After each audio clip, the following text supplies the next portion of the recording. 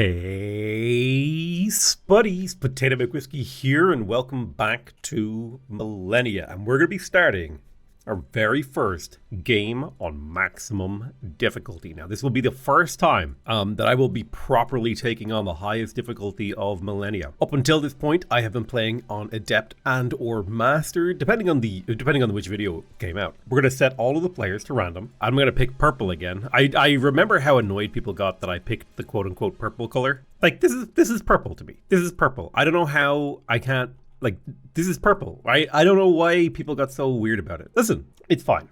It's fine. But I've been having a great time playing Millennia. We're going to try out, I've done continents, I've done Pangea. Next, I would like to try the inland seas, and then we'll probably do an islands game after that. Should we do the islands game today?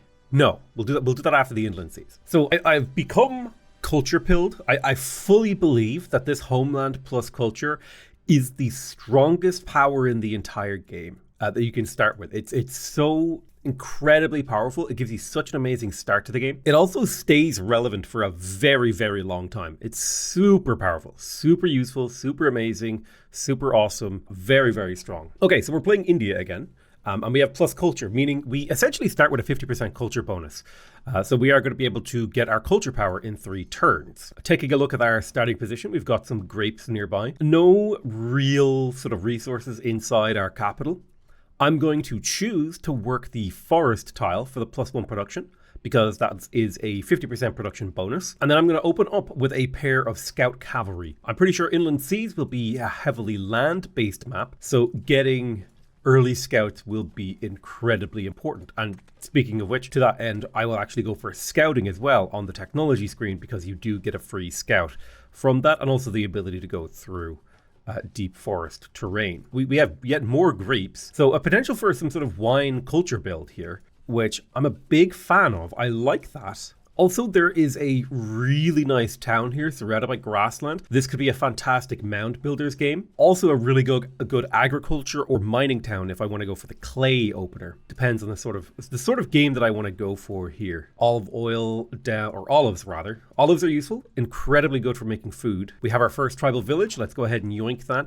+5 knowledge or +5 culture. I think I'm going to take the +5 knowledge, because that will get us scouting faster, thus getting us our scout unit faster. So that would be incredibly helpful. Scouting research is completed. We now have access to the lookout building, which is a defensive building inside the capital that gives us access to the lookout unit. This unit is fantastic because not only does it increase the capability of your capital to defend itself, it also gives it a capital attack, which allows it to bombard nearby enemy units. Our next technology will probably be tribal elders, so that we can pick up the +1 knowledge from the council building. I have become very, very, very strongly aligned with the idea that you want to get oral history and reform tribalism basically as fast as possible. Tribal farming is also fantastic here. The +1 food in the capital means that we're now at 200% efficiency, even though we're working a forest tile. Right, let's get this scout. Now, can I kind of orient myself and tell whereabouts on the map I am?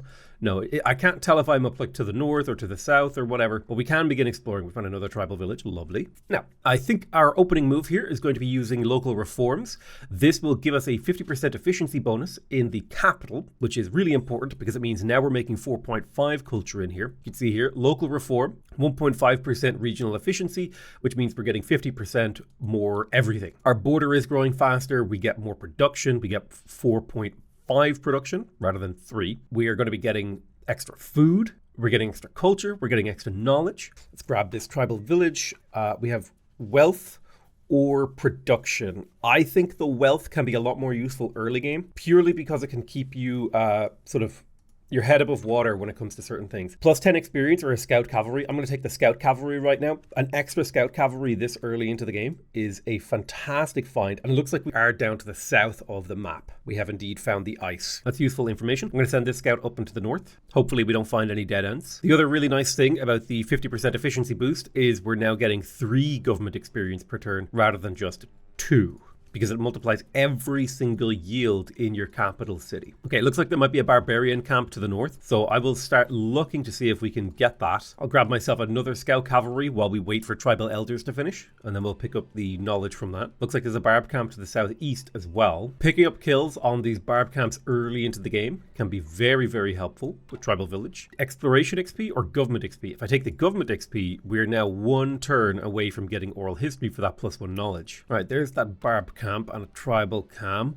I'm going to take the +5 knowledge. It's very useful at this stage of the game. We have indeed completed the council. We have two kind of good options here. I do think picking up farming could be handy because we have grapes in range of the city. Defenses is also nice to grab an archer that I can send out to help clear barb camps with these, with the warriors that I have. So we can use the culture power right now. We're not going to. We're going to wait a turn. We are, however, going to pop in here and grab oral history so that we get that +1 knowledge. And the reason we wait a turn is because the regional efficiency buff is still applying to the camp. Okay, we finished another scout in the capital. Let's go ahead and get started on this council. The +1 knowledge is huge at this phase of the game, right? Remember, we're producing 3 knowledge per turn. We're going to use our culture boost. Culture can overflow, and you should be okay with that. We're going to use local reforms in Kolkata, and we will now produce this in 7 turns. Although, weirdly enough, I kind of feel like I need the dolmen to expand here because it would be great if I could pick up things like the grapes and that sort of stuff. So I think I will try to, but the science is too important. Yeah, the science is too important. I don't think I can afford not to go for that. Okay, tribal camp, exploration experience or warfare experience. I do think exploration XP is a little bit better at this phase of the game, depending on what I want to go for. Right, so we've completed archery, so we do get an archer in the capital, which is fantastic. So we have access to defenses. We're going to go for the Age of Bronze. We can do that in 5 turns. We should be able to trigger the Age of Bronze before anyone else. We did, in fact, find a natural wonder. Natural wonders is the types of things that we are definitely looking to find in this early game phase. Step up and discover Mount Fuji, getting us +5 exploration experience, +1 discovered landmark, and +10 combat experience on this scout, giving him a nice 10% combat boost. Tribal village. Ooh, free archer. That is nice right now. Go ahead and send this archer back to Kolkata. This poor scout has been caught out. I think I will have to pay to keep him alive, so I will. Okay, we've still got 1 turn on our regional efficiency. In theory, if I wanted to finish this turn and guarantee that I was first to the next era, I could pop a Eureka, but it is only 5 signs. I would much rather do local reforms next turn. Much rather. Keeping that local reforms going is an incredibly powerful thing to do. Okay, let's pop in here. Spawning a warband is quite nice. Having a military unit sort of exist in this area. It can go fight stuff for us to get experience. We'll hold on to our culture power for a while. Unfortunately, the United States beat us to the Age of Bronze, so we won't get the innovation. And this is sort of the way the game works, right? The AI is good. They will beat you to within an inch of your life. No, they will beat you to the cusp of almost everything. It is a hard pill to swallow and accept that the AI will just beat you in most categories. The AI is going to be incredibly aggressive against us when they find us. They're going to be declaring war and sending stack after stack after stack after stack of units at us, which is why I'm focusing on building up Kolkata as much as I possibly can. All right, welcome to the Age of Bronze. We have access to diplomacy and engineering, new national spirits, and the trade system. We are about to hit our population cap in here, which is 5 population.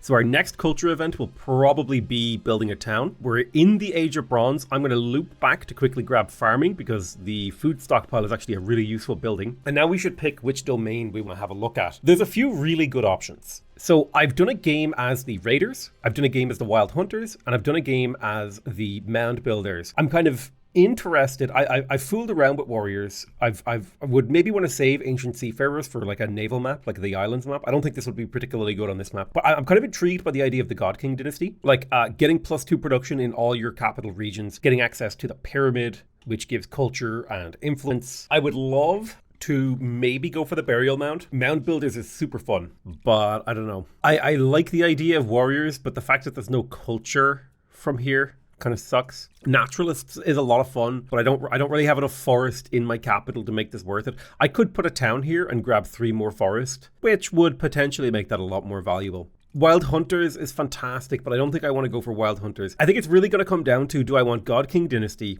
or Olympians. Now, Olympians is more of a diplomatic direction, and I think when you're playing on a high difficulty, it is actually a lot worse than when you're playing on a lower difficulty. So I think we're going to try out God King Dynasty. We're going to try this sort of pyramids, pyramid tombs, working with stone, going for limestone, all that sort of stuff. So I think this is going to be the direction we go. We'll go for the God King Dynasty, and we'll kind of see how things shake out for us. One thing we're definitely going to want to get as the God King Dynasty is to go for mining to get access to the Pioneer, the mine, the quarry, and the stonecutter, especially because you want that engineering experience from the stonecutter. So we'll move in that direction. Now, the capital itself, I feel like it's pretty important for us to get this food stockpile for the region level, or we can use our next culture power to get a town. I think we're just going to get a town with our next culture power. I'll probably dedicate this to a mining or a farming town over here. Seems like a pretty reasonable thing to do. Right, let's go ahead and fight this barbarian encampment. Shouldn't be too hard, but it will take us at least 2 turns. Okay, we've got little barbarian stacks over here that we need to worry about. Looks like there's a tribal village we can yoink there. Plus 10 culture. Oh, plus 10 innovation is huge. That's like filling the entire culture bar. Another tribal village. Spawn an archer. I think free units at this point. The amount of production that a free unit injects into my economy is fantastic. We do want to keep those free units in safe havens.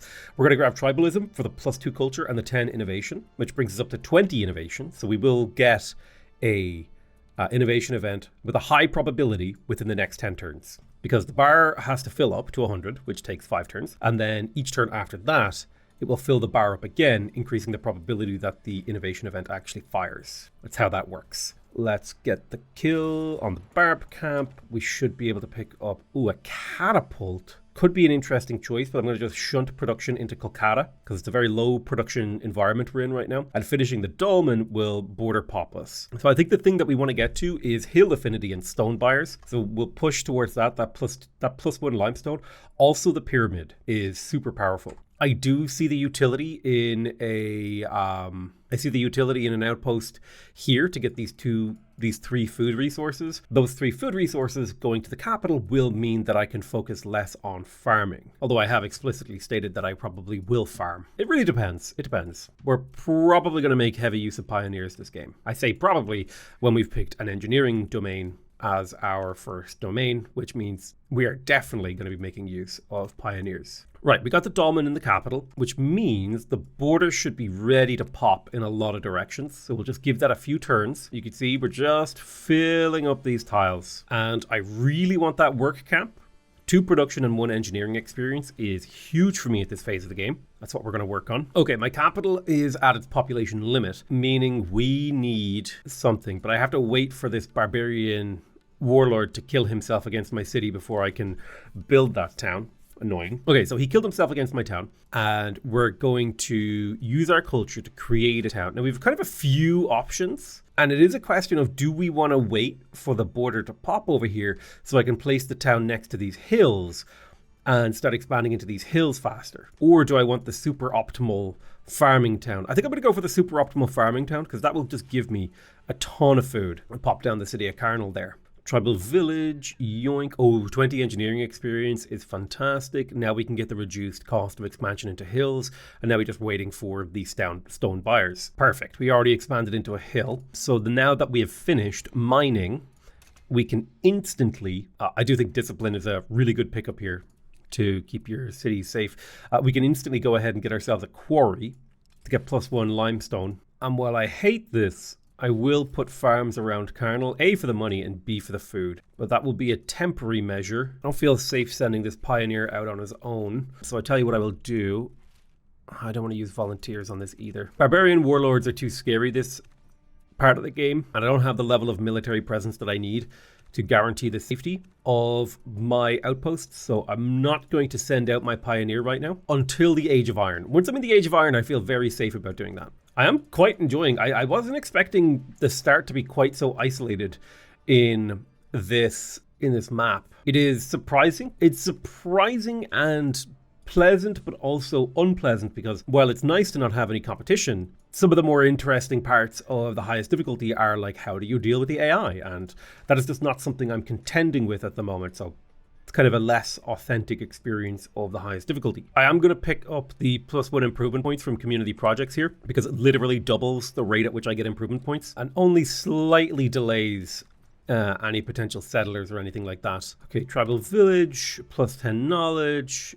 I will take the 10 knowledge. That's quite valuable. I think knowledge is a little bit more important than culture at this point of the game. Staying ahead technologically is actually a big deal. Super big deal. The borders of my capital have expanded significantly, and we have in fact completed discipline, so we have access to spears, so a little bit stronger militarily. I do think it would be good to pick up belief here. I also really want officials for the envoys at my homeland. That'd be really nice to have that envoy, because I could go and scoop up Batim over here, and Batim shouldn't be too hard to keep under my belt. Let's upgrade these 2 spearmen, even though it will increase the sort of cost of our military maintenance. Ooh, a free merchant, or I think getting a free merchant here is kind of huge.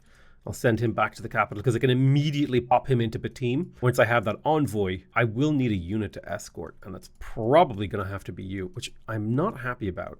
Do I have another? No, I don't have another scout in the area. That's okay, we'll figure it out. Okay, innovation event, +1 bonus influence from stone blocks. Now that is useful.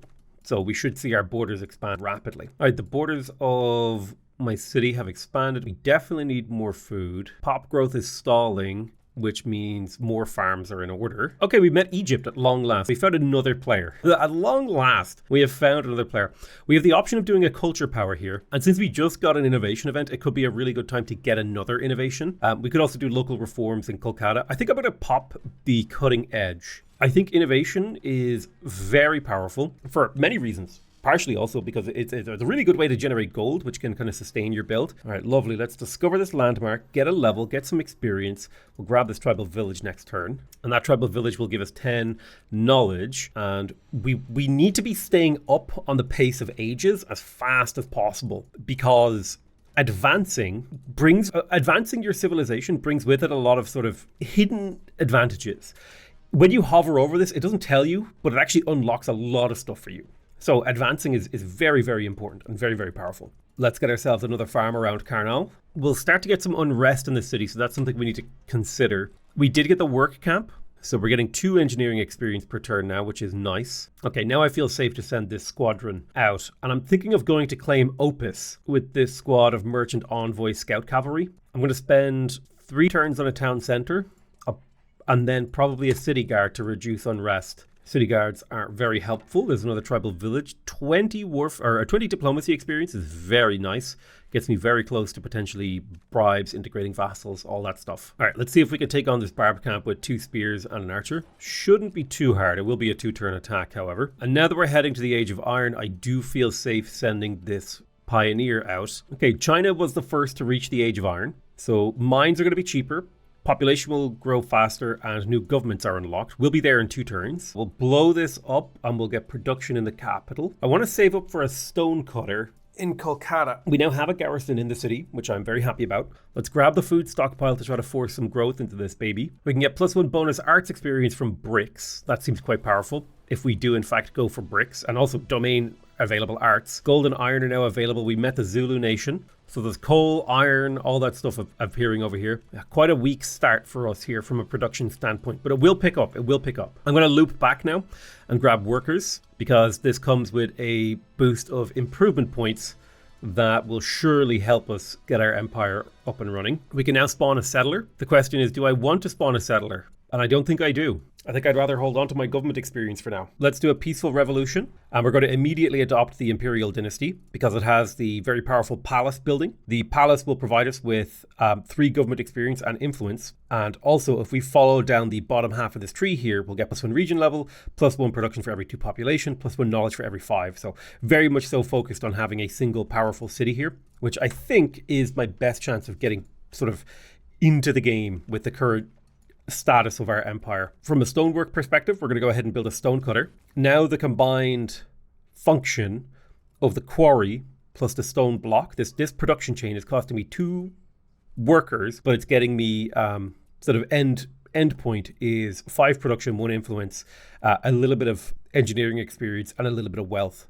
So quite a nice production chain here. We're also going to, maybe want that +1 limestone wouldn't mind the pyramid. It's found this outpost. We definitely want these online soon. So I think once we have the food stockpile in Kolkata, we're going to queue up levy workers to try to get these two improved as fast as we possibly can. I think that's our best bet, is to bring this online. I'm going to go for belief because the ability to squash olive oil and create wine is in here. And then we'll look into moving into the Age of Iron techs.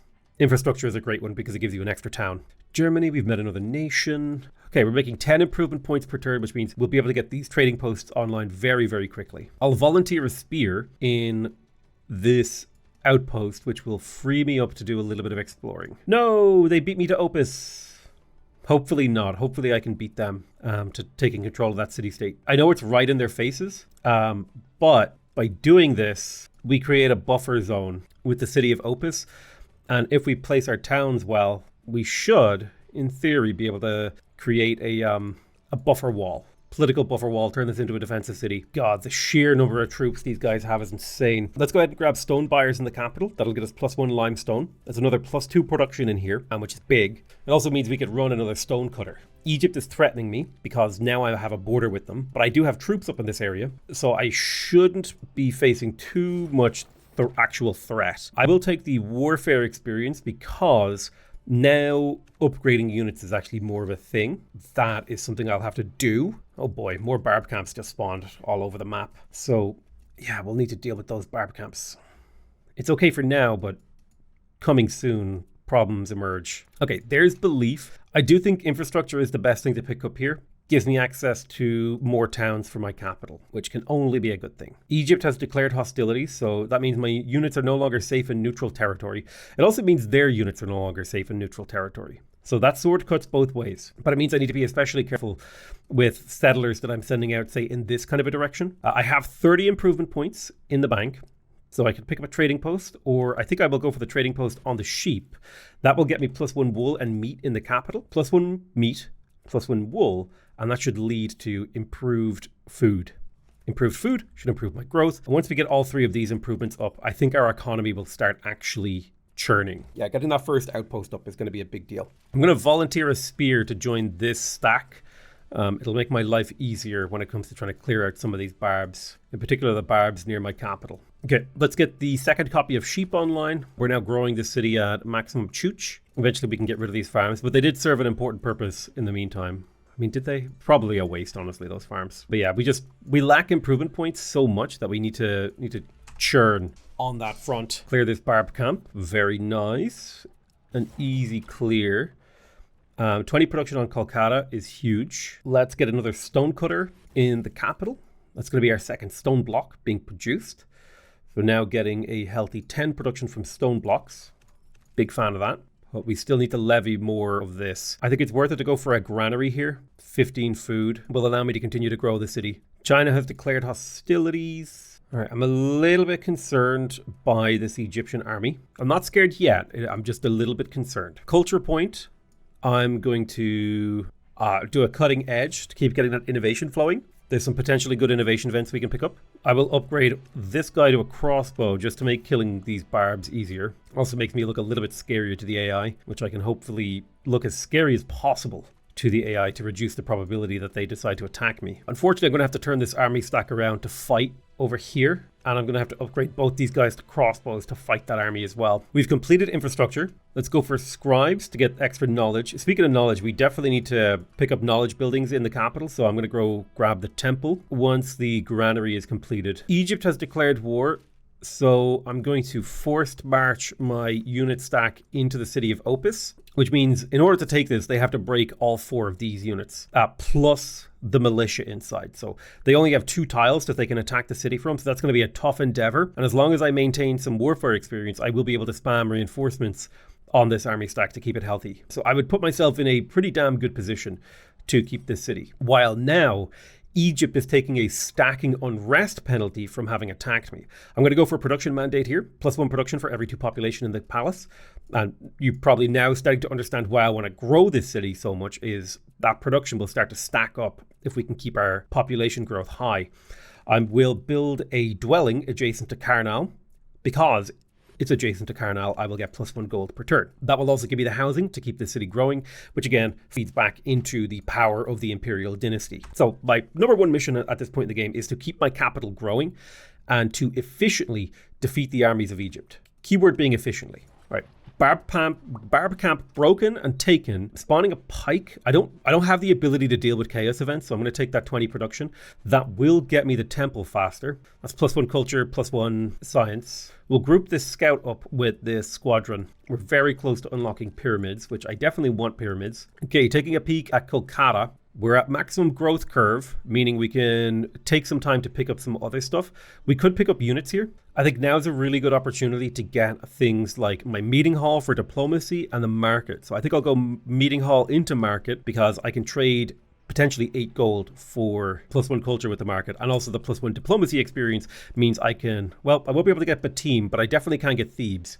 Batim has been taken by Spain. Okay, we could unlock the Damascus sword. This is an incredibly good unit at one thing, and that thing is attacking cities because it has a triple attack versus line. Units inside cities count as line, but I'm going to take the gold here. 450 gold gives me a lot of sort of play money. So it's a spear, crossbow, and a cavalry. In theory, the composition of my force is better than their force composition, so we should see a positive outcome for ourselves. Holy shit, we rolled badly. It told me I was going to take light damage. Okay, that was horrendous. At least it prompted them to attack me, and the more units they burn attacking me, and the faster they run out of steam, the faster the unrest grows in their empire, while I'm over here leveling up troops, fighting barbs, slowly building up a small advantage. Let's clear this outpost because that's an expensive mistake for them. Somebody is already going to the Age of Kings. This will have the advantage of making a lot of text cheaper for me. Okay, God King Dynasty, we're going to unlock the pyramid. We definitely want to build the pyramid. I'm going to build a public quarter because it's 15 housing rather than 5 from a regular dwelling, which means we're now growing at maximum curve. 1 hour later. We have 32 housing. Wait, I never built the palace. Oh my God, I'm a moron. I never built my palace in my capital. I can't believe I forgot to do that. That is such a monumental misplay. Oh my God. That is actually a horrific misplay. Holy shit. That's a devastating. I've missed so much culture and production to the point now I want to reload back because it would have been a totally different game. I think that mistake is too huge for me not to go back and just think about this. Yeah, I think this is actually, the turn 56 is like around about when I had just adopted. Okay, I had forgotten it for a little while, but that doesn't matter because I only just now unlocked the production mandate. So this is the furthest back autosave I have. I'm going to change my autosave option here to 3 turns. Oh boy. Yeah, I'm going to go ahead and construct a palace in the capital. That's massively important. That's 5 production per turn now we're getting. So we're going to do a little bit of a reset, a little bit of a rewind, and maybe we can make some different outcomes happen. So we did just finish the market in here. Oh my God, I was wondering why I was getting government experience so slowly. Okay, culture rush, we'll do a cutting edge. Oh my God. All right, I took a little break, I took a little breather, and I got myself into ship shape. Now, our good friend Egypt has declared war on us, and we need to be aware of and careful of that fact. So there's a couple of things that I kind of want to get squirreled away. Definitely I want the civic monument expanded, and I also probably want the aqueduct. And I think it would be good to move my units over to this forest here to fortify inside it in preparation for the invasion that we know is coming, because we have foreknowledge due to the failure previously of me to be good at the game and click a very obvious button that I should have clicked. So we finished scribes, giving us access to the library. We are going to go ahead and research horses because everyone has already researched that. So we get a rather large discount on it. Now the other option is potentially to go for something like sculpting studio, but I think horses is fine. Okay, perfect. We're heading into the Age of Kings. We have access to castles. We do want to build a castle for the culture bonus. So that's probably what I want to use this for. I don't think we necessarily need to go for funeral rites this early. I definitely think something we want to sort of move in the direction of is to start building clay pits and kilns. Now, something else we need to keep our capital growing as hard and fast as possible. So sanitation and food and all that stuff is going to become increasingly important. We also need to set up defenders over here. So I'm probably going to grab myself an encampment for the warfare experience as well as the 10 combat experience boost on the troops that I can spawn. Now I'm wondering if I could sneak an envoy down into Thebes to steal it, but I think I would much rather use my diplomacy experience, just kind of hold it for a little while. and then think about what we want to do with it rather than just, spunk it all into the wrong thing. So horses research is completed. I am going to go ahead and pick up community because A, I want the crane, and B, I want the kiln for the engineering experience and the improvement of bricks. But then I'm immediately going to be looking to age up to the Age of Kings. So here comes the first wave of Egyptian invasion. Let's fall back with our little scouts. The city has been attacked, but the 2 crossbowmen will do an amazing job at shredding any infantry coming in. I am going to go ahead and use a volunteer spawn to get another spearman in the city. And technology-wise, we did finish community, so let's go ahead and grab the Age of Kings. This city can attack, hopefully killing some units. The knight could, in theory, get away. I could step forward and kill that knight, but I would be scared about counterattacks. I'm going to go ahead and grab Knowledge Mandate, which is currently worth 2 science in my capital. But in fact, it actually, it does count fractional population here. It gives you don't have to have the full 5 to get the science. That's actually huge. But it further incentivizes me to continue to build things that improve my population. I think the next thing we're going to go for is a kiln, and we're probably going to spawn another town next. So let's go for expanding the town of Karnal, and I'll be setting this as a mining town to get that extra production. Yeah, and the more production I get in the city, the better.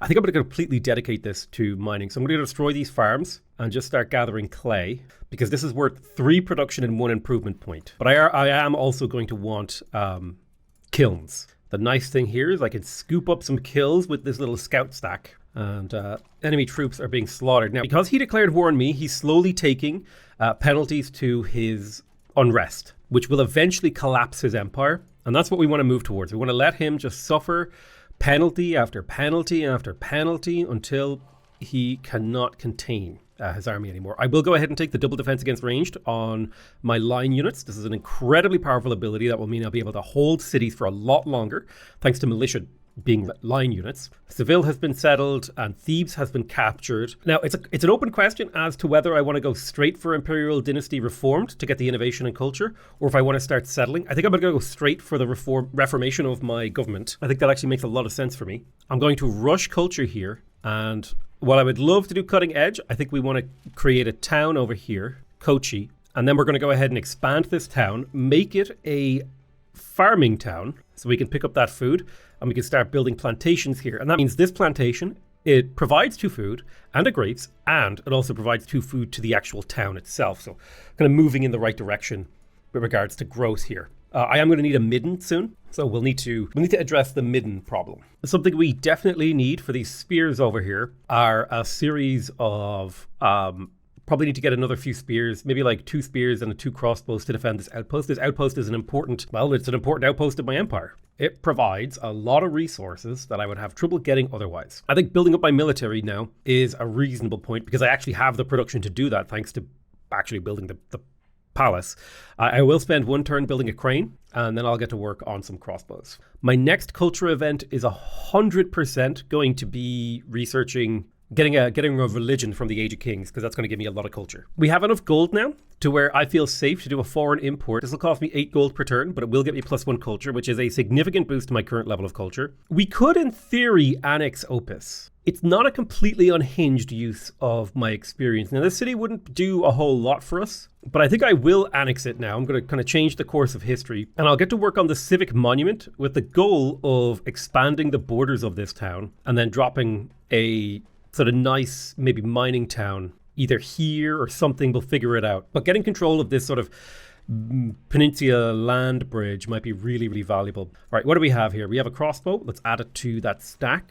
We'll get ourselves another crossbow to add to that stack to protect this outpost. Let's go ahead and spawn a settler here that we can move down in this kind of a direction. This is a fantastic mining town. It's got 3 hills next to it. Thinking a city right here and then kind of expanding along the mountain range might be nice. Whereas Opus has, a decent coastal town here. You can take advantage of these fish and then it'll expand up into this area. Yeah, so I like that as a move, and it gives me another city that I can sort of hold the line over here with. Looking at the capital, I think sanitation is the most important thing for me to get up right now. So I'm going to save my improvement points. No, I shouldn't. Let me have a look. What am I working? Okay, so I've got 5 pops that aren't working improved tiles, which tells me I can pop in here and make at least 2 kilns without a problem. The kiln is nice because it actually gives you engineering experience, which aligns with the God King dynasty sort of direction that I'm going. Okay, we've entered a new age. We've access to castles. I definitely want to upgrade my outposts to castles as fast as possible. And we have access to a new national spirit. I think Crusaders could be a really fun direction to go, but I have done a lot of military stuff. I think chivalry could be a really fun direction to go, but I do think that best for me right now is to go for shogunate.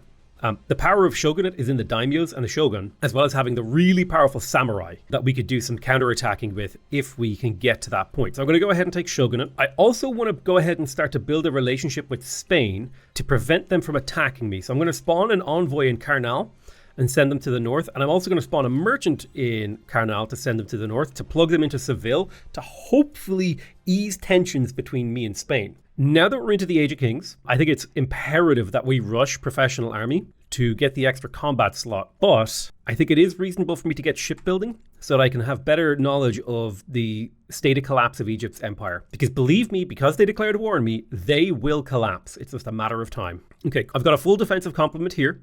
Guarding this outpost, which I'm really, really happy about. I'm going to get another kiln for another engineering experience. Also, it gives me arts XP as well, which will allow me to found a religion now. So we're pushing in some important directions. Let's go ahead and open negotiations and deploy for wealth to improve our relationship with Spain. Our hope is to reduce hostilities between myself and Spain. I am going to settle a city right here. Now, you might be thinking this is really, really close to Opus, but Opus is going to expand mostly to the north up here, while Champa is going to expand mostly to the south and west, to kind of create a unity with my capital. I'll deploy the merchant into Champa for now, and the objective of that is to just get a little bit of prosperity while we save up the points to annex the city. Now, the unfortunate part of annexing cities is we are making -3 from regions. It does effectively mean we're only down 1 culture per turn, which isn't so bad, but we will not be annexing Champa for a while. We're going to be focusing on building up Opus and the capital, Kolkata. So I would love to get rid of these barb camps down to the south. I also want another garrison for the capital because we are going to start running into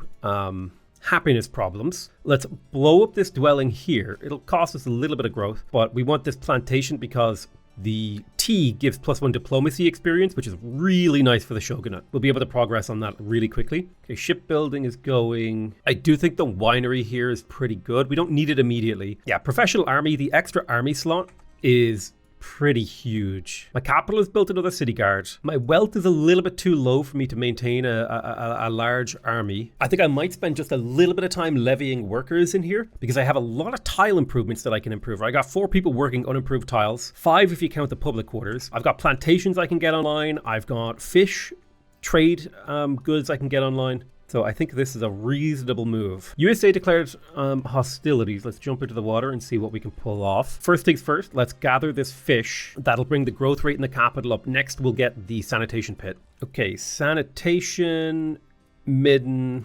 I'll put the midden right here. Boom.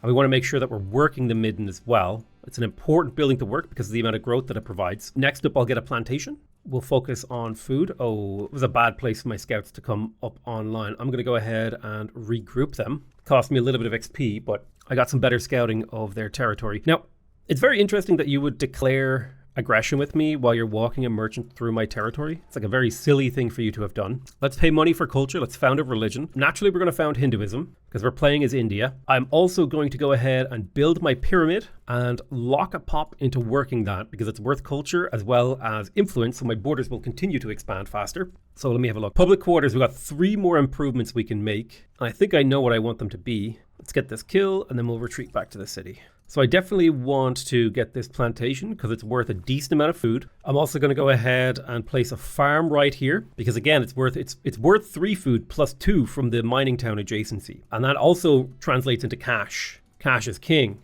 Kill the king. Let me see, I am the God King. That's what I'm doing in this game. Do we have a public quarter? We don't need the public quarter, so I can dework that. And in theory, I could gather a plantation on this T. And T is very valuable because it'll give me diplomacy experience. And now we're kind of out of pops to work things. I don't put a lot of value in working public quarters because 5 wealth just isn't that important, in my opinion. So there is actually a really nice outpost over here, but we'd also need to protect it. There's also a nice fishing outpost here to give the capital even more food. Yeah, so it's a matter of, do I want to do funeral rites? And I think I do. I'll push for funeral rites.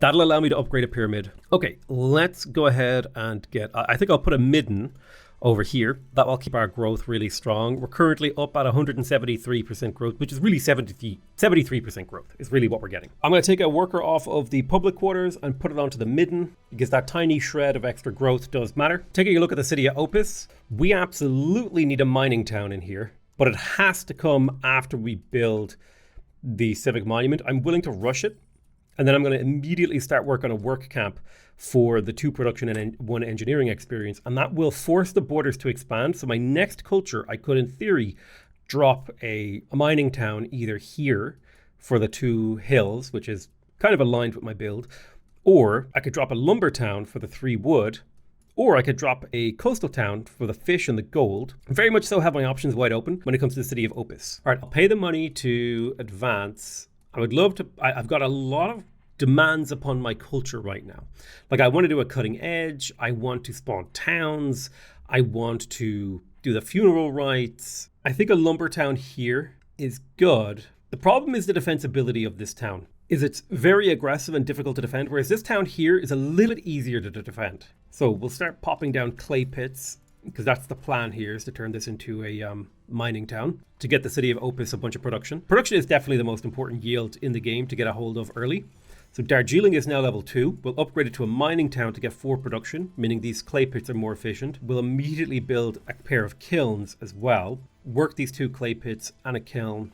Food will have to come from probably granary. So we'll queue up that granary next. We can go ahead and do reforming our imperial dynasty. 10 innovation and 2 culture is a fantastic pickup at this point in the game. Big fan of that. Our kilns and chuchin. Someone's going to the Renaissance, which is scary. We are permanently pumping. I think it totally makes sense here for me to build a vat to be able to turn my grapes into culture. That's +2 culture per turn here. It's fantastic. Is there anything I could domestically export? Probably not. I think building a military could be useful.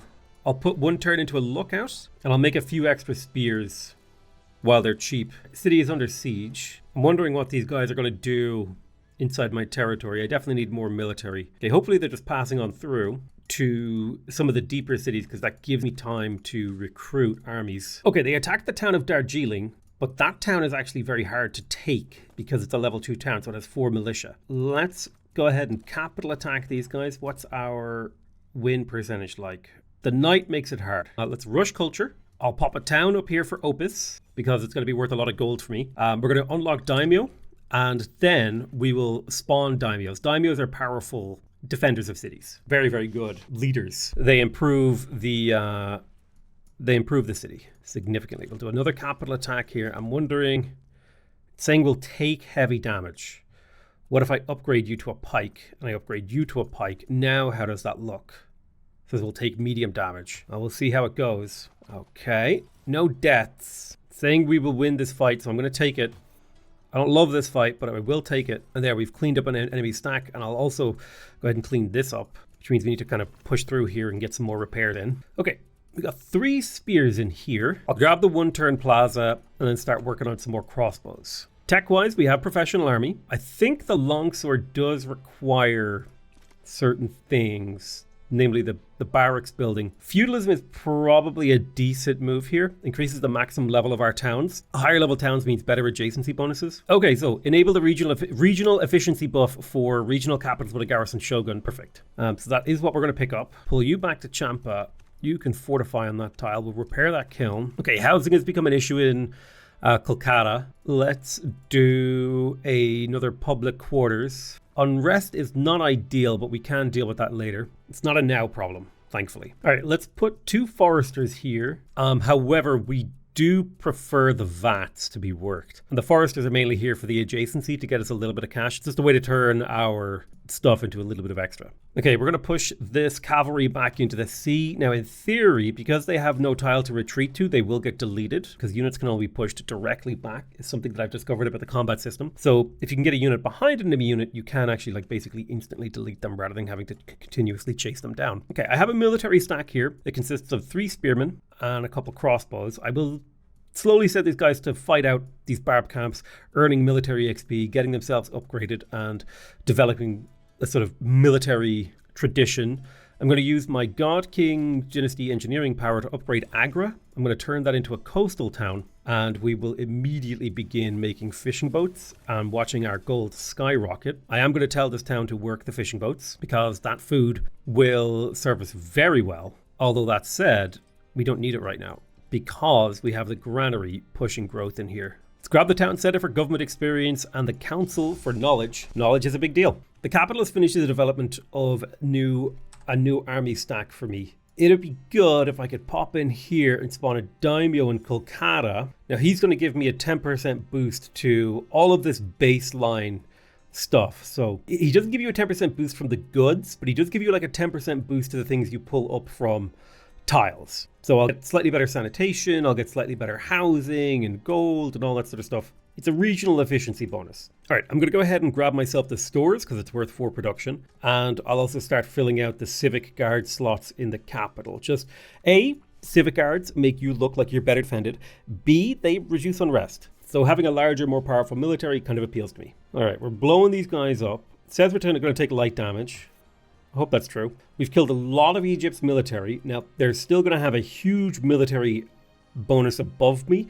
Not important. The trick is they can't really bring it all to bear at once. Would love to be doing cutting rites. Going to do funeral or cutting edge, but I'm going to be doing funeral rites over here in Kolkata to upgrade this pyramid into a pyramid tomb. I'm only allowed to do that once, and so it's quite important that we do it. And now we're going to work the pyramid tomb because that'll give us engineering experience, and also it just now positively impacts our nation in a variety of ways.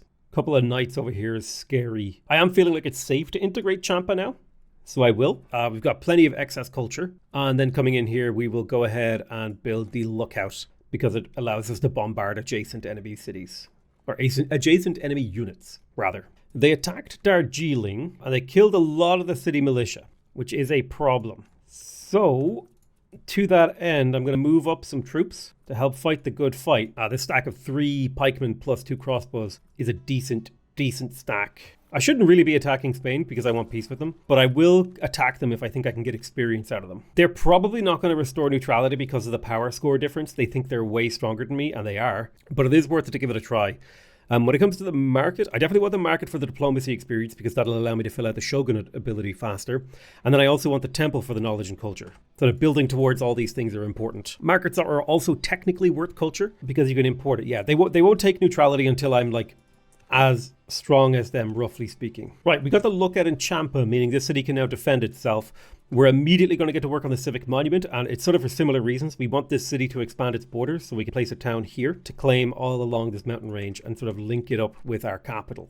Perfect. We're now into the age of Renaissance. Now, I think someone else went into the age of Renaissance. We're still fighting around to the age of Kings. I'm going to go ahead and upgrade this outpost to a castle for engineering experience, and I will build an armory here and here for the trickle of warfare experience, and then I'll put a castle town on this tile to get an extra wheat to send to the capital. You want to build farm towns on the grassland tiles, armories on basically every other flat tile that doesn't have a resource. Right, Kolkata has a full complement of units guarding the capital. We do have that 10% regional efficiency bonus, which is going to help our growth. We're missing some religious stuff. Would love to do cutting edge. I'm going to do cutting edge because I want that innovation event. Okay, Calcutta. We have +1 population in here. We're working to public quarters. Let's work 1 point into the forester. And then I'm going to quickly levy workers for a couple turns to stack up on those improvement points. Let's look for some kills with these troops.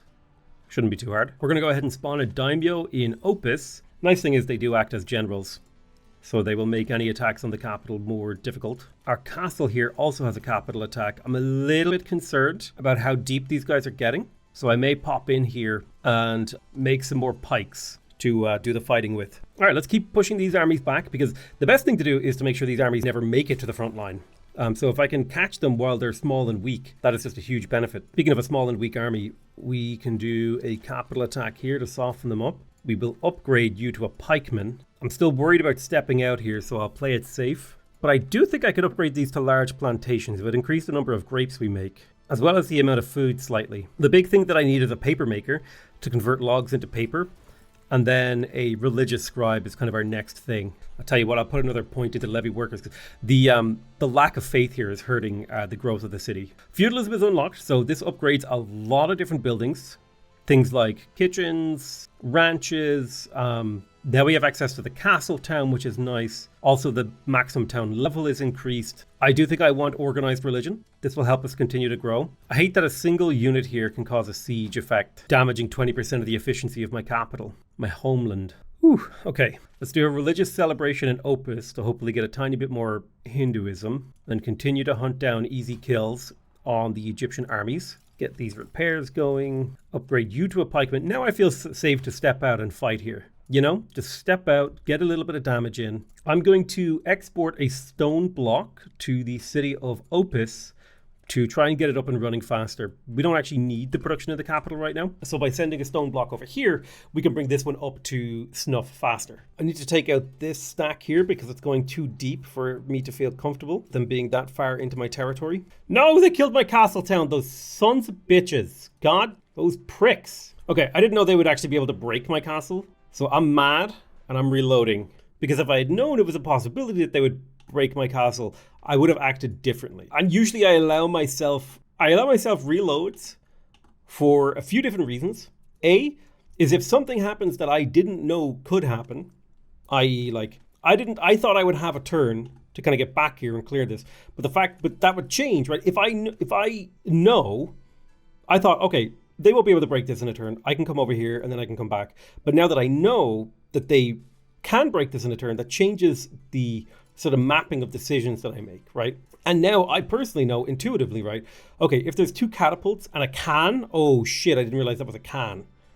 Okay, well now that explains a lot more. Okay, so now that I go back and I now know more about the game. And in this way, it allows me to learn a game faster, to understand the game faster, because that piece of knowledge, right, it could torpedo a run or make a run worse. Let's say a piece of knowledge makes a run significantly worse. I would have to start a new game and play up to the point where that could happen again, and something else could torpedo my run. But instead, now I have actually learnt the potential danger of a can with two catapults, right? So and I get to continue. It's like imagine if I was it Nicolas Cage from that one movie where he can see exactly 2 minutes into the future? I can see exactly 3 turns into the future, you know, and I'm able to be like, okay, shit, right, okay. And by being able to learn from all that, I'm able to increase the rate at which I get better at the game. And considering there's a limited amount of time on God's green earth, I have very little patience for challenge runs. I'm more of a, let's play the game for fun and kind of see what happens. And if I'm playing on the highest difficulty, unless I consider myself a master of the game, I generally am okay with reloading a couple turns. Like the palace mistake, right? That would torpedo the run, but if I go back, it's no big deal. Okay, +1 culture on the palace, nice. That's very, very nice. It's a small amount of culture, but it does matter. Let's do another cutting edge. Oh boy, okay. Alrighty, let's do a pyramid right there. And I will tell you to work this pyramid, but not before we do this. Oh, I don't have the points, okay. I want a shogun for Champa. I'll spawn a daimyo there. Now that I have my daimyos, I'm going to want to do a shogun upgrade. Let's upgrade a spear to a pike and then take on this barb camp. There should be a lot of value in clearing it. 200 wealth, 20 knowledge. I'll take the 200 wealth. That'll help a bit. Let's go ahead. Oh, I can't afford a pyramid over there. That's fine. Now, I could in theory go for the 5 grains, feng shui, and city sewers buffs, but this would be a lot of government experience for a very small amount of growth. It would help my capital, but I don't think it's particularly important. What I really want is a religious scribe, but I'm just so caught up in having to build a military to protect myself that I don't really think I can afford to. Let's get another pikeman upgrade. So this army stack is now really, really strong, which is what we want it to be. And it looks like Egypt is kind of loitering outside my territory. They are currently suffering unrest level 6, which is the worst possible unrest. So I'm hoping to see their military power kind of fall into decline. Whether or not that actually happens is a bit of an open question, really. All right, let's clomp this knight here. Killing it is worth 5 experience, and it also weakens Spain, who does not exactly have the nicest view of me because we have different religions. All right, let's have a look at Opus. What's going on over here? Looking pretty safe in Opus. They are gathering outside the borders, but there's not much that they can do to us. I'm going to go ahead and grab the treasury in here because I need the 10 wealth. Really, really badly, actually. I'm also going to cut the foreign import of goods to save 8 gold per turn. I'm just bleeding a little bit too much cash right now, and I don't think I can afford that. Let's do a couple of religious celebrations in Opus so we can force the faith spread. I don't like that an enemy religion is spreading inside my territory. So I'll use my arts experience to fight back against that. 200 wealth or 20 culture. I think 200 wealth is worth a lot more to me right now because of what I lack. The borders of Champa have expanded. Let's get to work on the work camp and then the granary. The work camp for the production and the engineering experience. And then we want the granary for the food. Kind of keep the city growing. Let's go ahead and grab our pyramid in the city of Champa and make sure we lock that in because that's going to A, border expansion, and B, culture, which is fantastic. I'm going to make a town over here because it is nestled nicely in these hills. It'll get me access to this coffee pretty comfortably. I'm going to take this barb camp because I want the rewards from clearing it up.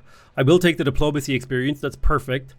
That gets me closer to the shogun. We just finished organized religion. Let's get started on the Age of Renaissance. We need to stay on the cutting edge if we can. Now we can start to expand some of these towns down here, and so I will. So Karnal will be upgraded. That'll get it more production. I'm going to delete this farm and place another clay pit here because each clay pit is now worth 3 production each. This public quarters will also get moved. So I'm going to go ahead and destroy it for now and place it over here. Oh, I want another clay pit here. Just slowly trying to build up the production everywhere. All right, I'm worried about these capital. The siege of this castle over here is a little bit scary. I'll queue up 2 extra crossbows for these guys. I could spawn a daimyo. They're pretty good leaders. But yeah, I think I'll skip that. I do think there's a sort of room for a vassal down here in the south. If I were to settle here and then kind of build cities along, build towns along, this could be quite a powerful vassal. So I think that's going to be a direction I go. So I'll spawn a settler in the capital, but I'll kind of keep it around. I'm not ready to send it out into the world yet. Okay, let's get a public quarter in Darjeeling to help with the housing in Opus to keep the growth in here going. Alrighty, gotta clear out this new barb encampment. I think barbs can create encampments, or there's something going on there. Anyway, not entirely sure. Let's have a look. Where do we stand on the crossbows? We need 1 more crossbow to build a full army stack, so we'll queue that up, and then we'll upgrade to the large. No, we'll grab the holy site first for the Hinduism. We need that. Effectively is a significant chunk of growth. We can go ahead and upgrade a daimyo into a shogun now. So let's get ready to spawn a new daimyo. We'll be able to create the shogun, and we're probably going to want to get, if we want to actually go on the offensive with Egypt, I think getting a stack of samurai with the shogun is the play. I think Germany has declared war on me as well. So yeah, we're dealing with a lot of quite a lot of bullshit at the moment. Stacks of crossbows coming up from the far, far north. I do think that rushing this, promoting this guy into the shogun. Let's see if we can get a few kills here or there. Okay, wow, the leader is way more important than I thought. Yeah, I should have known that. All right, we can do a reinforcements here and keep these guys alive. But we can kill this stuff. He does have arquebus. Let's forced march you back a tile. Next thing we're going to unlock is samurai. I will bring the shogun up to fight with this army stack for now until we have the samurai. Oh, you can't target spreading your religion in unrevealed territory, which is silly. Yeah, the German invasion is obnoxious to say the least. We can secure this kill. Perfect. Kolkata should definitely get the keep. Let's stop exporting that. I don't think we can really afford to. Another barb camp to clear. Very nice. Yields. Grab the warfare experience. Let's see if we could take out this stack. We have enough to do reinforcements and forced march and stuff like that. Yeah, the 5 tactics giving us a 50% combat bonus is quite good. So let's do forced march plus reinforcements. We can clean this stack up. We'll do another forced march. It's against a bunch of crossbows, so it might go poorly for us for our pikemen, but otherwise we should break them pretty easily. Yeah, okay, they got broken. Let me quickly spawn a scout here and then use that scout to stack wipe the enemy. So that's a lot of Germany's military power shredded, but even so, they still have so much. We could unlock Machu Picchu, and that's worth 10 production. I'm going to take Machu Picchu, for sure. Says we've got a 90% chance to win here. Let's take it. Crossbow took a little chunk of damage, but we got a bunch of kills. Egypt has retreated. For now, I'll take a trash improvement, a little bit of extra sanitation, Ain't the worst thing in the world to keep us nice and happy. We don't need to keep anymore, so I'll continue working on the holy site and the large temple. Again, we need to keep growing that capital city. It says we will take no combat damage here. Now, I suspect that that is a lie, but it's not an important lie. We got the treasury in Opus, which has taken a significant bite out of the lack of gold that we have. The city is still growing effectively at its maximum rate. Let's get the work on the holy site because we want that Hinduism spread here. So this army stack has leveled up a lot, which is great. I will finish out God King Dynasty. So that's completely done now. Shogunate, we still have a lot to work on. I'm going to upgrade the tea because I want the diplomacy experience. I'm trying to remember what else makes diplomacy XP. If I get the olives here, what are we working?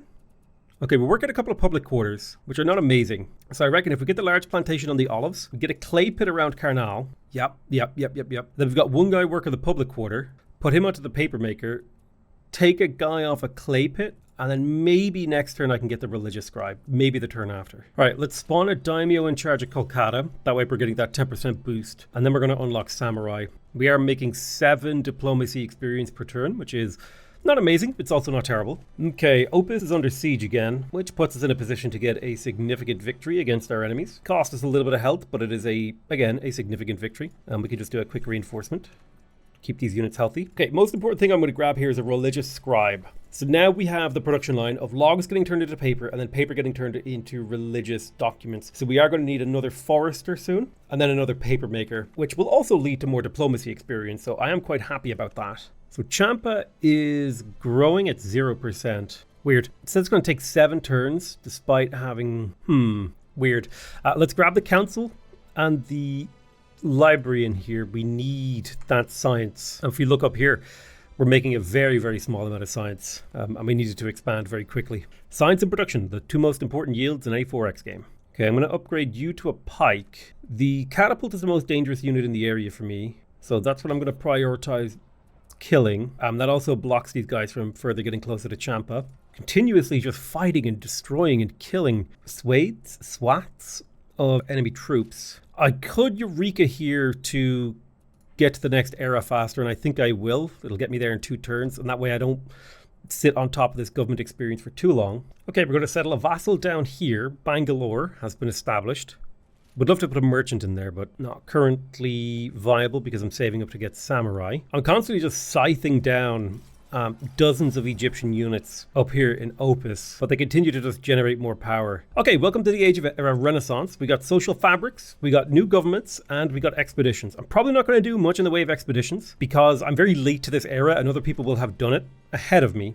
What I am going to do is pop back and see if I can grab arts, construction, and smelting over a course of a couple turns because they're pretty cheap. Okay, we've got 2 pikes, 2 spears, and a dragoon. We've got a decent amount of growth in the capital. We'll need to increase that. And part of the way we increase that is by building a paper maker and sort of shifting around our population. I don't think there's much value in working this farm. These clay pits are fine. The stone cutters are great. We could definitely turn these olive oils into delicacies. So let me see. Cooking. Oh, I don't have the points. Never mind. I'll tell you what then. I'll just do a couple turns of levy workers. So in terms of social fabrics that I want to modify, I think the obvious one is always to go for tenacity first. A 24% discount on my military upkeep is huge, considering I'm spending 128 gold on my military and I'm negative gold right now. It means I can continue to invest my military and it won't cost me very much. Yeah, it looks like somebody else completed the expedition in Mount Fuji. I mean, I do get a 50% chance of a win here. I think it's because we have the Shogun giving us a 50% boost to our combat power, making our life a lot better. Yeah, the Shogun is a big deal. Okay, let's construct an outpost there. This is linked to Kolkata. We'll go ahead and build this trading post. The wheat. I forget what I was going to build. Delicacy stuff, right? Now I could make cooking oil or I could make delicacies. The press would get me diplomacy experience, which I really like. This does get me more food though. I think the combination of food and gold is pretty enticing. So there's cooking oil, basically making olive oil. We do have the kind of wheat we need. We'll be able to bring iron in. And even just the raw iron itself is worth a little bit of production, which is nice. We finished the arts tech. Let's go for construction. It'll take a couple turns. I'm going to go ahead and take a social fabric ingenuity point for engineering, which will lower the cost of my improvements by 10%. 10% doesn't seem like, well, it's 5% per point, but 10% in total now.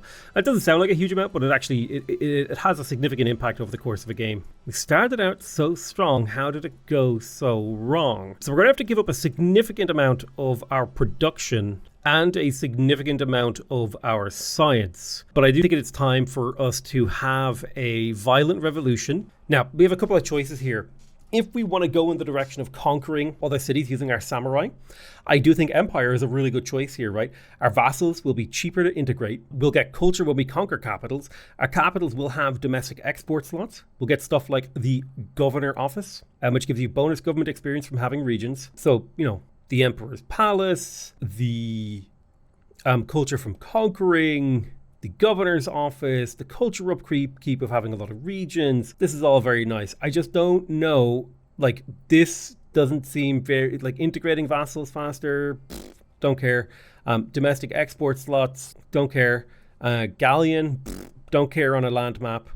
So empire is kind of cool. I could also go in the conquest direction of a feudal monarchy, specifically for vassal prosperity. I would pick up government experience from my vassals. I would pick up diplomacy experience from my vassals. My vassals would essentially produce a lot faster, or I could focus on republic to get a lot of value from my actual annexed cities. Now, I think this kind of fits my build better, the republic. So I think that's the direction we're going to go. So let's go ahead and select the republic, because we get the palazzo here, which is a government experience, production, and then it'll also give food, housing, and sanitation, which allows you to grow quite a bit quicker.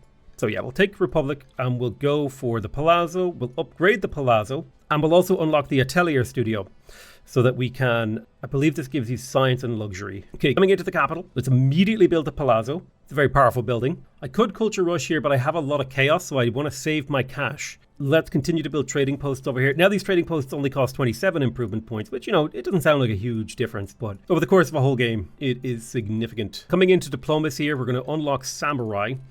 And the moment we are finished palazzos, we're going to start spamming samurai. The samurai is a very, very powerful unit that is a 50% better when in battle with a shogun. So quite powerful, quite powerful. And we're going to want a stack of those. Right, we've unlocked construction, giving us access to better stone defenses. Let's grab smelting. So what kind of unit do I unlock this era? I unlock an arquebus.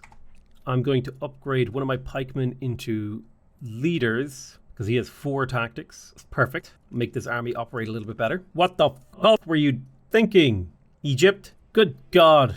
Now I have to go deal with that. Okay, in terms of culture powers, I think cutting edge is a lot of fun. Let's see if we can make that work. We will continue to pump into tenacity. The more tenacity we get, the more efficient it technically becomes. We have completed smelting. There's already someone heading into the Age of Enlightenment, which should terrify you. I'm going to work on finance because everyone else has already researched it. Definitely has the vibe of playing heavily from behind when you're playing on the highest difficulty. At no point this game have I felt like, outside of the first couple eras where I was getting through to the next era on roughly the same pace as the AI. At no point this game have I felt like I'm on top of things, like I'm keeping up with the Joneses, if the Joneses were the AI, so to speak. Okay, let's upgrade this pikeman into a leader. That should increase the combat power of this stack. And we want to push these guys into the sea. Now, what do they have? They have a leader 4. Our leader should be slightly better. So it'll be a more even fight than usual, but we should still prevail. And that's the most important thing, is that we continue to prevail against our enemies. Okay, engineering. Let's go ahead and expand the town of Shamala. We're going to make this into a mining town, and we'll build a couple quarries, and then we'll build a couple stone cutters in here. We're going to want to upgrade that town again, so we can sort of enjoy the nice extra production in here. Production is king. It's everything.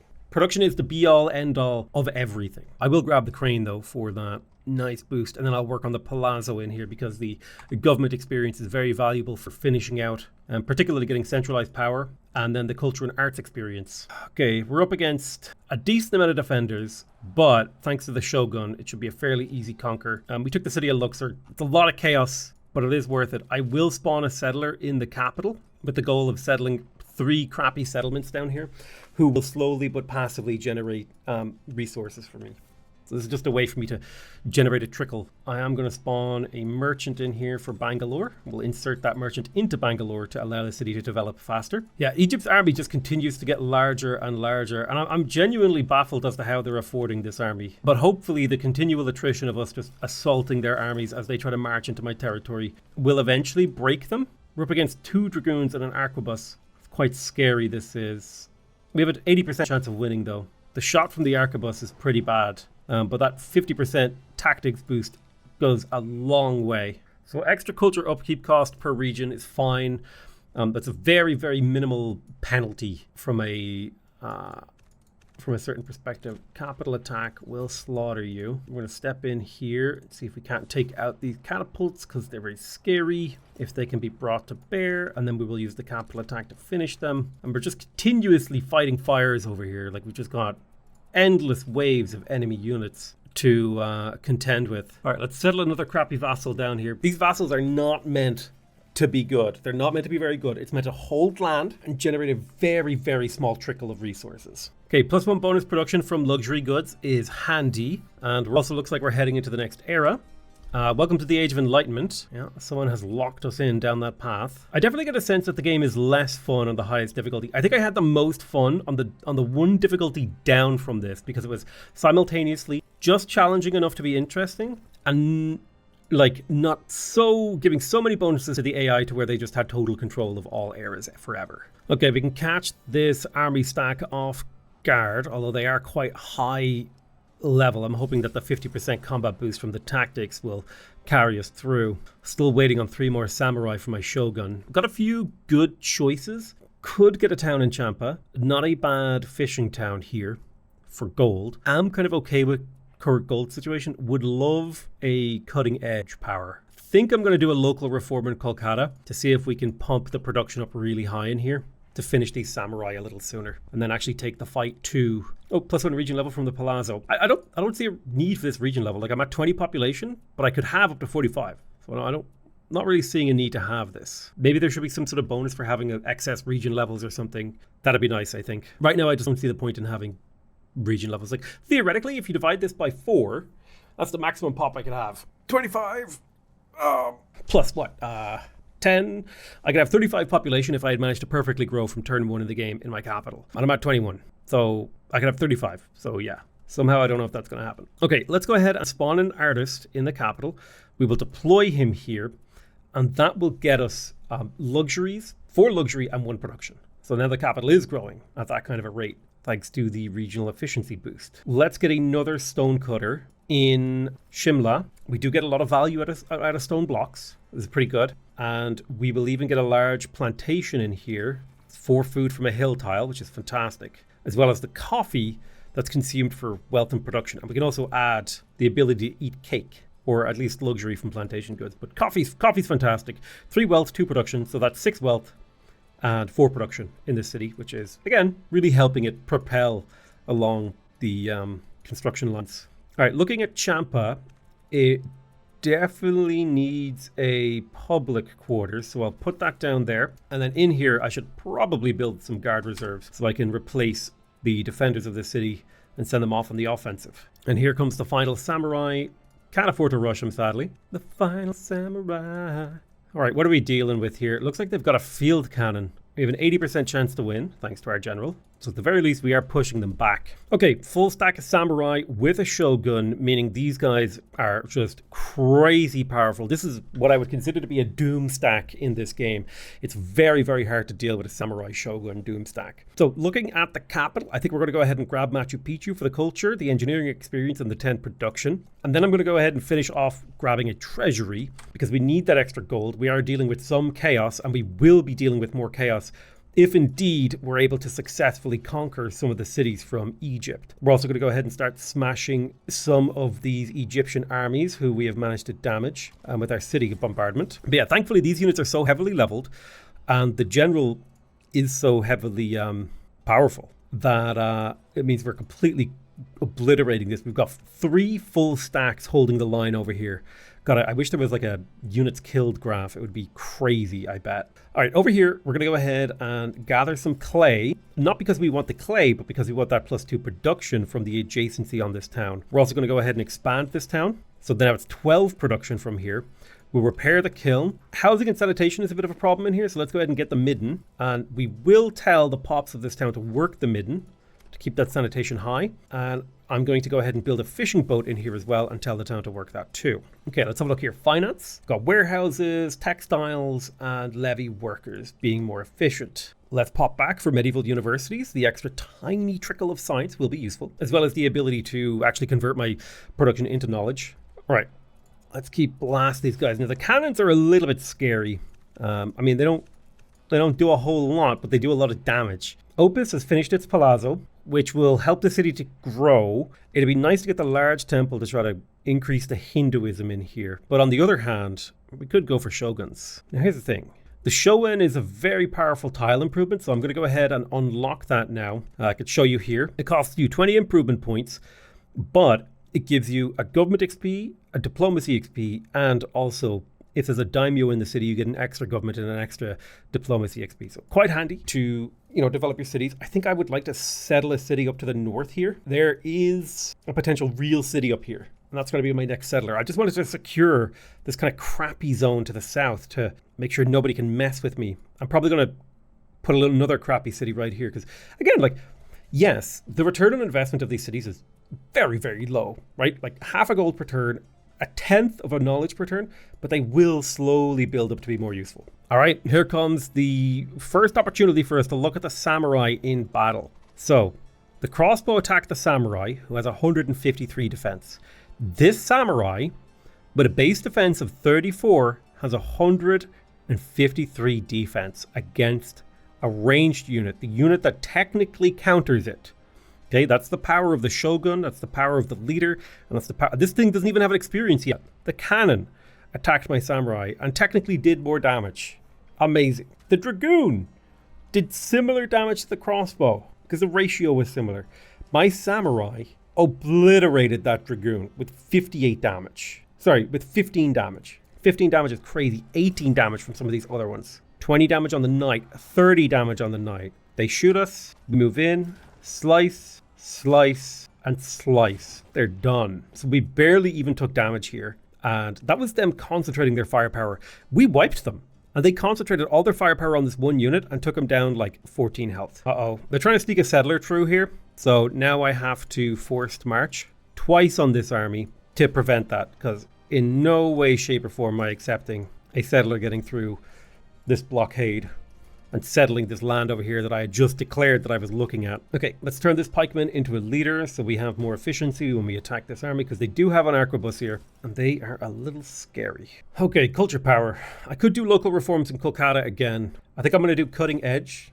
Would love more innovation events. Really like the innovation events. Big fan of them. Right, so it's been a day since I last recorded, but progress is happening. We are marching upon our enemies. I've been having a lot of fun playing Millennia. I gotta say that. It is refreshing.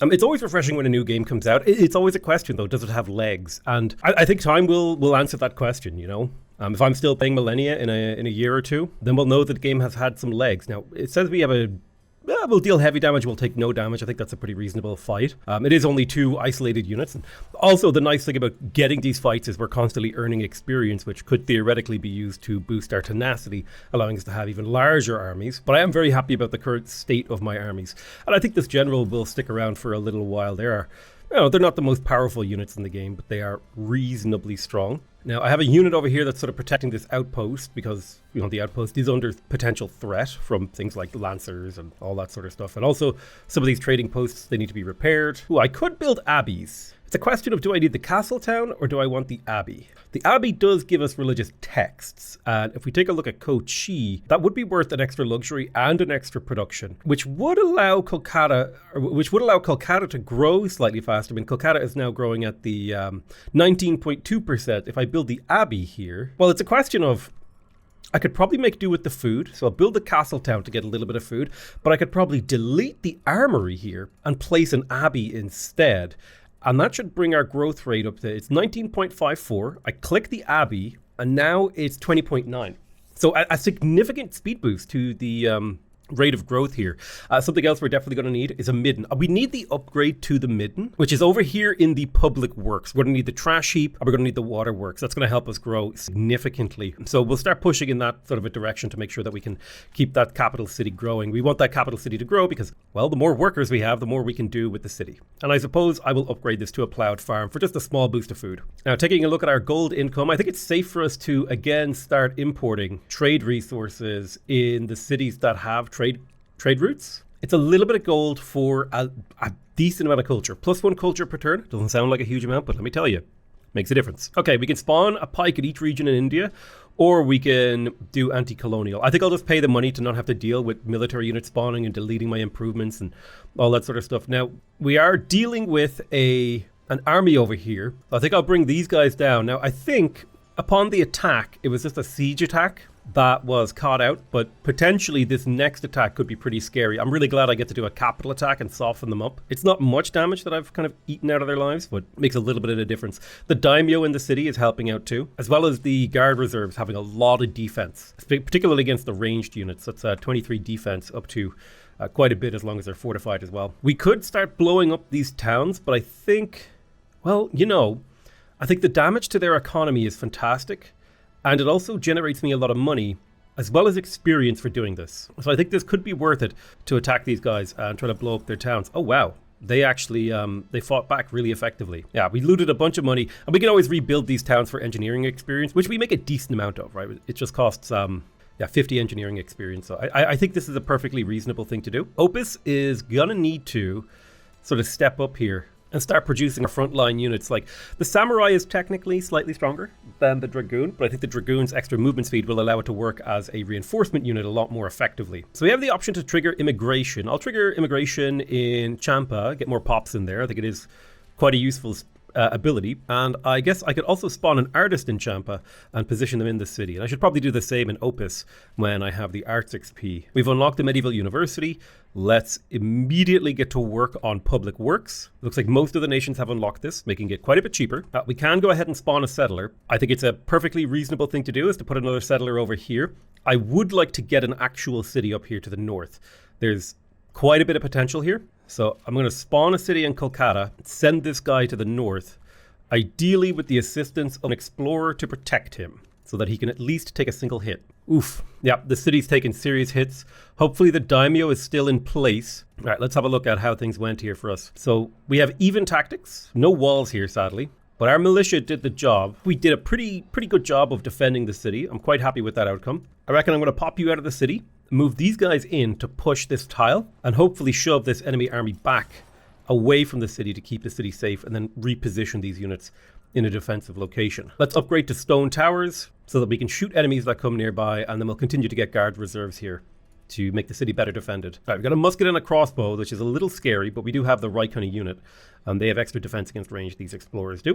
We've got a recon balloon engineer. Let's go ahead and attack here. These guys should fail to defend themselves. Perfect. And now the samurai are finally moving in. It just depends on which city we want to try to take first. I think Avarice might be a little bit easier for our samurai to hit. We built a treasury in Kolkata. I think I'll make some samurai and dragoons to send up as reinforcements. Longswords could also be, it could be really good to build a longsword stack to take out militia in city, but I think I'm better off with like a combination of samurai and dragoons. Looks like we'll deal heavy damage and take almost no damage in retaliation. I am expecting the catapults to get a chance to fire, but our crossbowmen alongside the leader combat bonus mean we should shred all of these units pretty heavily and force them back. The city will take some damage from, marauding, roving bands of enemy units, but there's very little we can do to entirely prevent that. Yeah, I think I'm going to settle about here, and we'll keep kind of fighting with Germany while they're hanging around our territory. All right, let's get the samurai into position to attack Avarice. These guys will have incredibly strong combat power. Now, they're fighting up against a very, very powerful opponent, but the attack and defense buff from having the Shogun in battle means that while yes, we have taken some damage, we dished out an awful lot more than we took. Now we also have the option of forced marching, this samurai stack, and then attacking again, which I think is not an entirely unreasonable proposition considering how heavily we damaged the defenses of this city, and the fact that we should be able to clap it again. We do gain chaos, but now we own the city of Avarice, and it's making decent gold. We will just need to spawn a merchant in here, insert it into the city to kind of get value from this, and play it a little bit safe. Avarice is now mine. Feeling greedy. Let's pop culture. I don't need a Eureka. I'm already over the top on cutting edge. I could pump another cutting edge, which would allow me to get this innovation event a lot faster. Champa also lacks a town. There is a universe where I put a town up here on this hill to A, get a road to here, and B, get a woodcutting town in this hill area, which I actually think is a pretty reasonable choice. Set up a lumber town right there. Don't forget to also grab this large plantation. It's worth a lot of coffee, which is worth a lot of gold and production. I've got 6 city militia in here, and I'm hoping they can hold against these pike and crossbows. Let's settle this city right here. Delhi has been settled. Make sure that I queue up the next settler spawn. I definitely want Patron of the Arts as well. Slaughter a few more Egyptian units. Yeah, I don't want to take any fights where I'm going to take heavy damage, so I'll take a fortification turn on those guys. Force the enemy to do a lot more damage to me. Need to play it safe with these samurai. I'm just going to let them heal up a little bit. Looking forward to when they're even stronger than they are right now. We're not in any rush to kind of push through this attack here. It's going to be a slow grinding down of the enemy military. It's going to be a process. Okay, what are we up against here? We're up against a leader 2. I have a higher level leader. Now we are up against a musket, which is a little bit scary because it's a pretty high level unit.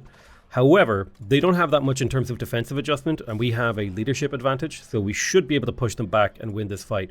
I wouldn't call that an easy win, but it's definitely a clear victory. All right, just need a couple more guard reserves for Champa. That's in production. A lot of units are in production right now, which is an unfortunate necessity. I have to do a lot of unit dancing. I have to keep my units sort of in position to do damage, but also keep Avarice safe from counterattacks and also push and attack. And there's a lot of really careful maneuvering I have to do. Right, culture plus arts, generating from our patron of palazzos. So that's a little bit of extra culture, a little bit of extra arts XP. Let's spawn an artist in Opus and position them. So we've got 3 artists churning away, making delightful artworks for us. Looks like our opponents wandered into a fairly vulnerable location that we can push them back from. They're pretty soft. I mean, they do have musketmen, but you can catch them off guard. I'm a little bit worried about Delhi. I'm going to go ahead and position my explorer in the city to keep it safe. Champa feels very, very safe right now. I'm going to use a capital attack from Avarice to soften this stack, and then I'll attack it with my samurai. Partially I want experience, partially I want to do damage to their military. And Egypt should start asking for peace soon. Like, they should start feeling like they're in a bad spot. Now, they have a lot more military power than me for now, but I'm fairly certain that in the not too distant future, they will start to feel like they're outnumbered, that they're outmatched. +1 faith from regions. That's handy. I think that will help with our religion. I don't actually know. Right, we'll capital attack here to soften up this enemy. Oh, I misclicked. But yeah, I want to push them away. Now they're really, really weak. Let's keep pumping dragoons. And the idea here is that dragoons are a mobile unit, and that's the only real sort of value to them. I think we have a pretty damn good chance of taking these guys out. Perfect, they got shredded. The only thing that survived is a balloon that I can very quickly destroy with a follow-up lancer / dragoon. And I can do a very similar sort of thing over here. Dang, I don't quite have the movement on that. That's unfortunate. Oh, I guess I could grab them with the explorer. Yeah, you want to chase down these armies. You want to catch them off guard. So it's showing a pretty overwhelming combat victory for us here against this enemy stack. Partially, I would say, down to the fact that we have a 40% combat advantage over their general. All right, this city is a lot better defended, so I'm going to focus on killing enemy units before we kind of move in on it. And maybe at some point in the future, we can make an army stack that actually has siege units in it. The city of Delhi got attacked. Now, I'm expecting a lot of these guys to die. Yeah, okay, so Delhi just barely survived, so I need to get units in it to defend it. Delhi is now safe. I'm hoping to bait these guys into attacking my explorer and standing next to my capital so I can shoot them. And I'll pump gold into culture to pop another cutting edge event. I think they've been serving me well. I'll use the city shot of Avarice to knock this unit down, and then I'll wipe out this last unit, catch this army off guard. Now, I've killed a lot of military power off of Egypt in the last couple turns. Wow, their power score has not dipped at all. All right, thankfully I did manage to bait these guys into standing next to my capital, so let's see if we can move in and grab a kill, or at least damage them to the point where we might be able to finish them off next turn. It looks like we did, in fact, pull that off. Maybe we can catch them now with the Guardians of the City and prevent the city from being under siege for a turn, because a siege turn of the city is I don't want to overstate it, but it sucks. It's not devastating, it's not game ruining, but you really don't want it. All right, let's make sure we expand any towns that need expanding, because they should all be at maximum level to provide the maximum number of defensive bonuses. We'll talk about Delhi's towns once we actually annex this city. Oh god. Yeah, we need so many units. I think I can actually produce enough units. I'm trying. If nothing else, the amount of combat that I'm doing should be exciting for the people who live in my empire. Now, it's saying we would take medium damage and deal medium damage here. And I would kind of want to test that hypothesis to see how this city fight goes. Okay, we shred them, They fight back. We lose a samurai, which sucks, but we can just force march this army back out to safety to heal up. And I have a samurai moving up from the back. I call that a pretty successful attack, though. All right, let's push these guys back. They're very, very vulnerable. Perfect. Unfortunately, I think I need to bring this army stack all the way back to try to help and protect this area, because stuff has gone crazy back in the homeland. I'm going to promote you to a leader. Leader level 5, and we'll just keep cranking dragoons to try to get enough bodies onto the floor. I'm going to volunteer spawn a pikeman over here to try and just get a couple more bodies in this area. All right, let's catch these siege weapons out in the open. They've got 6 units in their armies now, which is a problem for me, but they should be vulnerable to my attacks. Ooh, grenadiers are scary. Okay, Kolkata. What do you got here? We got a religious scribe.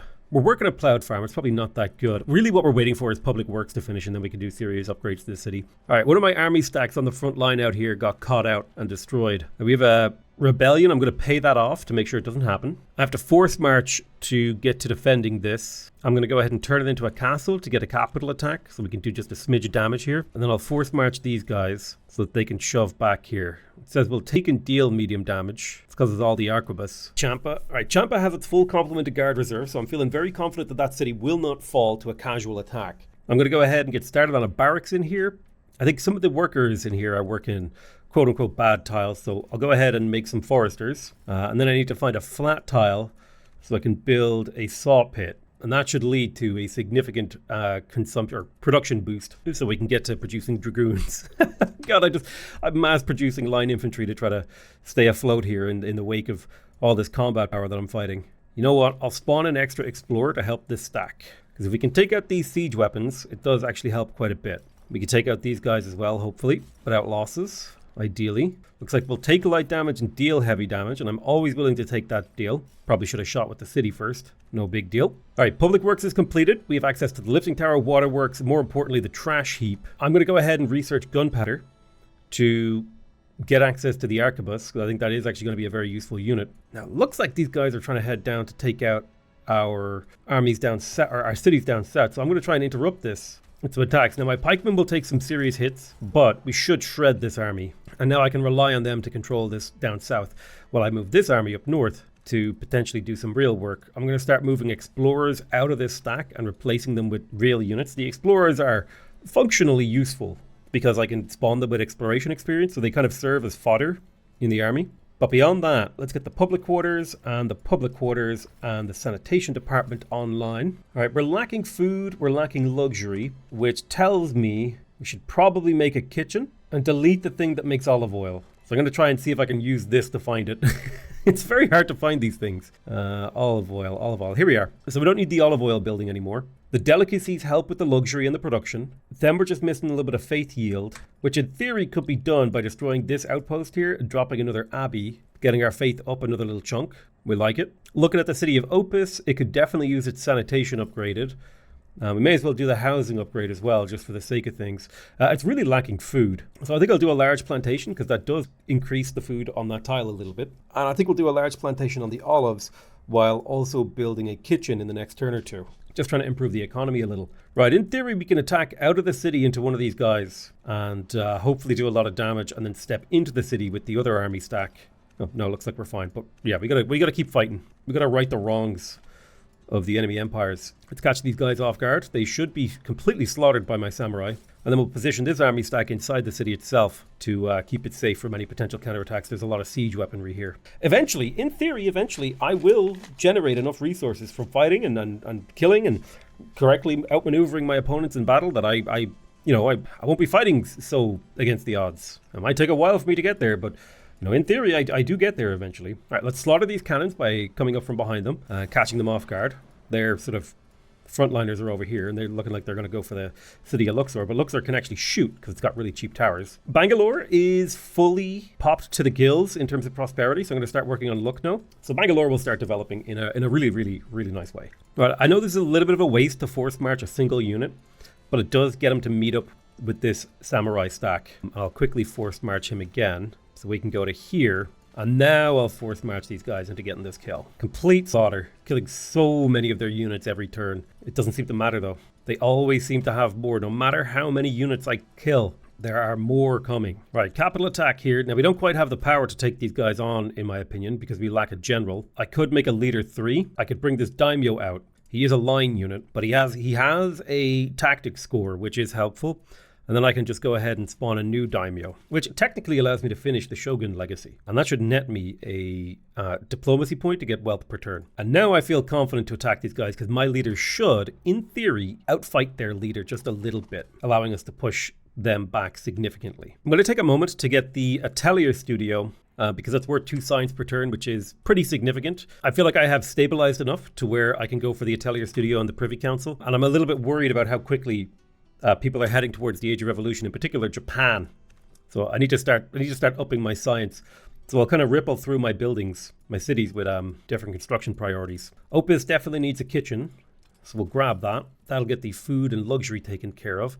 I don't think you have a midden/scrap heap thing. That'll have to come soon. I'm going to integrate the Vassal of Delhi and then integrate the city fully and immediately get to work on towers, and I can buy those, which will allow me to use my capital attack here to get even more combat advantages. I should be able to attack into this forest and eviscerate these units without taking too much in counterattack fire. All right, let's clear these guys out. Then we're going to rush culture and take a Eureka to finish gunpowder and immediately start on the Age of Enlightenment because I'm way too far behind to sit on my laurels anymore. I need to Eureka up to this and then possibly pop another Eureka when I'm there or even before. I just need to do a lot of Eurekas to catch up scientifically because from a production standpoint, I'm actually doing pretty okay. Now, I also want to upgrade my arquebus. These units are quite a bit stronger than a crossbow. These guys are 26-26 as compared to the crossbow 16-16, so a significantly stronger unit. I'm going to kind of do similar stuff with my explorers here. These may not be the strongest units in the game. They can still fight. And to that end, they can do the job of pushing back some of these enemy units. I would love a graph that showed me how many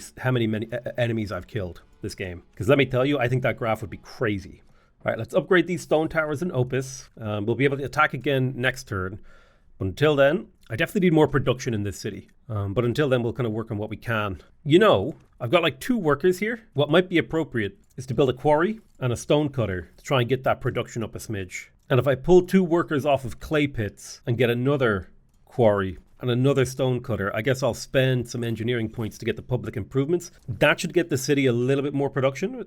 It's going to build this barracks in 5 turns instead of 7. It is still under siege, which is causing it some issues. Okay, well, capital attack here. Can you guys take this fight safely? It looks like you're both going to take medium damage, no matter who I attack with. Well, let's attack with the people who aren't yet damaged and see how this goes for them. Okay, we took a lot of damage, but we dealt a lot of damage. And now we're going to deal a lot of damage without taking any, which is the ideal outcome. Perfect. Bunch of kills. Akitaten. The city's militia are all dead and the city is vulnerable. And every city that we take from the Egyptians is a city that they cannot produce units from anymore.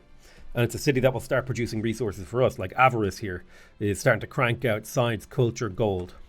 I definitely don't love how advantageous it is to play this game and go for war-based stuff. It definitely feels very, very strong to go for a war-based play. Almost all builds kind of revolve down to how many cities can you vassalize from your enemy. It's just a very efficient way to play. 70% chance of victory here. We're facing off against an enemy. They do have 6 units, but they don't have a general. I am expecting to take a decent chunk of damage here, but I am also expecting to shove them back. Finally starting to build up yet more stacks of dragoons up here in the north. Champa is helping out quite a bit. It's championing this endeavor. Oof. All right, this is a little bit scary here. These many stacks that are kind of pushing in. But again, Egypt just has an insurmountable production capacity, which I think just requires me to blow up their cities to try and push past. Now, their walls are back online, but the actual defenders of the city are non-existent. So we have taken the city of Akitaten. That city is mine. I will spawn a merchant in it to start building up its prosperity so we can sort of reap the rewards of conquest as soon as possible. I'm not as worried about integrating it as I am just benefiting from it. Now, I don't care if my enemies are pillaging these cities. That's not important to me. What's important to me is if they're just taking them back. As long as I hold them, this is production capacity that they can't use against me. It's a little trickle of gold, culture, and everything else that helped me build my economy to outstrip their economy.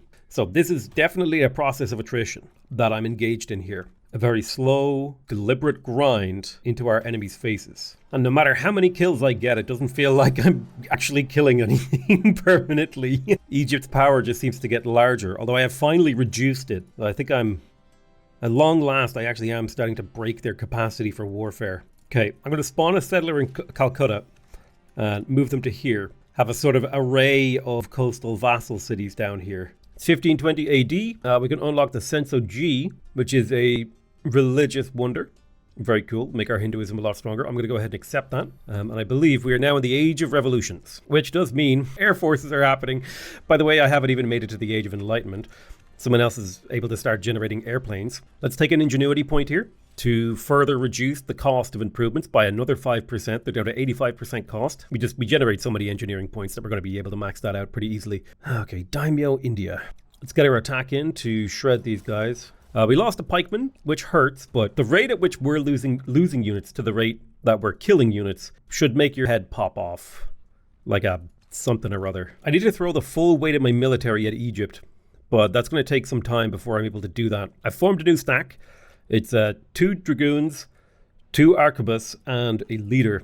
I'm going to be sending that to attack while I've got this kind of ragtag stack holding the city of Delhi, which I think will do the job. Hyderabad has been settled, so we've got a sort of collection of really bad cities down here. And their job is to just generate a very small trickle of passive resources for my economy. All right, samurai, do what you do best. Slaughter these guys. Yep. The samurai have now become extremely dangerous. Okay, the town of Sais has been blown up here. Now, I can always repair that, but the important thing to remember is that that is acting as a buffer. Let's go for Tanis. It's another city that we can blow up immediately and hopefully prevent any new units from being formed. All right, we completely shredded it, but we did not break through. We need to be able to do a forced march to take the city this turn. So we need to do a little bit of combat. Now, we're coming up against a bunch of muskets and arquebus, which does not feel good because these are high-tech units compared to ours, but we have the advantage of having a daimyo giving us, combat advantage. And I can attack with some of my city guards to get the final chunk of experience I need to forced march kill this city. And by forced march killing the city, it belongs to me. Yes, I generate chaos, but it's one less place they can spawn units from. Let's rush this culture and Eureka for 100 knowledge to try to get advanced as soon as we can. Opus has built its barracks. Unfortunately, I don't think I can delay my science anymore, so I need to get the Atelier Studio and the Privy Council. Everything else can be delayed, but science, I think, has just become so critically important to catching up with the AI that I can't wait. So coming into Champa as well, I think this is an opportunity where I've kind of managed to push my enemies back just a little bit to kind of do similar things and build up the economy. And I take my time and quickly grab a warehouse and the Atelier Studio, and then head to the Privy Council. Another town in Avarice has fallen. It's not that big of a deal, we can hold. Cultural stagnation would hurt my culture. I think I will just pay the gold to avoid that. Culture is helping me out a lot right now, so I would like that to not be the case. Perfect, another army stack shredded. We can also completely delete them. Egypt's power is now below 3,000. They should start feeling worried about us, eclipsing them in power. I'll put an artist into Delhi because it does help slightly with the +1 production. The city does have a limestone, so I'll do a stone cutter. I think I needed another stone cutter over here, right? No, I got it. Yeah, the stone cutter is handy. Oof. Right, the battle rages on the front lines over here. We are 1 turn away from advancing to the next era. Let's see if we can grab Abydos. This will cut into the number of cities that Egypt has in their favor, generating science and culture and gold. So it will slightly, I don't want to say it'll defang them, but it will slightly cut them down ever so slightly, which is what we want. We want to cut them down to size. We're in the Age of Enlightenment. We have access to new national spirits and specialists. Education has become a regional need, and we have access to some new domains. Inventors is the only one that hasn't been taken by another player. Sultans is incredibly powerful if we want to build a single large city, which is kind of the direction we're working on. The education advisor building is pretty good. This is really, really good if you want to build a really big city. Not sure we need that. On the other hand, we have been forced into constant war, and so picking up commanders could be really good. Getting +1 tactics on our leader units, making our units cheaper to promote. Getting access to some old guard units. Our units can get an extra level. We can heal our units. Our field marshals are always last to die. Forced march is cheaper. I do think commanders would really help us out in the war in the long term. On the other hand, mercenaries is quite good. This would get us money every time we kill an enemy, and also give our leaders the ability to spawn mercenaries who are fairly expensive units that are quite strong. But remember, we do have the upkeep reduction here. So yeah, they would be expensive, but within a reasonable band of expensive. We're going to go ahead and get to work on standing army because we need to fight. It's the only thing that really matters to us. I do think scholars is pretty decent. The only problem is the national building, the Great Library, depends on allied or open borders. And we're not going to get many open borders. So I do think either commanders or colonialism is a good build here. Being able to get extra vassal prosperity is quite powerful. However, that's only really powerful if you've taken other things to benefit that. God King, in my opinion, lends itself really well to either inventors or sultans. Inventors is fantastic for innovation. You could do some crazy innovative stuff with this. So I'm quite tempted to either take inventors or commanders. Now, commanders would help with the war stuff, but here's the thing. I'm actually winning the war. I don't need to win the war harder. Whereas I need to tech harder to win the game. So I'm thinking inventors might be a good transition here because I would get access to the inventor's laboratory. It's relatively cheap in terms of specialists, but it would create inventions. And then those inventions can, in theory, be turned into the exhibitions at the World's Fair. So I think this is going to be the direction we go, is towards inventors, plus I get 120 points for it. I'm going to immediately take the prime conductor for the 100 specialists, the 20 innovation, and the knowledge. I also love the idea of cutting edge giving me double the innovation. And I believe if I take Polytechnic University, I will get an innovation event next turn no matter what. So a guaranteed innovation event is really nice. So the Inventor's Laboratory will give you +1 innovation. Now, I don't know if that's +1 per turn or like how that actually works, but I'm going to take that +1 innovation on the Inventor's Laboratory. When it comes to the next inventors, I think unlocking that would be dead handy. I'm going to take Republic Reformed this turn to get the +10 innovation and the +2 culture. It's really nice. Okay, a ton of rebels just spawned all over my empire, which isn't going to be impossible to deal with. But I'm hoping that they will be just as annoying to deal with for my enemies as they are for me. Right, let's go ahead and pop a Eureka to try to finish Standing Army instantly. That will get us the Grenadier and the Cuirassier, as well as a +1 army slot. And the +1 army slot is a big deal. I'm going to start researching Reason. I want access to these universities because they give a buff to my engineering XP and the demand for education, specialists, knowledge, all that stuff, as well as access to the Academy of Science and the Literary Salon. These are all going to kind of update and strengthen my position in the game. Okay, we've just been mass attacked by rebels like across my empire. Now, I don't particularly care if a new empire spawns out of this.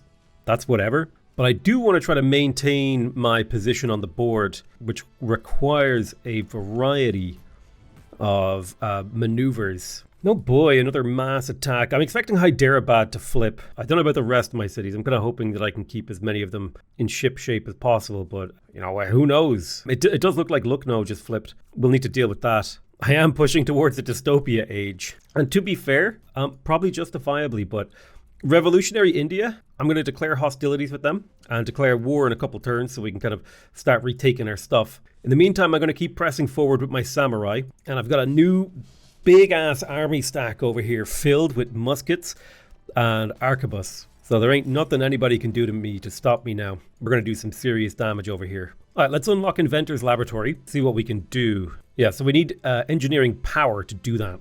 So we'll have to save up those points. You can't just build that improvement. Abydos has been reclaimed by Egypt, which is not a big deal because that city took a long time to fall, which is totally fine. And we should have a very easy time reclaiming it once again. Okay, I'm going to construct an inventor's laboratory over here. So we're now producing inventions and we have a need for education in this city. Let me pop in there and build a public school.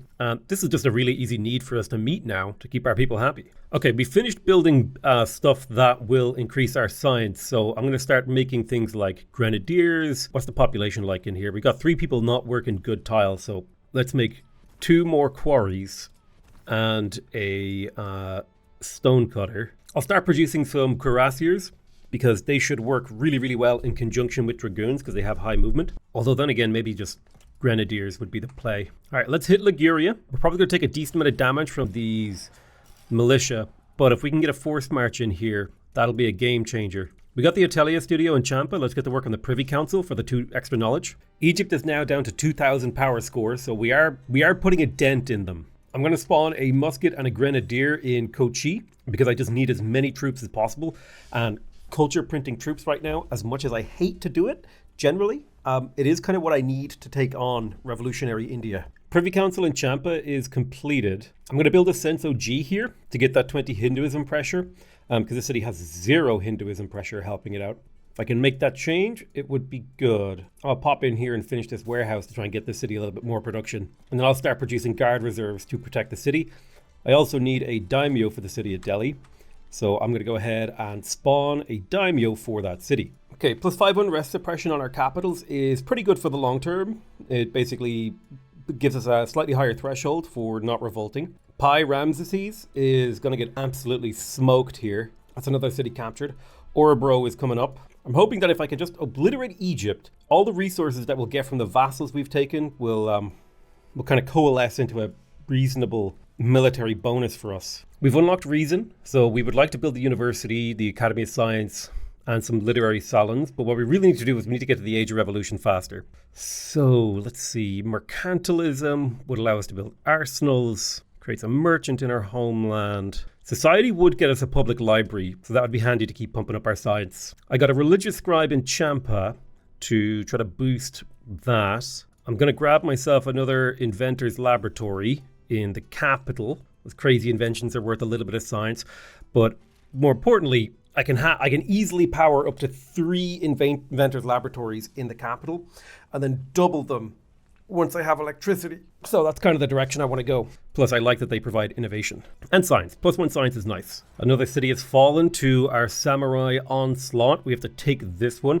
Now, I do need to quickly come back down here. I have a couple of armies moving in the direction of Abydos. But yeah, I'm hoping that this samurai storm that I have rushing around can do the job I need them to do. Diplomacy by the sword is hopefully the method by which we will find our salvation. Unfortunately, I can't pay off this rebel. We are in a dystopia crisis age, but I'm not the one who's in charge of which era we go into next. And if I am, so help the people of this game. We're going to go ahead and declare war on revolutionary India, and we're going to begin the counterattack assault. Here, we've got a pretty heavy line infantry army with a grenadier who should be able to do pretty decent damage against these units. Now, the unfortunate reality is you get chaos from recapturing your own damn towns. There's also serious rebellion spawning all over my empire, and therefore revolutionary India is not some hypothetical.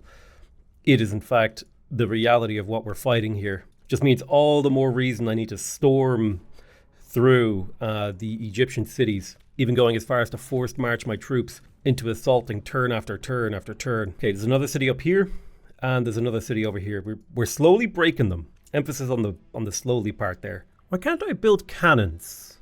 Oh, there they are. Okay, nice. We built the Senso G in Champa. I'll keep producing muskets and grenadiers to try and get a hold of this situation. Jesus Christ. I'm going to spawn a settler in the capital to send down south. Just trying to get as many of those tiny little cities churning out a trickle of resources as we can. Egypt is now begging me for peace, and I will not have it. Their power is down to 1,400.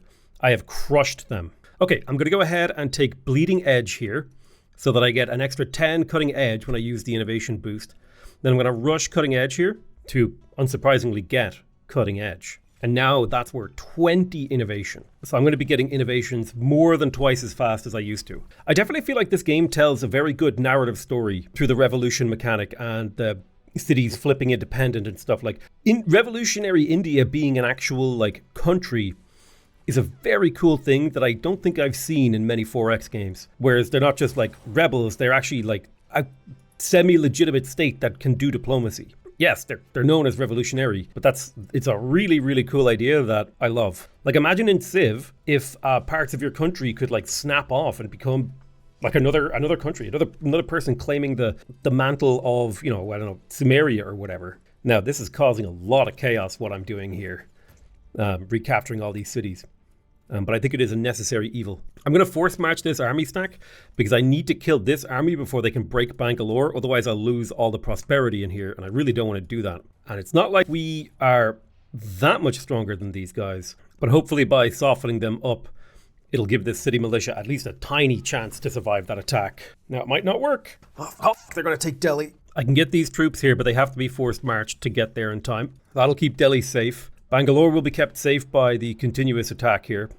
We have a small chance of losing a unit, but we've more or less defeated the revolutionary sentiment in the south. We're going to settle another city down to the south as well to secure our foothold. And let's go ahead and assault Abydos, which is one of Egypt's last cities. Boom.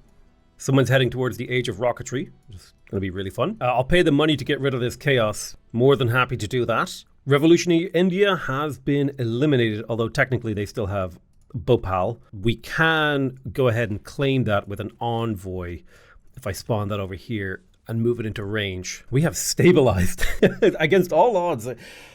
With some impossibility, we have stabilized our empire. +2 bonus education from the books. Good. Seems like a really great invention. Ooh, I'm getting a lot of unrest. I didn't realize I had a lot of unrest. I'm going to pop a culture event. Now, I don't actually know what's causing my war unrest, Plus 54 war unrest seems like an awful lot, but I don't want this war. But unfortunately, I think I just have to be stuck at war. I could force a truce with this, but I think I would prefer to try to kill Egypt before I did that. You know, get that last kill in before we actually secure the economic situation in our country. Now, I think I'm going to try to do some religious celebrations to sort of push down the unrest next turn. Pay 900 to prevent the unrest event. My whole country's like revolting at the moment. Let me go ahead and hit them with the religious celebration. There's so much unrest. 54 war unrest. Jesus Christ. Okay, I need to know where that number is being calculated, because is that what I get for declaring war on a revolutionary country? Like, I don't understand. All right, you finished researching society.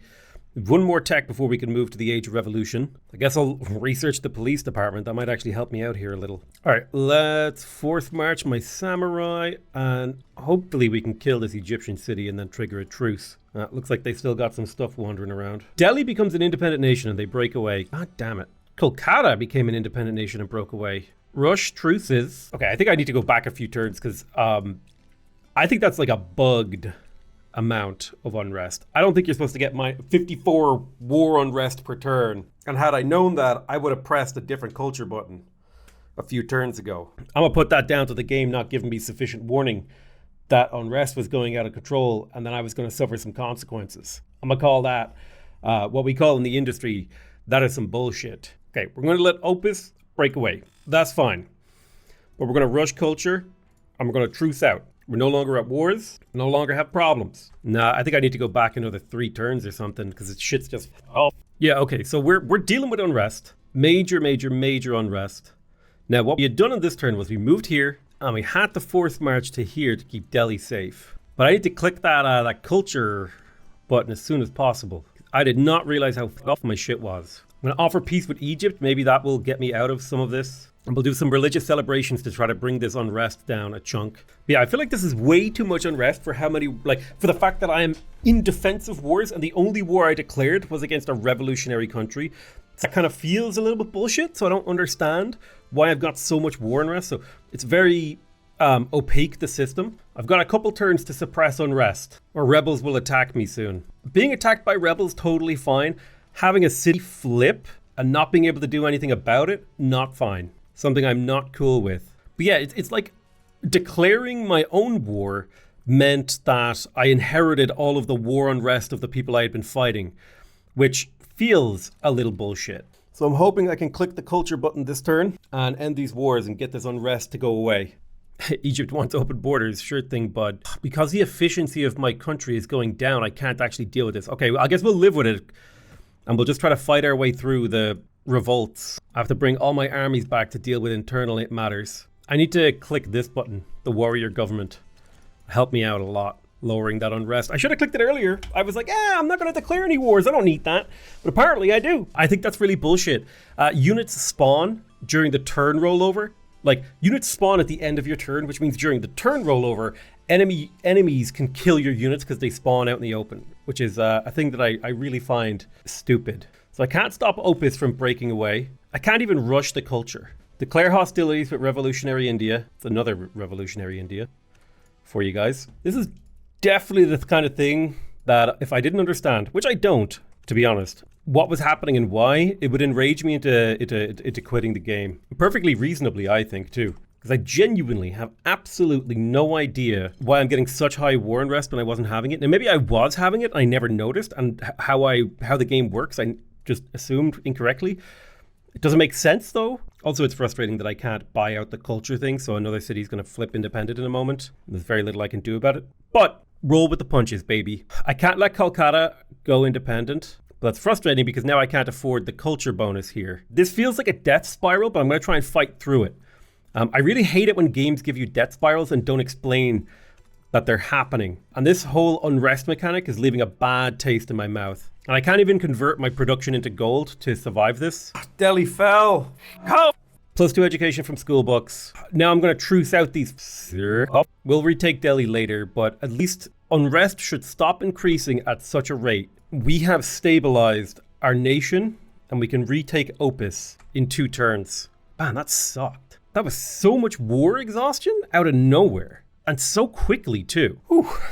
All right, I've had a couple of days to chill out after the chaos of this save file. I believe we are no longer at war. We got to get our unrest situation under control. We got to recapture Opus. We've also got to recapture, well, Bhopal down here. I think had we made I guess we'll spawn an envoy to retake that. It is useful to have, even if it is garbage. Champa does have a little bit of unrest. But if we check there, we've got a full complement of unrest suppression. I also built the watch here to try to keep that under control. I'm going to create grenadiers in case I need to conquer more cities, so I shall start the construction of those because Opus might not fall easily with the high-level militia that are in there. I will admit that this is frustrating, especially because I also lost Delhi to the Zulu, and I'll have to declare a war for Delhi, but at least I can use a culture event to end that war once I've captured Delhi, so that'll be nice. Now, I have an interesting question. These mountains are surrounded. Do they get extra pressure? No, they get the same just 0.38 pressure as every other tile does. Interesting.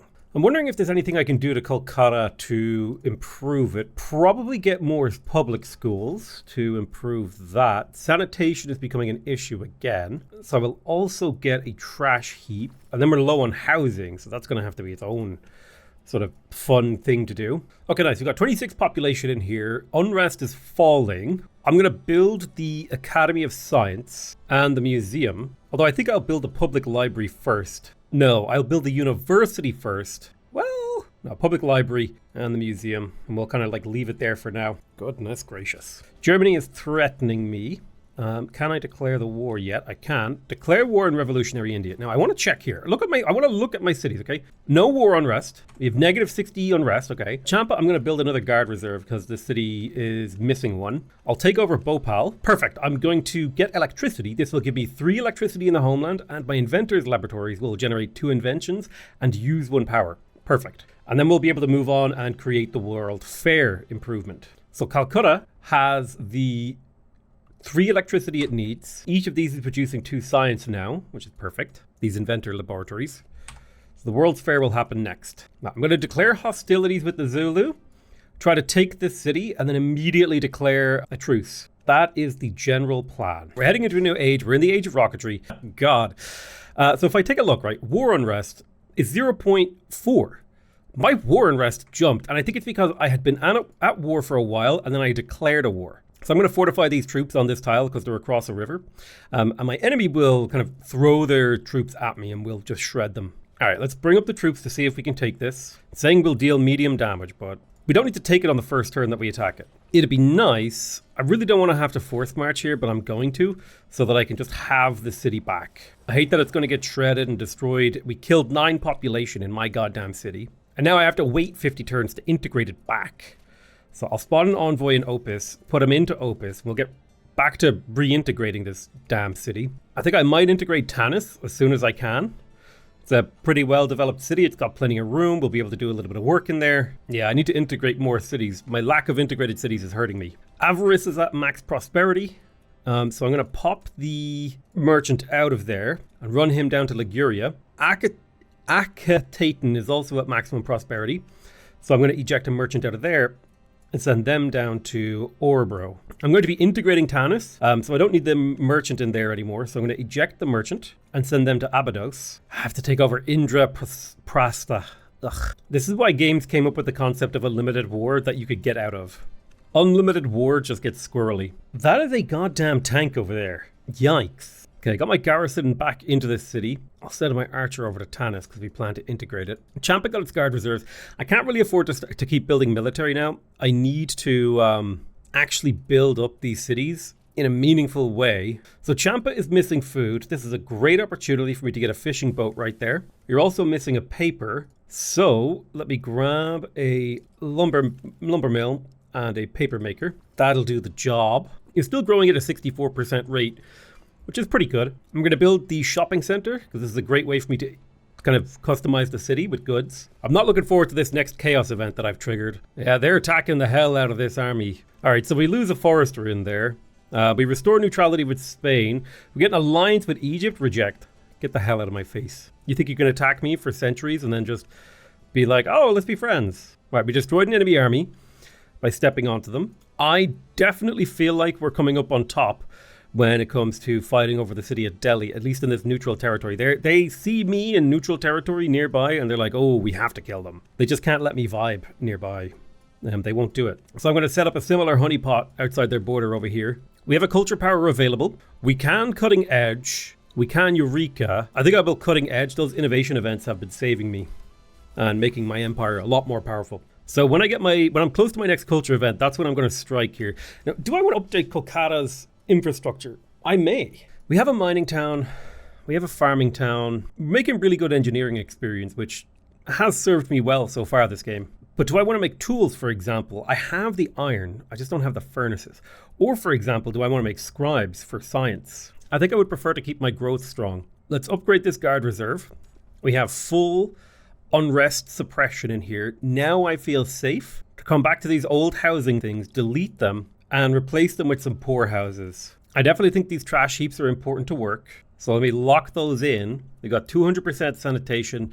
We definitely need more food. But I think on the sort of overall analysis, we're looking pretty okay there. It'd be nice to spawn a pioneer linked to the capital and like set it up by Mount Fuji, do some farming here. We could do something like that. Could set it up right here. And that'd be a good next annex. So I think that's what we'll do. I'm going to spawn a pioneer and I'll have a cavalry unit escort him to a safe spot to create a outpost. We're also going to wipe out this barbarian tribe with a gang of explorers. I can get a social fabric wildcard. This is actually huge. I'm willing to take that chaos because if I get another point in tenacity, that's a huge reduction in my army upkeep. Every point of that gets me so much gold value. I'm more than happy to take a small chaos event, small penalty of chaos. Tanis is ready to be integrated, so we're going to begin the integration of Tanis. I'm going to effectively wipe the slate clean in here. Now, I do like that this is a mining town, so I'm going to put clay pits around it. That will get this city a really strong production baseline. I don't want houses. I do think it's okay to get stone cutters, but again, I'm starting with a tabula rasa here. I like that this is a lumber town, so I will keep that as a logging camp. Then we'll repair the saw pit, and most of the lumber is being converted over. We could build another quarry in here if we would like. Would get us an extra limestone, and I think I will grab that limestone, and then I will also build a stone cutter. I like that because it gets me production and engineering experience. And now the city's production is really strong. I'm feeling really happy about it. But we do need to think about the city's growth. So first things first, let's get ourselves a plowed farm. That's going to produce 4 wheat. I will turn that into flour in 2 mills, and I will have a single bakery. So that should take care of the food needs of the city. Then we're going to need at least 1 trash heap and at least 1 poorhouse to get this city started. And this is really only getting the city started. I am willing to compromise on this town right here. I'm also willing to make this into a farming town. I will lose some production, but I gain a decent amount of food. So I'm going to delete these and we'll work on replacing them. Yeah, but Tanis will need more work. I may move away from land-based food and move into fishing. Okay, so we got public sphere. This gives us police department as well as the bakery. I got to go into the Age of Revolution, but the second I go there, I got to go back and start researching some of this old tech. Some of this tech is like necessary for me and I'm super behind on it. Tanis, I'm going to grab the palazzo for the government experience and then I will build all of these knowledge buildings. Ooh, no. What the city needs first and foremost is a guard reserve. Having seen what can happen if you don't have one, it just became top priority. I'll spawn a daimyo in there so it gets a 10% boost. The next city I'm probably looking to annex is probably Avarice. So I'm going to start moving an envoy over there to begin the annexation process. And I'll spend the resources to rebuild a ruined town to allow the city to grow a little bit more because it was growth locked. Right, we're 2 turns from a culture event. We're going to strike here at the Zulu, declare a war, retake Delhi in hopefully a single attack, even against these highly leveled militia, these like high-tech militia. But we should be able to integrate Delhi again in the future. Now, I'm also in position to steal another city of Quadzuka, and I will absolutely be yoinking that city, because the more chaos I generate in a smaller time frame, the better. It's also an opportunity to generate some warfare experience. I do have the option to spawn another settler. And remember, these micro cities, they sound like a terrible idea, but this city right here is generating 1 science, 1 culture, 1 improvement point, and 8 gold. And it costs me basically nothing once I've settled it. Sure, there's an opportunity cost and all that, but you know. All right, innovation masonry, +1 bonus arts XP from bricks. I thought we'd already taken that one. I will take it again. I'm very confused by this. Egypt wants peace. I'm going to accept peace with Egypt. So arts are now providing bricks are now providing 2 arts XP, which is interesting. Not something I was expecting. Okay, we're going to go ahead and make a trading post here. We'll grab this trading post. We will convert this to a castle. It's linked to Kolkata. So this is an opportunity now for us to get rid of the religious scribe in the capital. I just have to remember where I put it. Okay, the religious scribe is over here. I'm going to delete this. My faith need goes down. But as a difference, I can build an abbey here, and since that's linked to the capital will get its faith need fulfilled. And I can even oversupply Hinduism, so we're covered for the next few pops. So I'll put down 2 abbeys there, and then if I want, I can do more farming with this castle here. And the castle itself provides a nice boost of culture, warfare XP, and I can even push that further. I can get an armory for warfare XP, or a castle town for more culture. There's definitely a nice reciprocation there on these things. But eventually this will get annexed into the city, and then we can kind of rebuild the religious texts. But in the meantime, we can just build a scribe and get +1 knowledge. In fact, we'll build 2 scribes when we have the points. All right, we've retaken Delhi, which I'm very, very happy about. We built a shopping center in Champa. Now is an opportunity we can import things to cover the city's needs. I'm making plenty of cash, so I can import things. Oh, I can't import things. Well, I guess we'll just import things for culture, because culture is always useful. At the very least, that's worth 3 culture. I am willing to take that deal. Now, Champa has a food problem, and probably my best bet is to build fishing boats in there. We also have a lot of buildings we need to build. I'm going to grab the waterworks for sanitation. Sanitation is fairly low in here. Tanis has completed its first 2 guard reserves. I'm going to build another 2 of those to maintain the happiness in this city. Illness in Champa.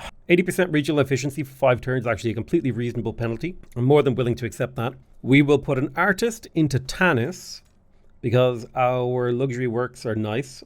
We'll begin importing trade goods in here again. 3 culture is a big deal. Remember, my cities actually cost culture to maintain. You can see here, -7 from regions. So I'm almost always willing to spend money to get culture. Could do another cutting edge, and I think that's what we will do. Keep pumping those cutting edges and try to, boost our things. It might have been because there was a patch between the last time I played the game and this time that might have reset all the innovation event kind of tags in the game's files on me. That could be something to do with it. Now we are generating war unrest. 0.8 per turn. So we're going to need to use our next culture event on ending the war. I'm going to come over to Tanis here, and we're going to build a fishing boat to help feed the city. I regret this plowed farm. I'm going to delete it. This will be a mining town. Much prefer the mining town. We'll rebuild the clay pits because they're worth so much production. Yeah, and Tanis will churn along nicely. It's got 4 of the 5 guard reserves that it needs, so I'll build 1 more guard reserve, and then I'll work on the palazzo. Okay, let's go ahead and yoink this Zulu city. Steal it out from under them if we can. It doesn't really give us a huge advantage, but every shred of land we can yoink is a very, very small advantage. Very, very, very small. Vanishingly small. Okay, we got a lot we got to do in our capital. First things first, let's upgrade our shopping center, and we'll build our Academy of Science. So hopefully this time we should capture the city no problem. There we go, 5 population killed, regional capital captured. Be nice if we could grab Ulundi as well, although it's unlikely with this Egyptian unit in the way. All right, it says we'll deal medium damage attacking the city. Hopefully that means we don't take any losses, and it doesn't look like we did. Maybe we can, in fact, capture the city. Our units are very high level, and they do have a very nice general leading them. Boom, so we've taken the city of Ulundi away from the Zulu. And these are cities we don't really care about managing. We just want them to hurt the Zulu. Now, unfortunately, I am at war with Germany, so I'm going to pull these units out of here, drop these guys into the city to keep it safe. And what I'm going to do is this Russia culture event to truce everyone out. Boom. We're no longer at war. That's the power of culture, baby. Captured a couple cities. Oh, God, why would you settle that? I hate you so much. But yeah, captured a few cities. No big deal. Mission accomplished. We can now stabilize. We can chill. We can finally maybe get to use these Egyptian cities the way they were intended to be used. First, though, I definitely want to get the World's Fair thing, so I'm going to hold off on annexing, or rather upgrading any more cities. But I will annex Avarice. I'm going to set this city to levy workers, and I'll repair this logging camp to kind of reset the population in here. This is just a regular town. Doesn't need to be specialized. I'll build you a poorhouse, destroy all these things, and we'll repair the rest. I don't think I like hunting camps very much unless I'm hunting affinity. Let's have a look at the goods in here, right? We got at least 4 quarries. Stonecutter, stonecutter, stonecutter, stonecutter. The rest of that you could figure out yourself. But by converting the production of this city into, improvement points, I'll be able to kind of rework my city's a lot faster. All right, we've got a government scandal. I can pay 150 government experience, or I can pay 900 gold. I'm going to pay the 900 gold. Champa completed the waterworks. It has a need for food and education. Let me pop into Champa and see what I can do. When it comes to food needs, that shouldn't be so hard. Education, I can just pop up over here and that's handled. Food, I can just make fishing boats and make the situation better, I think. Yeah. Bunch of fishing boats out there now. Now that we've finished the waterworks, let's grab the Plaza and the Grand Theatre. That's 5 turns of production for 3 arts experience per turn. That could be pretty handy when we're spawning artists and doing some of these other things in here like immigration and spreading religion, all that jazz. The Zulu have declared hostilities on us, so we do need to be careful of them potentially declaring war. We finished the Palazzo in Tanis. Let's grab the Privy Council and the University. Then we'll probably grab the Public Library. Just keep upping our science in here. Nice. Innovation, organization. Oh wow, +1 government social fabric and a social fabric wildcard. I'm going to accept both of those. I'm going to pop in here. Expansion cost is nice. Our borders will expand faster. I'm going to put another point into tenacity, so my units are now half cost. So the relative cost of my armies is going down rapidly. I've got maxed out improvement points, so let's take a look at avarice. Seems pretty normal to me that food should come from the water, the best place for food to come from. I'm going to pop into inventors and learn to host the World's Fair, which is what I'm going to do the next time. I'm also going to take the legacy, so that'll give me another ingenuity social fabric. So my improvements only cost 20 or 80% of their normal cost. I'm going to go ahead and rebuild a ruined town over here, Hampi. I'll need to rebuild this ruined town as well over here in Avarice. So I think there's some what I call obvious choices, like hills. Obviously, we want a quarry and a stone cutter. Foresters, I think it's obvious that, or rather wood tiles, I think it's obvious that we want a forester. I think I'm going to grab this city we need a pyramid for sure. We'll grab that pyramid. And I could make use of a sanitation improvement. So I'll pop a poorhouse in here as well. Now, Avarice actually needs some guard reserves, and it'll also need a daimyo looking after it. We're in the Age of Revolution, so power has become a need. Air forces are now available, and if unrest grows too rapidly within our region, revolutionaries will rise. I don't think that matters so much. We don't care so much about air units. The Age of Revolution unlocks quite a few things, but I'm going to be popping back to earlier ages. Someone else is already in the Age of Rocketry. I'm just going to take my time, calmly picking up things like machines, guilds, dry compass, printing press, administration. I just need to go basically down the line and get all these old techs, because I don't think I'll be able to keep up with the AI anymore. Okay, Germany has declared hostilities. For some reason, I can't get a new social fabric or a new government. Confused noises. All right, we got machines. That's going to upgrade our logging camps and our workshops. Let's go ahead and grab guilds and dry compass. All right, we can grab the power grid in Tanis and the public library. So I'm going to do both of those. I'm going to create the World's Fair improvement in my capital. I'll plunk it nicely over here. I'm going to want 2 workers on that. 2 workers on the World's Fair convert 2 inventions into exhibitions, which is worth 3 knowledge, a culture, and 25 wealth. So that's actually a really nice buff to the city. There's a good bit of science coming out of these. But in theory, we only need to maintain 1 inventor's laboratory now to keep the World's Fair chooching at maximum chooch, which ain't so bad. Oh yeah, all of my logging camps just got upgraded, so I'm going to be spamming logging camps across my empire. I'm going to be grabbing mines in here as well to kind of encourage my people to work different tiles, have different options, because nothing else I can do with these, nothing else you could do with forests and stuff, you know? I'm going to vaguely just unlock the tiles that these guys can work and let them figure it out themselves before I intervene, and we will import some more trade goods. Excellent. Perfect. We have unlocked guilds. This gives us access to the market square, the great hall, the villa, the jeweler, and the winery. So improved wineries are now an option. I'm going to go ahead and grab dry compass. There is an argument to be made that I shouldn't pick up these technologies, but super don't care. We're going to upgrade these vats into a winery. Now, a winery is quite a bit better. You get culture, luxury, and production out of it. So there is an argument to be made that we should make another winery because we do have plenty of grapes. I'm going to go ahead and click Eat Cake here to get the +1 bonus luxury and +1 bonus wealth from luxury goods. Just make me a little bit of extra cash. Champa finished the Grand Theatre. I'm just basically going to go down the line, starting from the cheapest to the most expensive, prioritizing anything that gives production so we can build infrastructure in here. So workshop and the Colosseum are coming next. We got a social fabric point here. I think, again, you always want to get to max tenacity. The amount of gold that saves you is insane. So we got dry compass. We have access to the cog and fishing fleet improvements, which is fantastic. We're going to pop into the Age of Renaissance now. I'm going to grab myself the printing press. Now, I couldn't tell you where the majority of the food is coming for Calcutta, but I'm just going to not try to think about that for a while. Let's go ahead and upgrade the foresters in the city of Champa because they're worth so much. We're also going to upgrade the fishing boats, try to make the city a little bit more efficient. It'll need less workers doing a variety of different tasks. More efficient we can make our towns, the better. But I'm now out of improvement points. So, for the sake of power, I'm going to levy workers in my capital for like 2 turns to refill this. And honestly, I'll do the same in Avaris as well. So we can just completely revolutionize all of our tiles really quickly and adapt to the massive social changes. We're basically doing the great leap forward for India in this game right now. Hopefully without all the excess debts. All right, I'm going to take a samurai from here. We have immigration as an option. Population of the cities I want to do immigration to is too high. So I'll pop over here to Memphis and I will promote cultural exports to make it happier. We're making plenty of arts XP right now, and we'll just promote cultural exports to make this more prosperous. Okay, in Tanis, we can do some upgrading and some repairing. We'll upgrade the fish here. In Avaris, we can do the same. We'll upgrade these tiles. And I think that means we don't need any improvement points at the moment. So I'm going to pop back into the capital. I'll tell you to upgrade that workshop and then get that university. And then on the Avaris side of things, we'll grab the palazzo and the public library. We could do a culture power. I do have a couple of options. I could create a town, which I think is the most viable, or I could do cutting edge. I'm not going to create any towns right now because I don't need towns. Instead, I'm going to focus on cutting edge because this has the potential to make my current existing economy more efficient. And that would be really, really helpful. Taking a look at what the city of Champa can do.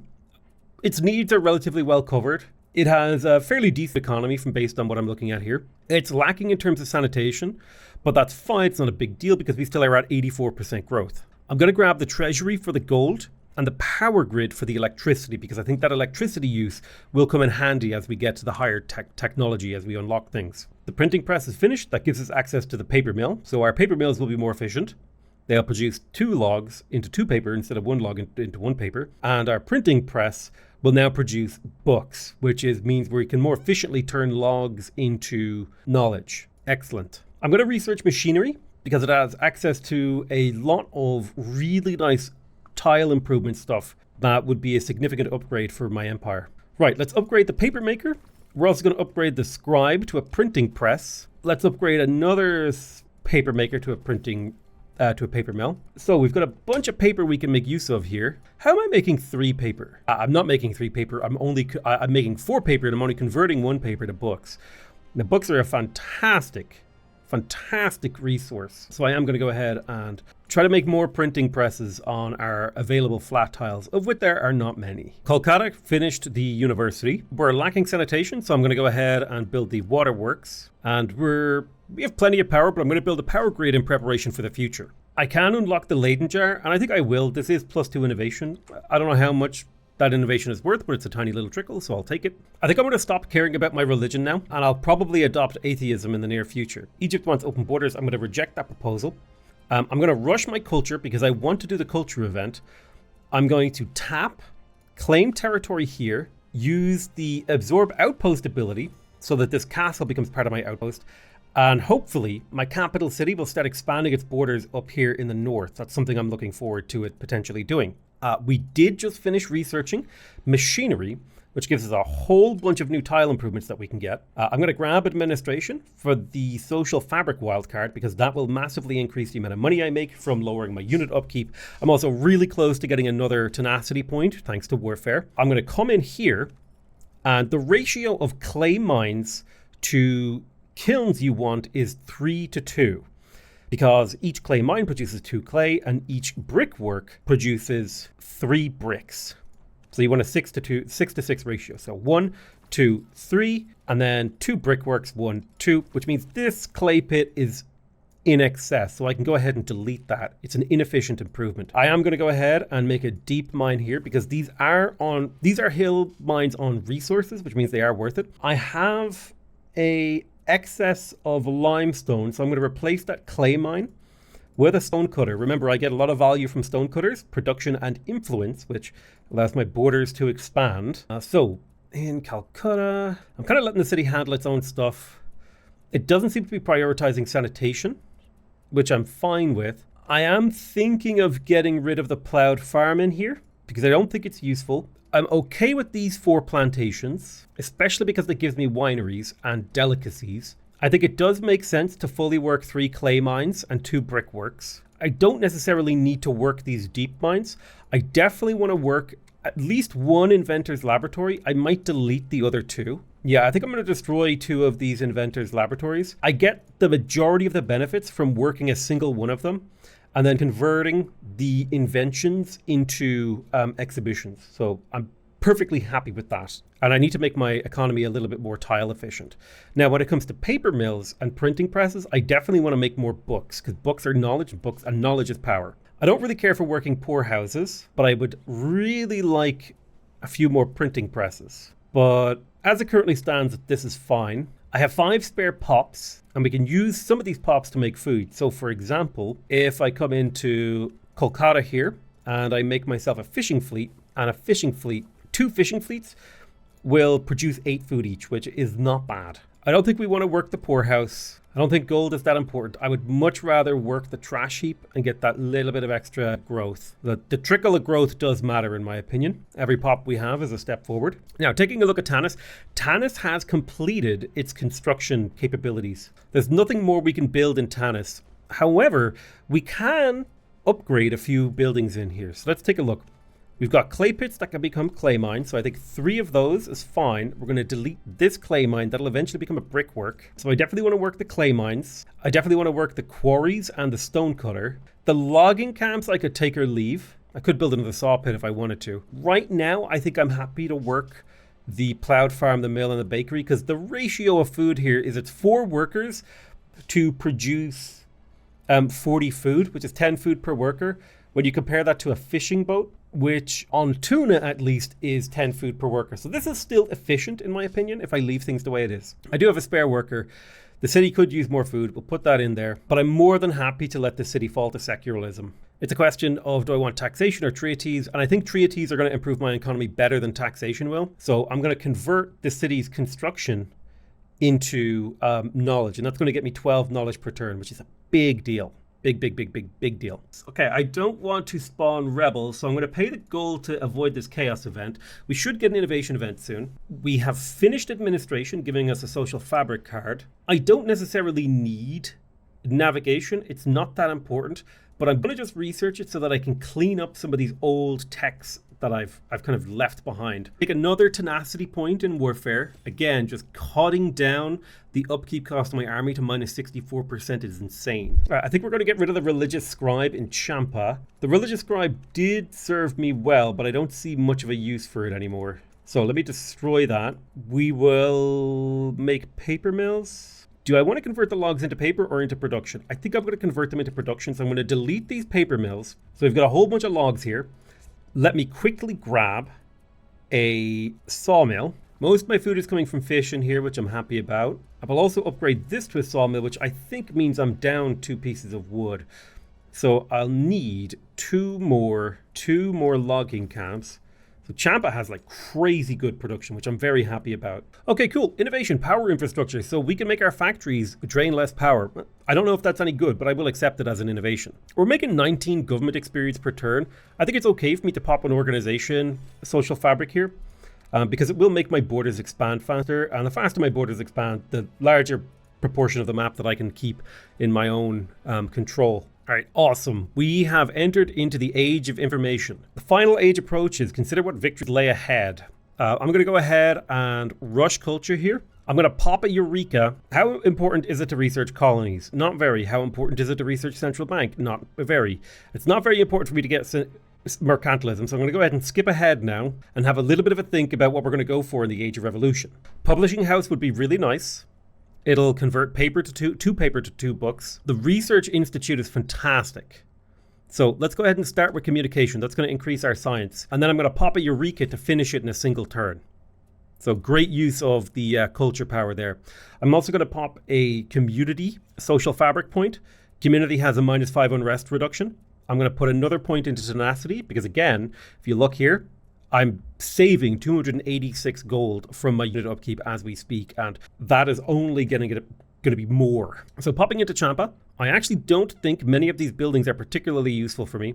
You could make the argument for the large temple because it has culture and science on it, so I will quickly grab it. And then I'll also grab the museum because it gives education and luxury. Okay, we finished communications. There's a lot of really useful things here. For urbanization, I think it'll be a great tech to grab because we'll get both the grocery store and the sewers, which will help take care of our regional needs, allowing us to grow more pops. I'm going to pop this printing press into a publishing house, which will double the rate at which it converts paper into books and allow me to employ 2 people in it. So by doing that, we can fully convert all of our logs into paper and all of our paper into books, which means I can get rid of the second printing press because it's not necessary anymore, freeing up one of my pops to work on something else. This is the power of freeing up population. Okay, I'm not generating that much chaos, so I'm feeling pretty safe to inject cash into my capital. I'm going to rush the power grid and start the construction of the Research Institute in here.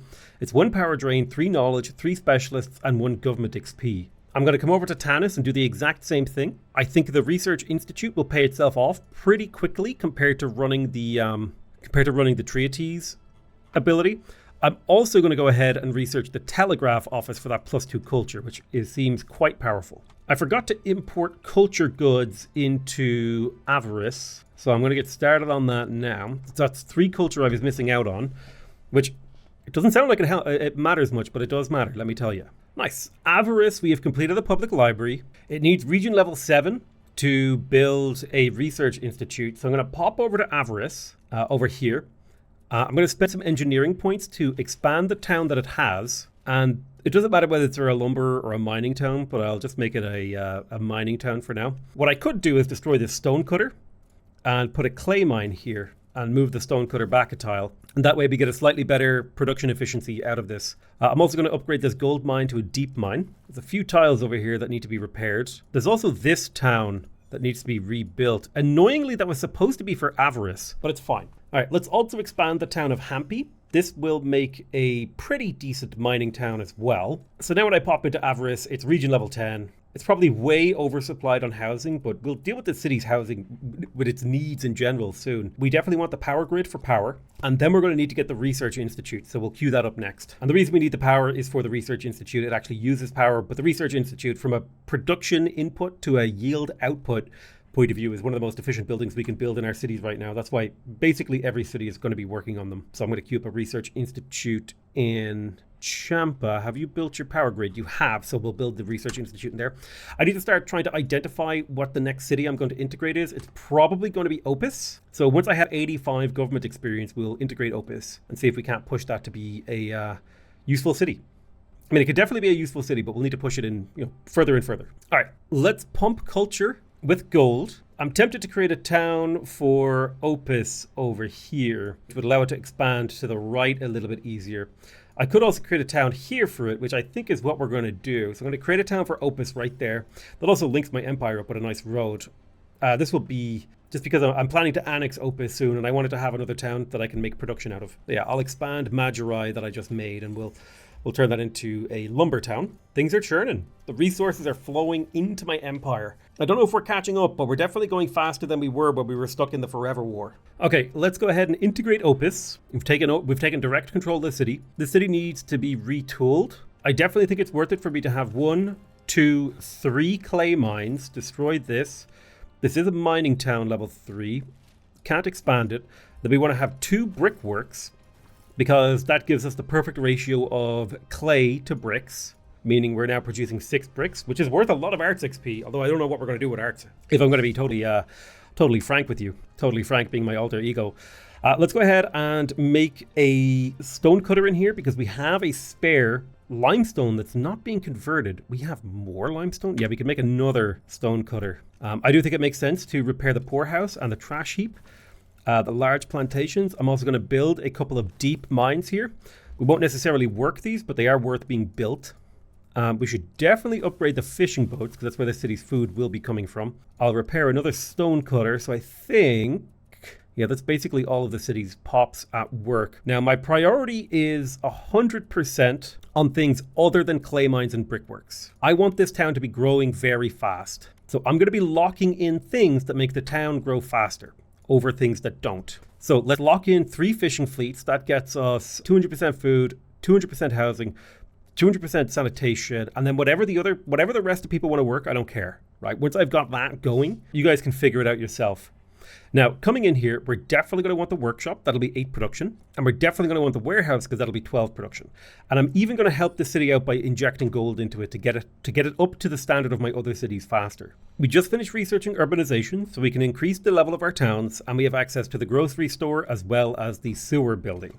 That will be something we look to build in some of these other cities. I think when it comes to advancing our economy, we could go for rail here. The container yard is handy, but I think I'm going to prioritize applied science here. This will give us access to things like the power station, allowing us to convert coal to energy, the fertilized farm, central power for more baseline power in cities, the laboratory, and the milling factory. So I think applied science and industry are going to be the 2 things that I focus on. I don't really need early tank or battleships or steel furnaces or anything like that. Calcutta has finished the research institute. This is definitely a city that's going to need the grocery store. That extra 15 food will help out a lot for its growth. So let's grab that grocery store. And we also need more sanitation to keep this city growing. So I'm going to grab sewers in here as well. I also need to think about how I'm going to get more food into this city, but that will be an issue for another day. For now, we're just going to focus on this stuff. Let's go ahead and rush culture. We have a couple options that we can go for. We could Eureka again. It is only 2 turns of science now, just under 3 turns of science, or we could take a cutting edge event. I think I'm going to take the cutting edge event. Now, we could also take a social doctrine if we wanted social fabric wildcards. There are still a couple of good ones, like we could put another point into tenacity, probably not a bad one, but I think I'm going to prioritize cutting edge because cutting edge is, I get double the normal amount of bonuses from cutting edge compared to an average empire. So that seems like a good one to focus on. I'm going to pop into Luxor here. The city is at 100% prosperity, or 300% prosperity. So I'm going to eject the merchant and send it over to Amaravati. I'm going to eject the merchant out of Hyderabad and send it to Bhopal. Bangalore is now breaking through the 5-pop ceiling and will start to extend up into a higher tier as a vassal, which is fantastic. I'm going to gold rush the warehouse in Opus, start the shopping center for the foreign import slots, and then I'll work on the power grid for that small baseline amount of electricity. Oh man, it has been another little while since I've played the game again. Life has been busy, but we have been churning stuff out. We got the Research Institute in Champa, which is fantastic. Kind of looking at the city's needs, a little bit low on food, a little bit low on sanitation. I'm going to go ahead and grab the sewers to up the sanitation, and I'm also going to grab the grocery store to upgrade the food, and the hope there is that we can hit a higher growth curve, because every little bit of a percent, you have to remember the way growth works in this game is it kind of scales up to 25% growth. It scales up to at 200% needs, you get 4 population per turn. So if we're below that, we're getting a pop every 5 turns minimum, right? Like that's it could go to 6. So we want to try to stay ahead of this curve because that allows us to work more tiles. The more tiles we can work, the better the resources of this city, the faster it can grow. And population is very, very important, mainly just down to the number of tiles that you can work. Zulu is the first to complete his humans in space. The United States of America wants to restore neutrality. I will take that. We have completed the research of applied science. We get things like fertilized farms, power stations, laboratories, central power, and the milling factory. Now, an interesting consequence of applied science is we can actually upgrade our inventors' workshops. I think the thing to pick up next is industry. That's going to help us with our production, and we're going to pop out of here. Yeah, like if I go to the inventors' workshop over here, it's kind of interesting that it wants to be upgraded to a laboratory. Now, it will produce analytics instead of inventions, but the inventions get processed in the World's Fair, and I think I would prefer to keep the World's Fair, all things considered. Now, we're definitely running up into the part of the game that I don't want to say is my least favorite because it has a lot of fun aspects to it, but it's definitely the potentially least pleasant from a performance point of view to play. Zulu completed Humans on the Moon. I do also feel like the space race goes a little bit too quick. The late game balance is always an issue in these kind of games, but it's not the worst thing ever. So we have a little bit of an education problem in here. We have a little bit of a faith problem in here, but we don't actually care about that. We're happy to let secularism sort of come into things. I think we definitely want to bump up the sanitation in here. So I think upgrading the sewers is a good move. I also think upgrading the grocery store is a good move because, again, we're slightly below food, where we want to be in Tanis. Now, as for education, I do think it would be perfectly reasonable. Well, I should totally build a pyramid because that's worth culture and influence. But on the other side of things, I should also get us a public school to try to get that education needs settled. I think it's also a good idea to upgrade this sawmill. And I'm going to upgrade this plowed farm to a fertilized farm. If we take a moment to look at the fertilized farm, it's producing 6 wheat, which is fine. So now I could upgrade this mill to a milling factory. The mill currently does 2 wheat or rice to 2 flour with a single worker, whereas the milling factory can do 3 wheat or rice to 3 flour. With 2 workers. So I think this milling factory should, in theory, be able to completely sate the need of this city for baked goods, which honestly means we don't need the grocery store as much because the food is maxed out. So we're just going to cancel that and go for the sewers. And I think this also means I can destroy this milling factory because the city is now very happy. And instead, it might be good for me to pick up a little bit more electricity. Now, unfortunately, this city does not have any coal, so I can't actually build a power station to convert coal into energy. I could build a voltaic pile that would produce a little bit of electricity, but it would increase my need for education. So I think I'm going to leave Tanis the way that it is. Arts is currently maxed out. I'm going to go ahead and, well, let me see. What does community do again? Community is unrest reduction. I have an artist in Tanis. I don't have an artist in Opus. So let me go ahead and spawn an artist in this city and then station that artist in there. Okay, innovation, the internal combustion fuel. We can get extra bonus power from petroleum and coal, or we can get money. I think taking the extra little bit of power from petroleum and coal is pretty cool without having to process them. It's nice. We have a culture power available and plenty of cities that could take more towns. The question is, do we want to take another point in tenacity? I think it would be perfectly reasonable for me to get another town in Champa. Question is where? I'll try absorbing this outpost with Champa. And now we have access to a whole bunch of nice stuff. I'll pop a fertilized farm right there. It'll drain a little bit of power, and that will not be a problem. Yeah, most of my people in this city are working important stuff, so I don't need to change anything just yet. And I'm going to go ahead and take an ingenuity point to get cheaper improvements. Avarice has finished its construction queue. Let's go take a look at Avarice. Yeah, okay, so the city has really good production. I'm going to lock in the plantations because they seem important to me. The logging camps aren't that important to me. Far more important is that we take care of the food, sewage, and education needs. So I think let's deal with the education need by building a public school. That'll get us an extra 30% growth per turn. And maybe next turn I can clear cut a forest for you.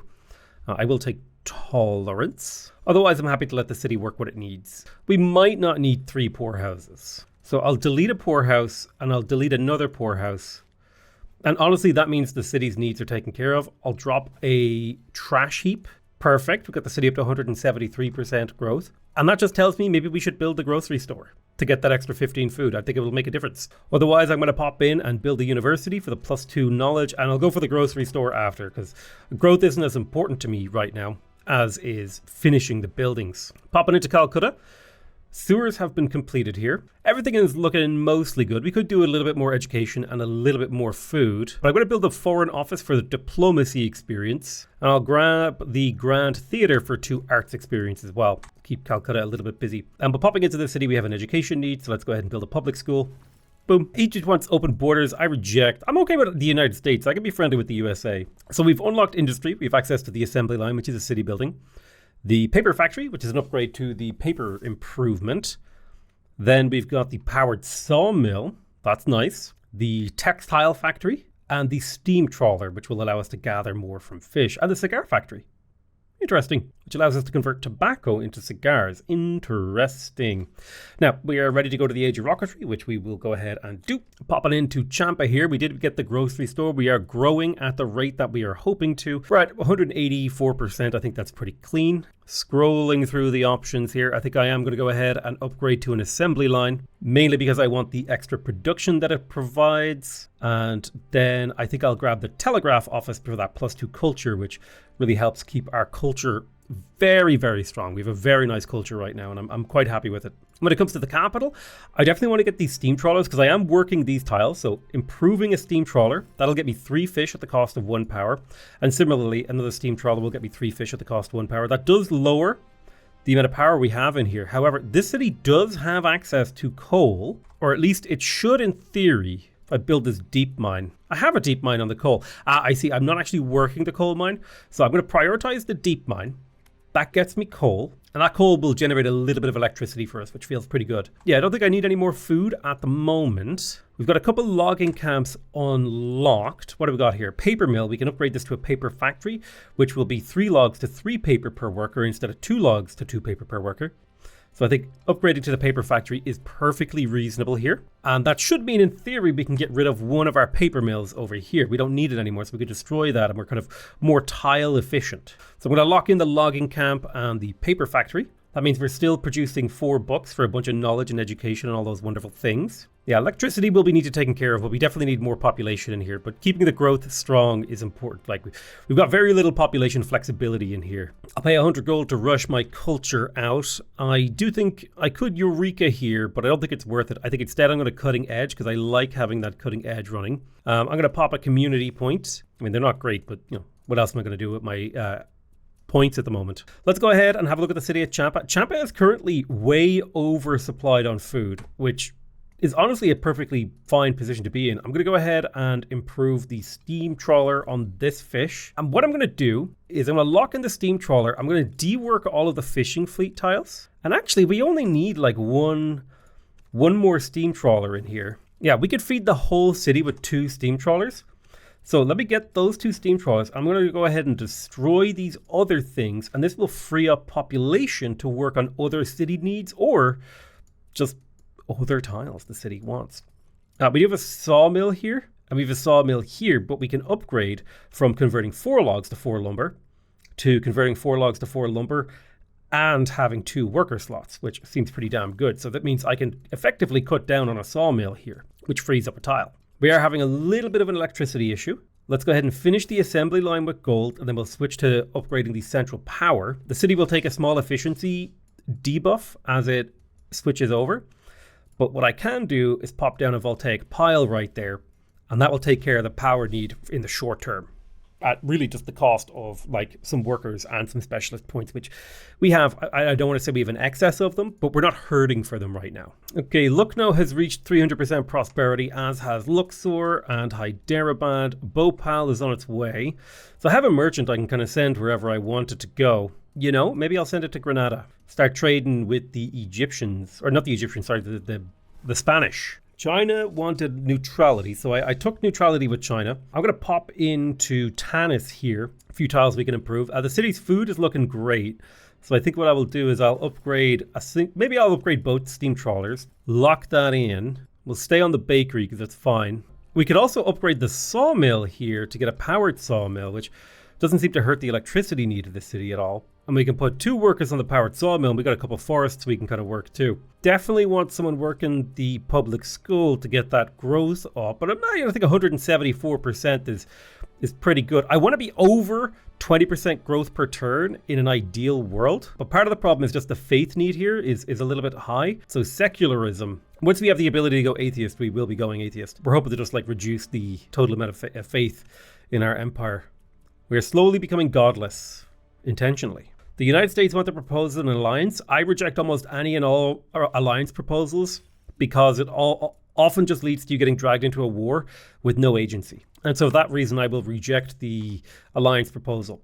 A merchant in Orbro has finished upgrading that city's prosperity, so we're going to put him into Pi Ramses. And mostly it's just all about kind of moving our merchants around, making sure different cities get the sort of time and attention they need. You know, if you look at something like Liguria with 25 population, pulling in 3 science, 3 culture, about 5 improvement points and 70 gold, that's a nice city right there. Okay, culture has been completed. I'm going to pop a Eureka here just to shave a couple turns off the research to rocketry, the age of rocketry. It's good to see if we can get through that. Innovation, armor piercing rounds. So this will give my early machine guns +2 double attack against armored units. I don't care about that. I'm just going to take the gold. All right, taking a peek at Calcutta. We're down to 17% growth per turn. So I'm going to prioritize getting another school online. Drop that public school right there. I'll cover the need, bringing us back up to we want to be over 180% if we can. Now, food is also a bit of an issue, but I don't really have spare pops. I do have a decent number of tiles I can play around with though, so if I built another public school, I wouldn't need someone to work in the public schools. That need is taken care of. I can put them into work somewhere else. Like, for example, if I pop over here and I build a power station, Now I can have, 200% electricity, meaning we're very, very well supplied on the electrical front. Very happy about that. We're converting coal to, just a lot of electricity. Opus has completed building the power grid, although it doesn't actually use up any electricity right now. And so I'm going to grab the assembly line because the production is very useful and it will allow me to build the next buildings faster. And then I will queue up the Research Institute for the knowledge. Kolkata finished the Grand Theatre. I'm going to grab the assembly line for the increased production so that I can build more buildings faster. And I will build the telegraph office for the increase to culture. Culture getting me a lot of the flexibility in my build. Central power has been completed in Champa. The city's needs are at 178%, so we would like to bump those up just a smidge. I do think grabbing the telegraph office for culture here is perfectly reasonable, and then looking to upgrade the public library for the +1 knowledge. However, coming into Champa, and we can grab ourselves a ranch here. That's a great tile improvement, actually, ranches. Meat can be turned into delicacies in a kitchen if we have the available tiles, although I'd say now that we're above 180% happiness in here, we don't need to change anything. I am going to start locking in the things that I think are important for the city. Like the stone cutter is fine. It's not, I wouldn't consider it important, but like the public school is important. The trash heap is important. And that leaves sort of a 1, 2, 3 pops in here working on things that I don't necessarily consider important, but they are providing with luxury. There's definitely the poorhouse. Working the poorhouse seems pointless. So I'm going to go ahead and build myself another logging camp. And so Champa's up to 180%. Tanis is up at 170%, mostly off the back of faith being low. I can grab myself another trash heap in here to help bring that up just a smidge. 160% in avarice. It looks like food is our main problem here. So I do think a steam trawler is a good buy. And then we're going to do another steam trawler. Make sure we work the trash heap. I do think the pyramid's a good work. That's a lot of stone cutters that we don't necessarily need. I'm going to destroy one of those stone cutters because I think it's pretty late into the game to be caring about stone cutters. Okay. The logging camp is fine, but we really need someone working in the public schools. We're going to put someone in there. And then we just need another public school. So let me go ahead and grab another public school. I want a little bit more growth. A little bit more food would be good too. Let's grab another steam trawler. Oh, that lowered the electricity of the place. Although it does have us up to the sort of food limit. I need to get the electricity up now. The city doesn't have coal, so I think the best thing to do is to build a voltaic pile to cover that need. And 179% growth. I think I'll take that. That's fine. So we have headed into the age of rocketry. We now have access to faction governments, as well as the space race and a new national spirit. So quite a bit is happening. Looking at Calcutta, we have just entered into a new era, which is going to give us access to a few new buildings. We do want to get to the age of information if we could. So I don't think we particularly care about the space race. I think we're more about building up our economy, which tells me I think we should probably pick up enterprise. And the reason we should pick up enterprise is for this thing here. This increases the amount of bonus workers in our regions, which I believe for every 10 population we have in a city, we will get +1 free worker who can work a tile. I think that's how that works, or else it's for every 9 pops, we'll get a free worker. It's something like that. This will also improve our school districts, give us access to the brain trust, better telephone exchanges for culture, and better investment banks. So I think overall enterprise is going to really help us scale up our economy. So that's why I'm going to pick that up. In terms of engineering, I'm going to go ahead and pop an ingenuity. Again, I want to bring down the improvement point costs. Just gives me a lot of flexibility with my systems. So when it comes to housing, we actually have quite a few choices here. We have the regular house, which is 12 housing. We have the apartment building, which is 40 housing, 2 ideology, and 8 unrest. Or we can build a mansion for 25 housing and some luxury. And I do think the apartment buildings are the way to go here for that ideology. So I'm going to pop an apartment building right there. And if I look at the housing need of the city, it needs 30 housing. We're picking up 80 from these 2 housing things. So in combination, we've got 94 housing. So with 2 tiles, we've got the housing needs of this city sorted until it hits 45 population. So don't need to worry about that. Perfectly happy there. Okay, popping over to Tanis. We have successfully gotten the grocery store. We can push for the National Temple, which will get us ideology, which isn't too bad. I do think the National Temple is a worthwhile pickup, mostly for the ideology points. So that's what we're going to get to work on. Now, I really like the idea of international finance purely for this ability right here. Earning 1% of your wealth as interest sounds crazy good. Welfare state is also incredible. If you want to keep, if you can chain this together, it'll allow you to just permanently grow your population. When it comes to political science, I already played a game as pop culture, which was really fun. Let's have a look. Media conglomerates. So we could do production studios. We get us ideology, information, and power. We would lose power. So we could build 1 production studio per city. That would give us media, which is 2 culture, 2 luxury, and then plus 10 gold. Then unrest, suppression, and government experience. Ideology and information later.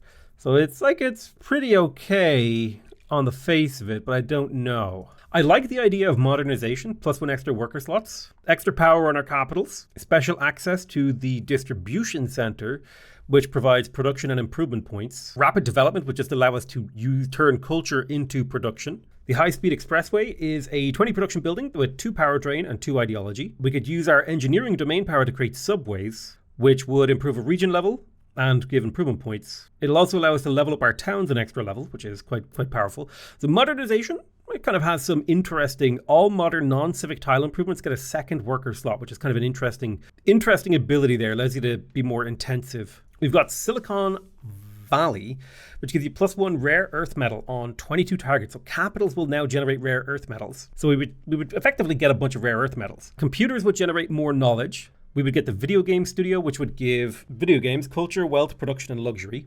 Supercomputers would be cheaper. Computer improvements would provide specialists. So Silicon Valley kind of has some interesting consequences there. Special operations makes our bombers stronger.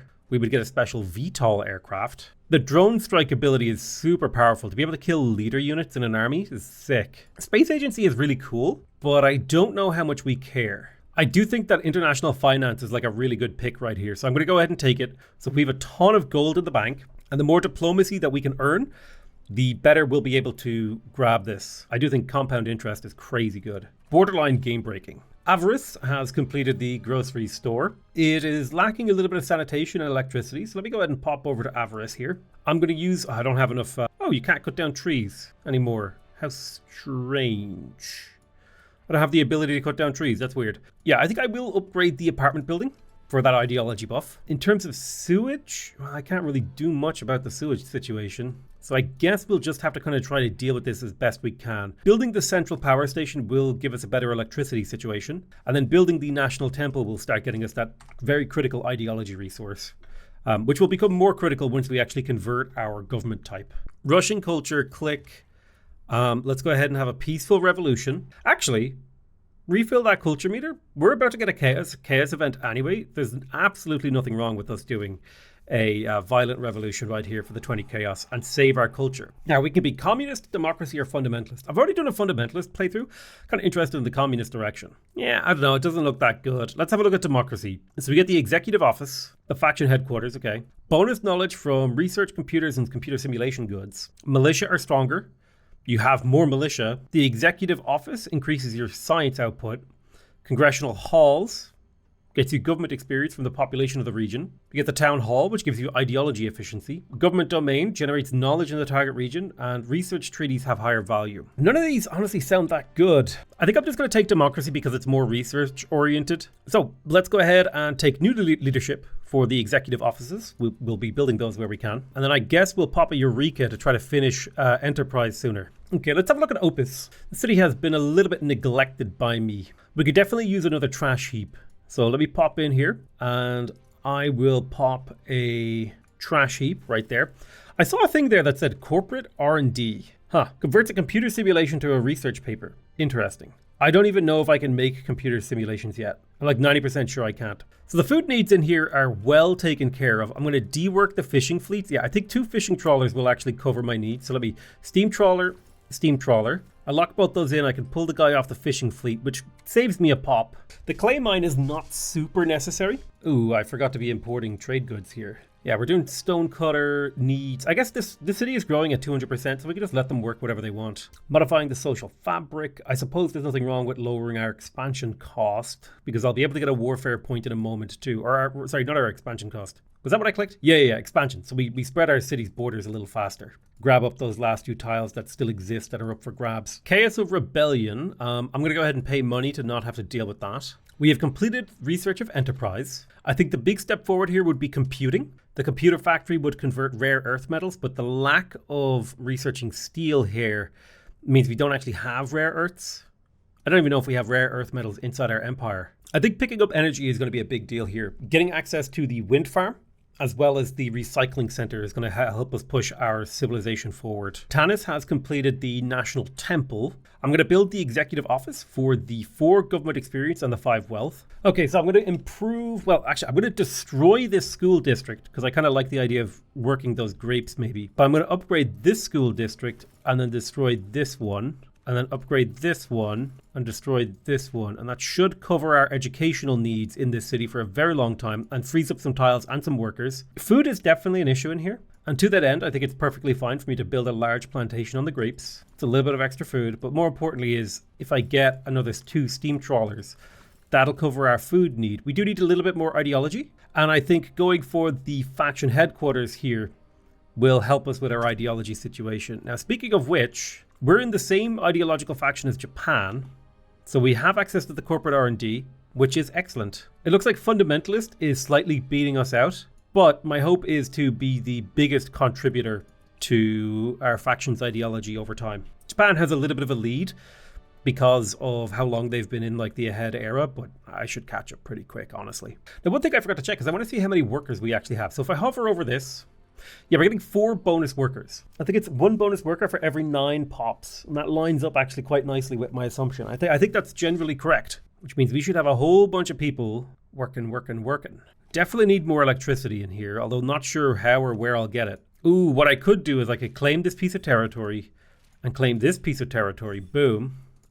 Then if I build an oil well, I can put 2 workers on an oil well, and that will cover my electricity needs. All right, needs are heavily covered in here, and I've got no spare workers. Excellent, excellent. Love to see it. Champa is growing at 173%, so that means it definitely needs some tile improvements. Let's have a look in here. What do we got? I've got a public school. Let's upgrade that to a school district. We've got a poorhouse. Let's upgrade that to an apartment building. In terms of other things, it's got a couple of spare workers, 3 spare workers, which is great. I'm going to grab I want the radio station for the ideology. Unfortunately, I have no state religion now, so I cannot do the national temples anymore. I think that's part of the sort of buy-in when you switch to a different ideology. So we're going to grab radio stations for the ideology, and then we'll build the executive office for the government experience and wealth. Ooh, Japan's heading up to the age of departure. We really need to catch up there. I will pop another community point. I'm going to switch over to paper factory manufacturing in this city. I'm going to go ahead and delete the powered sawmill. And the reason I want the paper factory manufacturing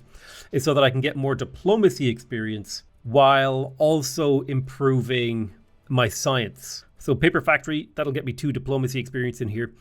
I do need to work on sanitation. So let's go ahead and grab ourselves a trash heap. And then when it comes to the paper manufacturing, I'm going to place a professional publishing house to generate books. And those books will get us a lot of extra science in here. That's about 4 books with 2 knowledge each, 8 science. And I'm going to be looking to do that in more than just this city. Anywhere I'm generating a decent amount of wood, like for example over here in Tanis, might be a good candidate for that. Right, let's destroy that powered sawmill. We will grab ourselves the paper factory and then the publishing house. Max out the paper factory, max out the publishing house. The city needs to grow a little bit more. It's lacking some workers. Right, let's rush culture. And then we're going to probably Eureka pretty hard to try to push through this era. It's going to be a really inefficient conversion of culture to science, but I think it will matter. All right, international finance. We're going to go ahead and grab compound interest. That'll get us an extra 1% of our wealth as income per turn. So 1% of this is 164 gold per turn, which is really nice. We do now have energy completed. I think I'm going to go ahead and grab heavy industry, mainly for things like the blast quarry, better marinas. I like some of the buildings that come with that too. So let's take a look at Kolkata and can we make the city more efficient? Currently we have 4 trash heaps and we're working all 4 of them. If I build a recycling center, that's a 50% increase. So let's pull everyone off of the trash heaps. Boom, boom, boom. We work the recycling centers. I think I can cover the city's needs with just 2 recycling centers, which tells me I can destroy everything but those 2 recycling centers, which is amazing from a sanitation perspective. So perfect. Same number of workers, better sanitation output, less tiles. Yeah, keep the growth strong, man. Coming into Tanis, we have finished the executive office. The city's production is really nice. Its needs are very fulfilled. We don't really need to change anything in here. I think we do want the radio station for that +2 ideology. I also think it's worth it for us to build anything that gives us wealth now. So the investment bank, it becomes really valuable. 40 potential gold right there, and not to forget all the gold that it'll bring in over time. Interest is one of those game mechanics that can very quickly get out of hand. And popping into Calcutta, let's go ahead and grab the investment bank, and then we will build the executive office in here. There is a question as to which city I want to integrate next. It'll probably be Akitaten, but I may wait until I've developed further in democracy. Like grabbing congressional halls is really powerful. Government experience from region population. All right, taking a look at Avarice. This is another city that could have its needs more efficiently met by upgrading the trash heap to a recycling center.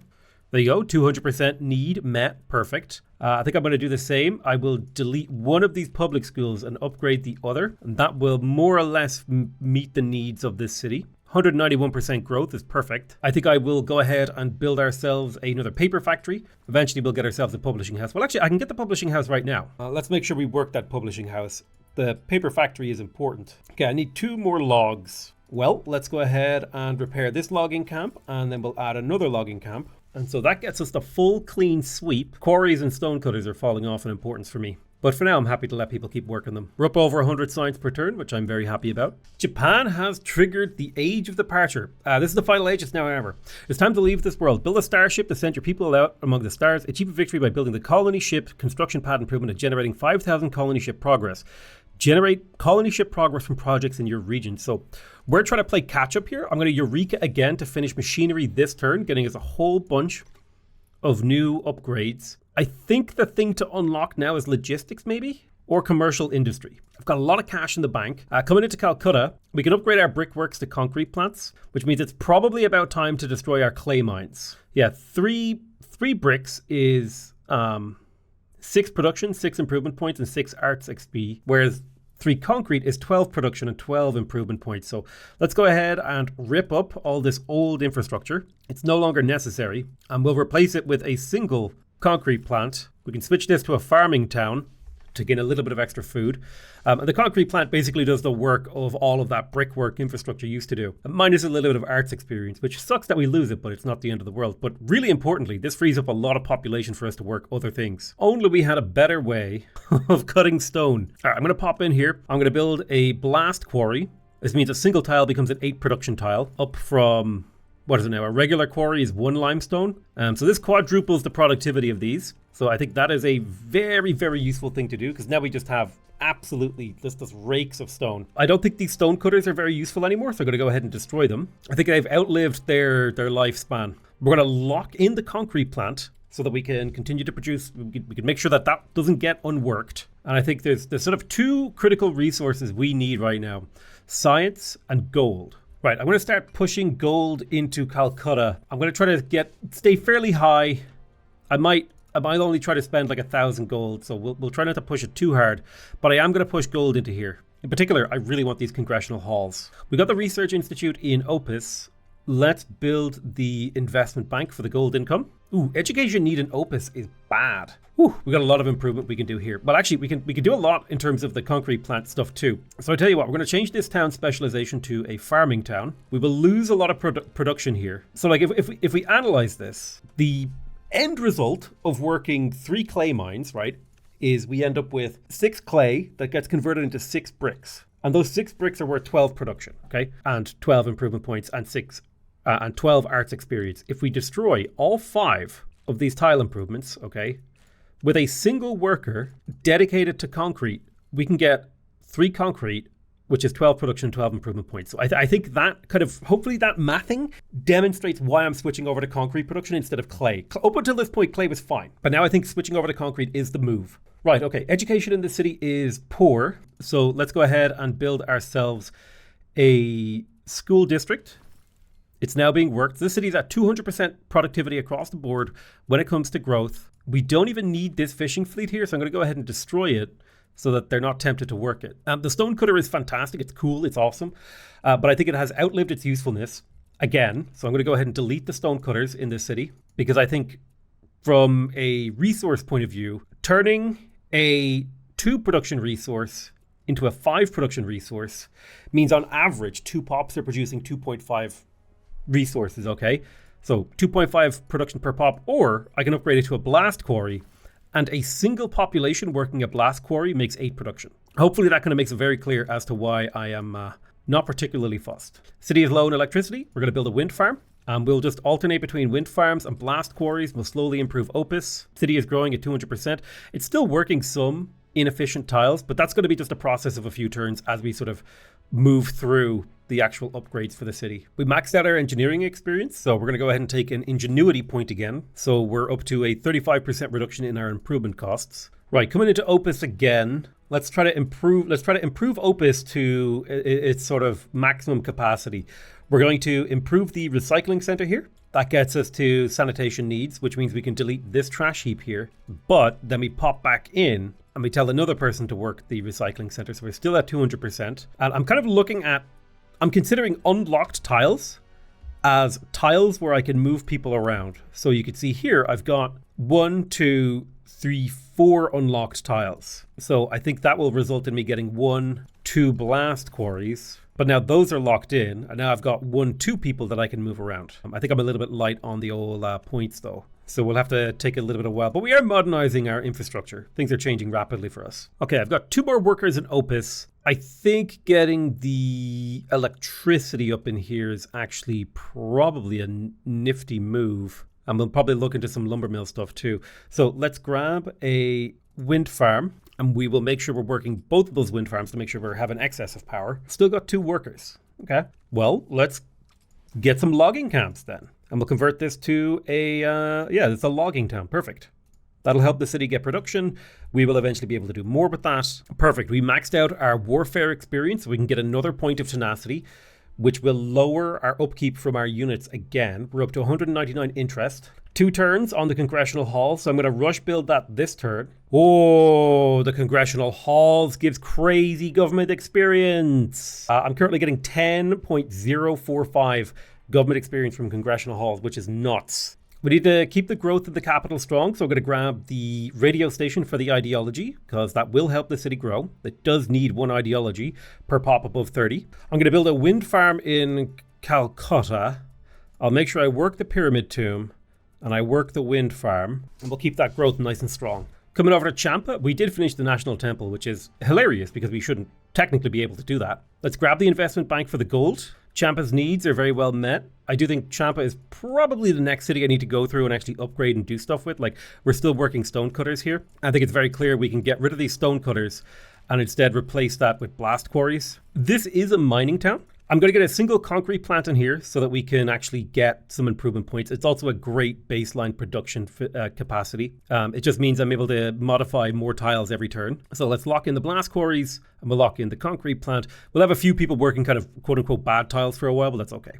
We're going to grab the investment bank for that 40 gold per turn, because right now gold is very strong from international finance. USA wants an alliance. I always refuse. Time to choose technology. We've completed commercial industry. Let's move to the age of information. We're going to rush our culture and we're going to pop a Eureka. Again, that'll shave a single turn off that, which ain't amazing, but it is something. We've got the investment bank in Opus. All of our needs are up to 197%, so I'm happy with that. I'm going to build the executive office because I want the eventual bonus of the 20% regional science efficiency from that. I think that's going to be a big deal in the long run. I think we did just unlock, commercial industry, which has unlocked a few new things, stuff like the gourmet kitchen, the clothing factory, the sports stadium, the jewelry manufacturer, the film studio, and the performing arts center. So quite a bit going on there.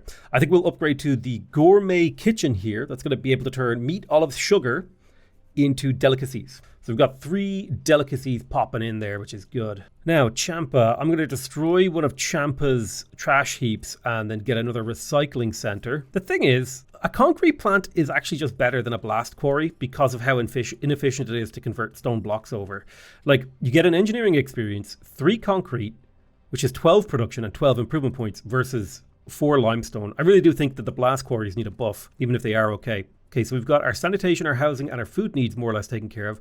We're going to need something to help us with our electricity. Yeah, weirdly enough, from a production efficiency point of view, you're better off making wind farms on hills and then concrete plants on flatland for production, which feels weird. But I'm going to put an electricity grid down, make sure we lock in that wind farm. I'm going to delete the voltaic pile because it's just strictly worse than a wind farm. I'm going to build a wind farm on a hill because this city actually is quite limited on flatland. So yeah, I'm going to put 2 wind farms on hills. That will cover the city's electricity needs. We've got 1, 2, 3 workers, 4 workers working tiles that I could change. Well, let's go ahead and build these deep mines. That'll get the city more production. Iron is also useful to be turned into other things later. All right, I'm going to pop into Calcutta and rush this executive office. Then I will queue up. I definitely want the film studio and the sports stadium because they generate a lot of money, as well as a useful ideology boost. Okay, Calcutta just grew a new pop, which means it's probably working some stupid thing that I don't need it to, like the gourmet kitchen. So I'm going to put that new pop onto something else. And I reckon the first thing I'm going to make is the colony ship construction pad to help try to actually win the age of departure. So apparently I can just do this, but I don't know how to tell how far along other people are. So I don't even know if there's a point yet, which feels kind of weird. But yeah, I'm prioritizing the congressional halls and then the film studios for the science efficiency and then the gold, because I do multiply my gold every turn effectively. Try not to spend too aggressively. Trying to let my gold curve up in a nice arc. Ooh, this is nice. I can take the private schools innovation, which will give me +5 wealth from my school districts. I'm going to unlock Wall Street, which is a building that gives me a 10% wealth efficiency inside my cities. It's a useful thing. Executive office finished in Opus. I'll get to work on the congressional halls for the huge boost to government experience that provides. I will grab myself another lumber mill in here, another logging camp, and then I will also build another paper factory because that should lead to another publishing house in the long term. Okay, Tanis has been neglected a little bit, as has Avarice. I'm going to take the Office of Science for the 20% regional efficiency boost to our executive offices. It should help us tack up a little bit quicker. 8 marble from a blast quarry ain't bad. Let's take a look at Tanis because it has clay mines. So first things first, let's delete these clay mines and then we'll delete the kilns, if any, that were fueled by it. They have a poorhouse. Let's upgrade that to an apartment building. That'll cover the housing needs here. I'm going to delete one of these trash heaps and upgrade it to a recycling center. Oh, it looks like I'll need another trash heap. Okay, fair. I can kind of undo those moves. Oh, I can't undo a deletion. Annoying. But we will build a recycling center here and we'll upgrade this one. And then we can kind of pick and choose how many people we work these tiles. Looks like 2 workers is plenty. I will lock in the pyramid. I do like this. We definitely don't need stone cutters in here anymore. That is old technology. It was good when we implemented it, but now it has fallen behind. I do think it's good to always have at least 1 concrete plant in a city because that provides a nice baseline of production. When it comes to electricity here, the city has limited flatland. So I'm going to put a wind farm on a hill and just make sure we work that because we want that electricity to be here forever, allowing the city to grow. So how many spare pops do I have? If I take everyone off what I would consider to be not critical infrastructure, we have 4 spare population, which means 4 tile improvements we could do. No, 6, including these grassland guys. Okay, we could switch this to a farming town. And I think I'll put a couple concrete plants over here to fuel the change to a more productive society. So we're making like 12 concrete in here, which is like 40 production. That'll help build the city up. And also the improvement points will mean I'll be able to change the city back over to something less improvement point oriented sooner. Okay, rush culture. And we pop the last Eureka, which will shave 1 more turn off the advance. We got the investment bank in Avarice. We're going to grab the executive office because we like the science efficiency that it provides. Yeah, we definitely need to have a look at Avarice. The city needs like serious overhauls. First things first, we're going to kill all the stonecutters in here. The voltaic pile is no longer necessary as well. All the stonecutters are dead. It's a question of what are we going to work? We don't need that clay mine anymore. We're going to destroy this. Specialization as a mining town here is fine. This is going to be a what instead? What are you going to be instead? I think a mining town specialization is fine. We do want access to the rare earths here, so I'm going to kind of keep that tile clear. Oops, I accidentally clicked the Infopedia button there. The city's needs are more or less taken care of. It has a pretty wide range of workers that aren't doing anything. Got 5 workers in here that are kind of quote unquote spare. So I'll tell you what I'll do is I'll pop down 2 concrete plants here to get the city's production up slightly. And then I'll make a blast quarry on the marble. And we'll come back and look at the city again next turn, trying to like overhaul it. Okay, we've entered a new era, the age of information. We have the ability to reveal all hidden territories. And now my people have a need for information. We get national museums, drone machine gun, or drone submarines, modern machine guns, all that sort of jazz. So we're quite happy with this. We need to get to the age of departure as soon as possible. Solar farm is great. The internet backbone is really good for information need. Let me have a look at Calcutta. Yeah, my people really badly need information. So I think The first pick should probably be global networks, just so we can get the workers growing in all these cities. Okay, let's do another blast quarry in Avarice. And we're more or less completed. There's not much more we can kind of get people to work in here. We kind of just need to wait until it's finished building stuff. I'm going to annex Akitaten. I'm going to start seriously working on this city. Its needs are just in the toilet. Okay, we got a lumber town in here. Let's make sure we destroy this clay mine. The lumber town here is great. I'm going to get rid of the saw pit. I think I much prefer to have a paper factory. And then from a professional standpoint, the publishing house is perfect. So logging camp, paper factory, publishing house. We got the triple line. We got 4 books coming in. That's perfect. We don't need the kiln. We're going to get rid of all the regular housing. We're going to get rid of the stone cutters as well. And there is something to be said for rebuilding that ruined town right there. I ruined it many, many moons ago. Destroy that housing. We don't need it. We need to be tile efficient in here because we can't get rid of forest, which I'm not a big fan of. I think that was a bug in the previous patch and I'm still on that previous patch. I am going to get a pyramid in here. I just like the pyramid. It feels thematic, okay? You know, we're kind of a modern advanced civilization and we're still working the pyramids. We definitely need an apartment building. So that's housing needs taken care of.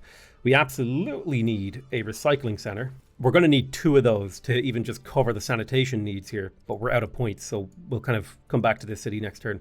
Now in this city, we got a lot we can do. But the first thing we need is the central power to increase the electricity in here. All right, let's go ahead and grab ourselves a second apartment building. So now housing is covered up to 200%. I'll use this to expand this town twice. Can I do it again? I can. And we'll make this a coastal town. I'm going to build a marina. I'm going to try to specialize Akitaten for gold income. It's a lot of money in there. City still needs quite a bit of, sanitation. Let's go ahead and get another recycling plant and we're going to fully work both. Sanitation is now clear. We start thinking about electricity, food, ideology. Electricity is straightforward. This city has lots of wood, so I think the best way to get electricity is from wind farms on hills. As much as I don't love that solution, I think it is still the best one. Let's delete this steam trawler here, or this fishing boat here, and we'll put another marina, which means we're going to get a bunch of money from this city, so we can kind of start cranking up that gold income. The majority of food from this city is going to come from the ocean, but we do have a nice fertilized farm here, although we're probably not going to upgrade that. I think the ranch is fine to keep around. We could delete the ranch. It's not completely necessary. The city definitely needs like a concrete plant or 2. Let's make sure we import the cultural goods. Yes, it costs me 8 gold per cultural good, but it gets me +1 culture, and culture is huge. Allows me to keep tagging this culture bonus for science to catch up. All right, we're out of improvement points. We got to wait another turn before we can modernize Akitaten anymore. All right, we got a chaos. It looks like people are offering sanctions. I'm going to go ahead and just pay the money to not deal with those sanctions. Tanis has finished building the film studio, so we are slowly getting the gold up in here. I do think it makes sense to get the congressional hall. The sheer amount of government experience that those offer is insane. All right, we have a lot of population in Akitaten that is not being useful,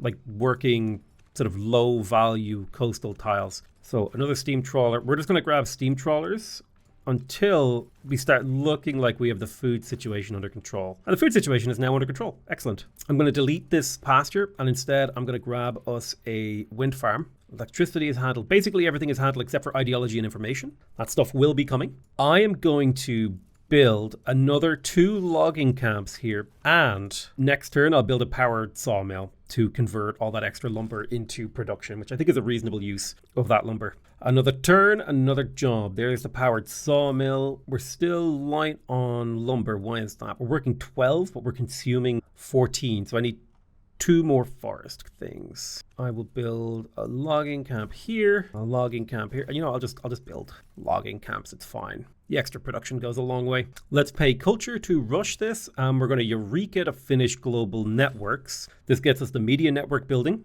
and the internet backbone. Perfect. I'm going to go ahead and grab supply chain to increase the amount of bonus workers I have in my regions and get access to the fulfillment center. I reckon the more workers I can get at this point in the game, the more efficient my economy becomes in hopefully a very large and important way. Popping into Opus, we finished the congressional halls. I'm going to go ahead and build Wall Street to try and get my cash per turn up, because the more cash I make, the more cash I make, right? It's a self-replicating, self-feeding cycle there. I'll pay the money to rush Wall Street in the capital, and then I'll pay the money to rush the internet backbone as well, actually. I think I might just start shoving money into my capital to try to finish things quickly.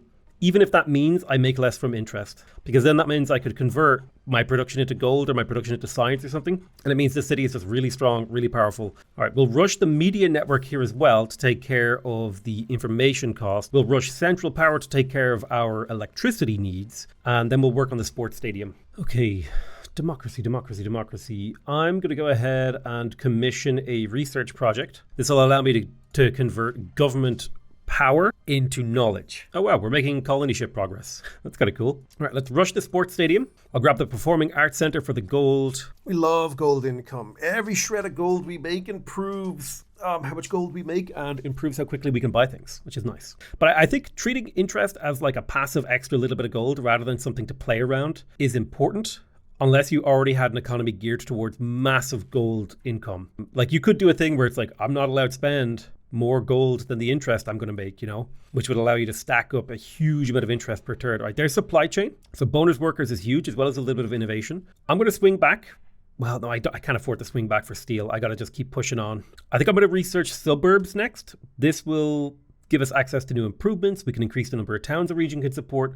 We also get access to the wastewater processing building and the smart grid, which will increase our power grid abilities. Okay, popping into Calcutta. I'm going to rush the Performing Arts Center. Total workers in here is now bonus workers 5. So I think it's 1 bonus worker per 5 population. Sorry, 1 bonus worker per 8 population, which is pretty damn good. I'm going to go ahead and build myself a fulfillment center. Calcutta is going to export a bunch of limestone to Opus. Just so that I think Calcutta isn't going to export anything to anyone, but this fulfillment center building will...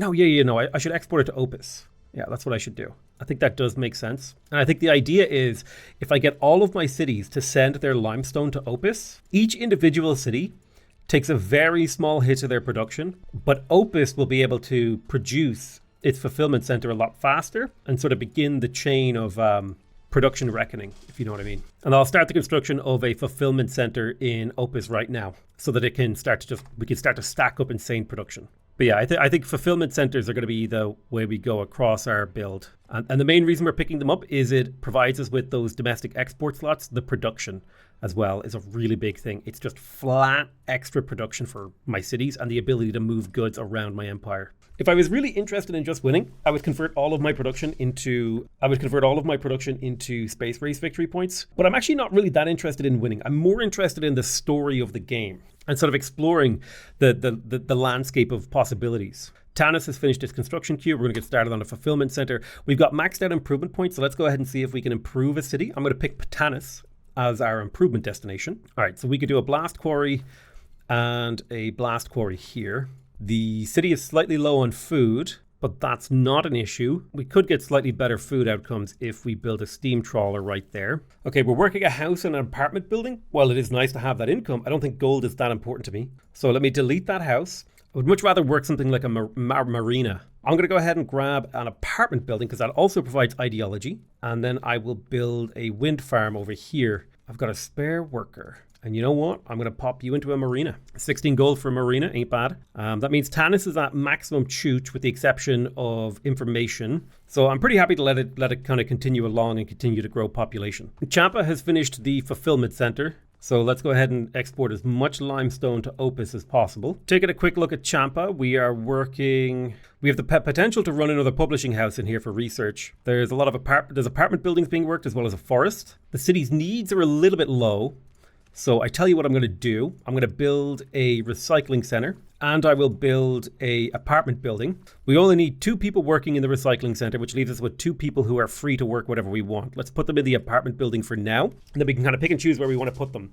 In terms of growth, it'd be nice to work them on steam trawlers, I think. And then that final guy, I could put on a wind farm, but we don't need to. I can actually just leave him on the apartment building for now. So, like I said, Champa's finished the fulfillment center. We got it up to 187% growth. The city is going to need information, so I'll grab the internet backbone for the information and the media network for the information and the ideology. I like that. I'll spend 275 gold to rush culture, and then I will pop a Eureka to finish suburbs, which will get me +1 town in my cities, as well as some new improvements. We could learn eco-engineering, which would allow me to deforest. That'd be pretty handy to be able to do that. I think I'm going to grab information so that I can reveal all of the opaque fog of war tiles on the map. That's sort of the logic is just, it'd be kind of cool to see the whole map. It'd be fun. Popping into democracy here.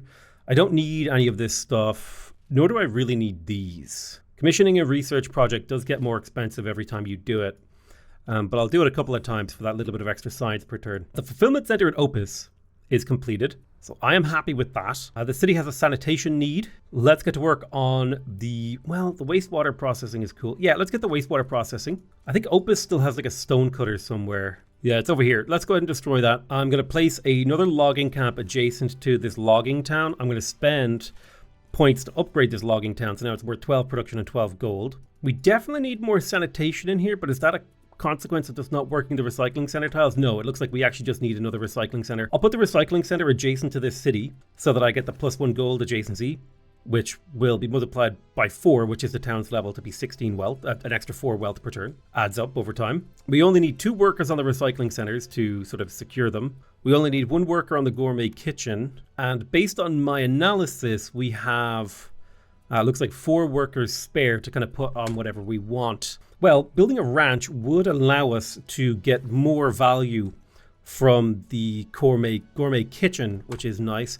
And then I think also placing this city has a lot of flat land available, so I think placing a wind farm over here is honestly fine. Now the city is chooching at 200% of its needs. It doesn't need the wastewater processor anymore, so we can focus instead on generating ideology points. So I'm going to grab the media network for the gold, the ideology, and the information. Popping into Akitaten. Oh, this city's needs are a little bit weak right now, mostly down to ideology and information. We can just pop another school district in here to handle the education situation, but the ideology situation is a little bit more tricky. The fulfillment center is completed. Unfortunately, it doesn't really have spare productive resources to send on, but that's okay. Yeah, really this city just comes down to building things that improve ideology. So the performing arts center, I honestly, it's the media network. It covers the ideology, it covers the information, it covers the wealth. It does everything we want it to do. So that's what I'm going to build. Avaris has finished its fulfillment center, so I will send on limestone to Opus to try to build that city up a little bit quicker than the other ones. Got quite a few people working stuff here that I don't really care that much about, but I am more concerned about what the city actually builds. We have a small electricity problem, so I will go for the media network, and then I will just simply lay down a single wind farm here and get a worker on it to kind of cover the needs. But yeah, this is another city where like things like steam trawlers are going to be helpful. We've got it up to 192% needs fulfilled. There's no workers that aren't doing anything useful. Very happy with that. Okay, let's pop into Champa. The media network is completed. The city definitely has a power and an education deficit, but there's not really any free tiles for us to deal with that. So our best way to deal with that is going to be through building buildings in here. I think upgrading the smart grid will help with the power needs, and the museum will help with the education needs. I'll buy the export center in the capital to send the limestone where it needs to go. The fulfillment center is completed. We got a little bit of an electricity and a education deficit in here. So I'll grab the smart grid and the national museum to increase the electricity and education capabilities of this city. And then I'm also going to go ahead and just quickly grab another school district. I think it's a perfectly reasonable thing to do. I kind of wish the tiles on the screen, there's something about them that I just like, do I need to know that these are all large plantations producing different goods? Do I need to know that they're like, can't they be grouped or something? It's a little bit tricky to find out what you want to actually do. Fulfillment center is completed in Tanis as well, which is another one of my cities. So we're going to go ahead and export limestone to Opus, sort of centralizing our productivity. I will be building the assembly line because that gives flat production to the city, increasing the total amount of stuff that I can build. The city's needs are falling short when it comes to information. So I'm going to grab a media network upgrade in here for the ideology and information and gold. It's all just really great stuff for my build. Oh, that's right. I can actually upgrade the smart grid in my capital and the museum in my capital instantly. I don't need the tower crane because I already make so many improvement points. I've already maxed out my ideology. I could, in theory, use the wastewater processing plant, and it is cheaper to build, so I will take it really quick. But otherwise, my capital is starting to achieve what I would consider to be sort of a completeness. It doesn't need very many more buildings for me to start just churning its production into something else. Okay, beautiful. We have finished researching the information tech. So we can actually see the whole world now, and we can begin researching the age of departure, which is exciting. Over here, we've got laggy Japan, who seems to be doing really well. And their cities are crazy well populated. All right, popping into Calcutta again, I'm going to go ahead and rush this building out, and I will build the digital library to increase the information and the education of this city. Okay, I've maxed out my exploration. I'm going to take an exploration insight, which will lower the tech cost of basically every research in the game by 1%, which is pretty nice. I'm also going to rush a culture here and look for a good place to put a town in my capital.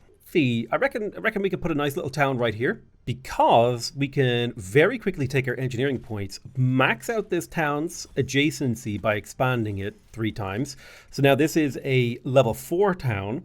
We set it to coastal and we put adjacent to it marinas. Now marinas earn passively just 10 gold without being worked. So spamming out marinas at this point in the game, basically, every turn they just crank out gold. And since we don't actually have to work the marinas, it's a great sort of population sink. When the pop grows, we can be like, okay, we've got a few people working marinas. Let's move them over to this thing. Okay, what does the city need? It could use a little bit more electricity. We are making oil, but that oil is getting converted to power. In theory, I could make a oil refinery, but that would only increase the power efficiency of that by a very, very small amount. So I don't think that's even worth it. The oil is almost as good just as it is. But Puranakila, if I convert that to a farming town, I can't just plop a fertilized farm right there. And that doesn't feel so bad, especially if I put like a wind farm next to it. Getting a little bit of gold, getting a little bit of food out of that. Feels pretty natural. A lot of my cities have finished their production this turn. Pop it to Calcutta. We got the digital library. We could switch to Treaties. Although I feel like since I have no more buildings to build, I think it's perfectly reasonable at this point to do colony ship construction progress. Totally fine. Now, you know what? I'm not in the next era. I think we're going to go for a research conversion. It feels way more realistic that I should have to catch up a little bit. I'm trying to make the game a little bit harder for myself. So looking at Akitaten. Oh my God, this city needs improvements. Jesus. Right, food is messed up in here. Why is that? Looks like the answer to that is just, it is. And that is the way that it is. Let's grab the grocery store for the extra food and the performing arts center for the extra gold. That'll help keep this city churning along and making sure that my coffers are full. Am I willing to spend gold in this city?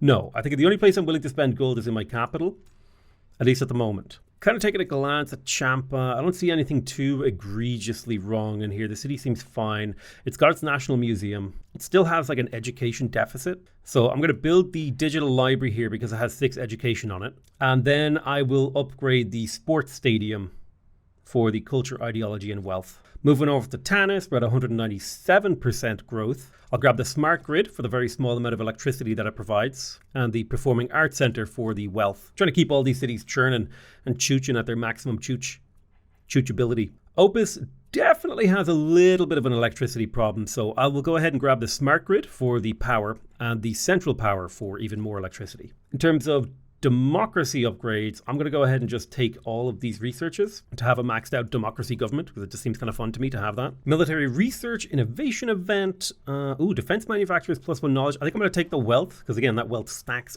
up. We've maxed out diplomacy, so international finance. I think we'll take foreign investment so that our vassals' maximum prosperity can increase. So like that means in a city like Bangalore right now, the max prosperity is 350%. So if I popped in here and did the promote cultural exports, the city would...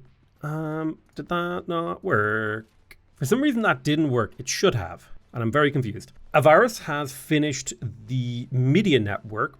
It's at 184% growth, most lacking in sanitation, so the wastewater processing plant is the right move in my opinion. And then I'll grab the smart grid to keep the electricity flowing. And I'm going to spend all my excess resource, like improvement points, on building marinas, because every 10 gold I make means in 10 turns, that's worth another +1 gold per turn, right? So increasing the total amount of cash that I can make is useful. Plus, the marina acts as a really good sort of litmus test of, okay, do I need to change something about the city? Well, it looks like there's a guy working in the marina, so maybe we should switch to something. A classic example here is the city's got a perfectly good forest it could be working instead of the marina. Tanis has finished the Performing Arts Center, generating a lot of wealth for us. Now, my main goal is to continue keeping the population growing here. So keep the pops growing and keep them productive. I'm going to pop in here and build a whole bunch of marinas just to spend these improvement points and make sure that gold is coming. And again, the marina acts as a really good litmus test of like, okay, does the city have workers that need jobs? And it looks kind of like they do.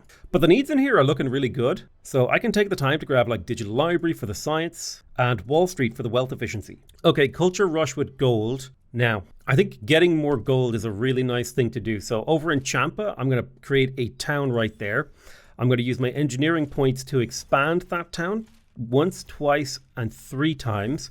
It now is bringing in 8 gold from adjacency. If I change its specialization to a coastal town, it's still bringing in 8 gold, but once I build the marinas around it, not only is each of these marinas bringing in 10 gold at a baseline, they're going to bring in an extra 16 gold from the specialization, and now it's up to 24 gold per turn. So just a really great way to increase the cash flow of my empire is making use of these culture things to build these coastal tile things. Perfect. We've entered into the Age of Discovery. This is the final age. The colony ship is available to build, and victory in this age is based on production. So it's a production-based victory condition. Very cool. So what else do we have available up here? So we've got a repeatable that turns like 1,000 research into 100 colony ship progress plus wealth. The wealth is awesome. 5,000 wealth, 5 gold per turn for me. 50 gold per turn. Jesus. Oh yeah, advanced alloys turn steel into titanium alloys. So massively increases the production output. Ooh, the corporate office is massive for wealth efficiency, and also increasing the amount of workers we have. I kind of want to go for mega corporations. Oh, spawn rare earth prospectors. We've got fracking wells, which create petroleum. Crude refineries, which turn petroleum into fuel. All right. And then we've got power plants that convert coal into energy. I think the big thing here is I want mega corporations for that -2 population interval for a bonus worker. One of those bonus workers I can get. Hell yeah. Okay, in Akitaten, we have finished the Performing Arts Center. Now, again, I want to be very clear here. My goal is not to win the game. If I was trying to win the game, I would just click this colony ship construction thing and smash end turn. My goal here is to build like a super powerful economy and have a little bit of fun in the late game because I'm probably not going to win. And I've made peace with that fact. Okay, I definitely want the executive office in Akitaten for the 20% regional knowledge efficiency. And I'm limiting myself now to only spending less than this number here, less than 1,700. So whatever my income per turn is, that's what I'm allowed to spend. We got central power in Opus. Let's grab that digital library. That's an extra 3 science per turn. Champa has completed the sports stadium, which is fantastic. Performing Arts Center for wealth. Ideology. City definitely has a lack of electricity. We will need to work on that. But for now, I'll grab the Performing Arts Center for the wealth and ideology, and then I'll grab Wall Street for the wealth efficiency. Let's go ahead and take Secret Vaults. This will give +5 wealth from housing improvements. That'll increase our cash flow a little bit, thanks to international finance. And I will take Public Archives and Town Hall from Democracy. And I think boosting the regional ideology efficiency might let me climb up this ideology ramp here a little bit. Ooh, speaking of ideology ramp, it's probably a good idea to build this radio station. It is only 2 ideology per turn, but it is something. We completed the smart grid in Avaris. Digital library for the science is the play, and then congressional halls for the government experience. Tanis has completed Wall Street, so it's making a decent amount of income. We'll grab the sports stadium for the ideology, the gold, the culture, all those beautiful things. And then the internet backbone for the culture and the information. Opus has completed the digital library, which is fantastic. It has still really good food, but I am going to go ahead and grab the grocery store to fill out its food needs. And then I will grab the university for the +2 science per turn. I am going to go over and have a little peek at Opus itself, because I think this is a city that actually has a lot of potential for gold income, thanks to the sheer number of marinas that we can build. And I'm wondering, can I come in here? And if I click marina from this screen, and I hold down shift, no, you can only build one at a time. That's fine. Okay, a little bit of a chore to this, but it does mean the city is now cranking out a crap ton of gold from marinas. I'm going to rush the culture, and I want to create towns. I do think there's a 4 adjacency coastal town right here, which is a very nice amount of gold. So we're going to go ahead and level this town up.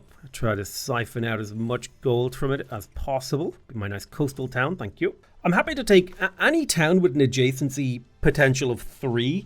That's what I would consider to be pretty good. I think 2 is minimum. Like, if you have a town that's like it's a farming town that only has 1 farm beside it, that feels really bad. But if it has 2, that feels not so bad. You know, if it has 6, it feels amazing, almost overkill. But yeah, those are my feelings on the matter. Spam as many marinas out as I can.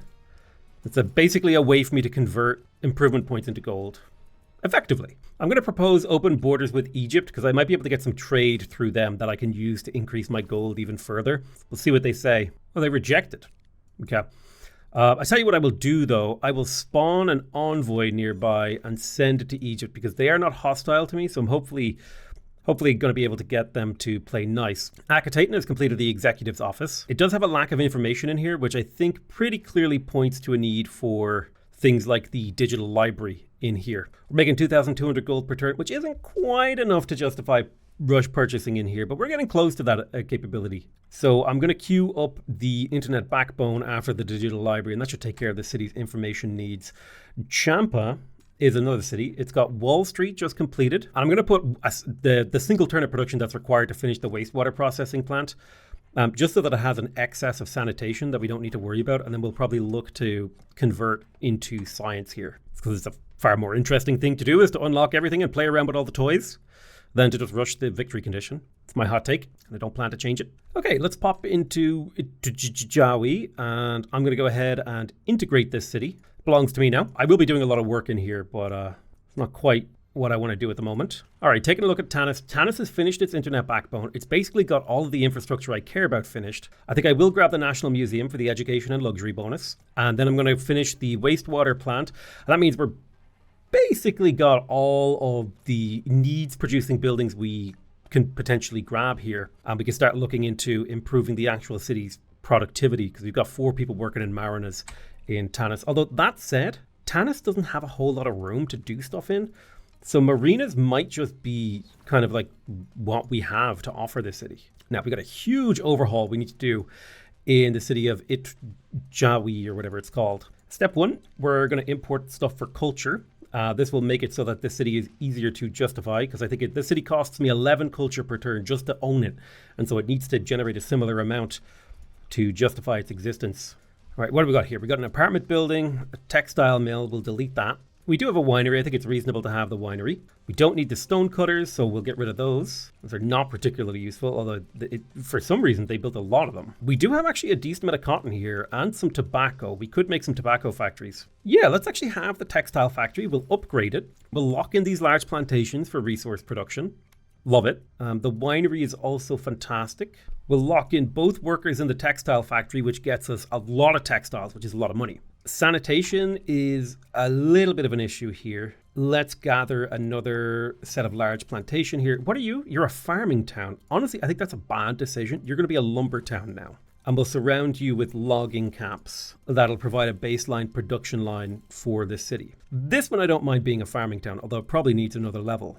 Yeah, it does. So we'll level up both of these towns in here. City could use with 2 more towns. That's fine. We're going to definitely take away the clay mines and the stone cutters. To help the city out, we'll add a single concrete plant, maybe even 2, because it's 12 production from a single tile. That'll help us out a little bit in here. All right, logging camps, apartment buildings. We're working forests and water and grassland. So city just needs tile improvements just in general. First things first, we will get I can't afford a recycling center, so I'll just build a pyramid. We will grab ourselves the fulfillment center, and I'm probably going to redirect all the production in my empire to the city of Itjawi. The idea being that, we annex a city, and then we can shunt all of this extra production to them, and it's just limestone. Like we have so much of this.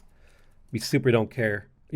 From each individual city, it's actually a very small amount of production, but to the city of Itjawi, it's huge. Yeah, so I'm pretty sure before I did this, the city had sub 70 production. Now it has above 120, which is amazing. I'm going to embark an envoy here, open negotiations with Egypt, and hopefully this means I can use my foreign imports for other things. Perfect. Mega Corporations is finished. This gives us access to the corporate office, which gives us 40 baseline wealth and 1.5% wealth efficiency, which is a 50% wealth efficiency. It's really nice. We also have access to the Mega Warehouse, only 1 per region. It consumes 2 power. It produces 20 wealth and gives you +4 import slots on targets in the region. But we also have a lot more bonus workers now. Mega corporations doing a lot of work for us. I'm going to scroll back here to see if there's any techs we can grab super cheap that might actually be useful. The main one is steel. If we can take steel, that actually gives us the rare earth mine that we need. Put a single turn into that. All right, perfect. Universities completed in Opus. Needs are looking pretty tidy in here. Total bonus workers now is 4 from a 27 pop city. So I think we're getting a bonus worker every 6 population, which is crazy good. The internet backbone would provide us with the information and culture that we require, but I am going to prioritize the corporate office. This is worth a lot. Like even if I rush this, the sheer amount of wealth that provides is kind of crazy, which now makes Wall Street even better too. Let's pop into Calcutta. We will queue up the corporate office as well before returning to our science expansion. Also, yes, actually, that's something I had forgotten about in this city. It's going to have an unrest problem. So it doesn't actually have a garrison at the moment. I'm going to spawn a daimyo in here for the 10% efficiency boost, which is handy. Also, I should probably have built those unique improvements with my shogun. I don't even know where I left my shogun at this point. We will leave that for now. Instead, queuing up things like National Guards in Itjawi will be really useful. We need to deal with the sanitation and electricity issue in here. Sanitation should be straightforward with the construction of a recycling center. Looks like we're going to need 2 of those to take care of those needs. We're also going to need a school. There's a school district, and then electricity will come in the form of, well, electricity. Let's do wind farm, and now the needs are covered. We have a bunch of people that aren't working productive things, so that's fine. We'll eventually come back to that. Time is pushing us in different directions. Let's grab the corporate office in Champa. We don't need any of these other things. I don't think they're particularly useful at the moment, so we're going to focus on that before we rush back to getting science. I will culture rush. I do think it's almost always worth it to culture rush to convert gold to culture. Culture is worth a lot more than gold in my opinion. And studying the city of Akataten, I think it's okay to get rid of this really nice farm to... Oh, you can't put them on that. Okay. Well, what is this? This is a publishing house. I think it's fine to put it on this publishing house to get a really, really nice coastal town for even more gold. Because we're optimizing for gold right now because that's like kind of like the build that we're making. Although that does mean I need another publishing house. I can pop it over here. Nice professional publishing house. There you go. What else does Akataten need? Probably nothing. Okay, perfect. We've researched steel, giving us rare earth mines, access to the steel furnace, early tanks, and the battleships. Those last 2 things are not particularly useful to me, but the other stuff is. Oh, wow. Civil strata gives us 2 really cool abilities. The labor camp, which gives you 50 housing and 12 production, but it gives you the incite rebellion, raises all key improvements in target region. That is insanely powerful. I'm going to go ahead and start building my steel production lines. So I'm going to research automation from the Age of Information because this gives me access to the open pit mine, which will allow me to gather more from my mining improvements. The Chief Engineer Office building, which provides production engineering experience, and the drone farm, which makes my farms more efficient. So hopefully pushing things to be more efficient now. Avaris has finished the Congressional Hall, so it's now cranking out government experience. Let's go ahead and grab the corporate office to increase our gold income, and then we'll do the same with Wall Street. I want that serious amount of cash to be flowing. I have no use for my warfare experience, so I'm just going to let it sit. Nothing I need from it. I will, however, take the legacy from international finance here. It is a tolerance social fabric point, which is fine. It's a little bit of cash. Opus has finished Wall Street. Its needs are looking clean. Let's grab the internet backbone for the information and the culture, and the Performing Arts Center for the arts experience, gold, and ideology.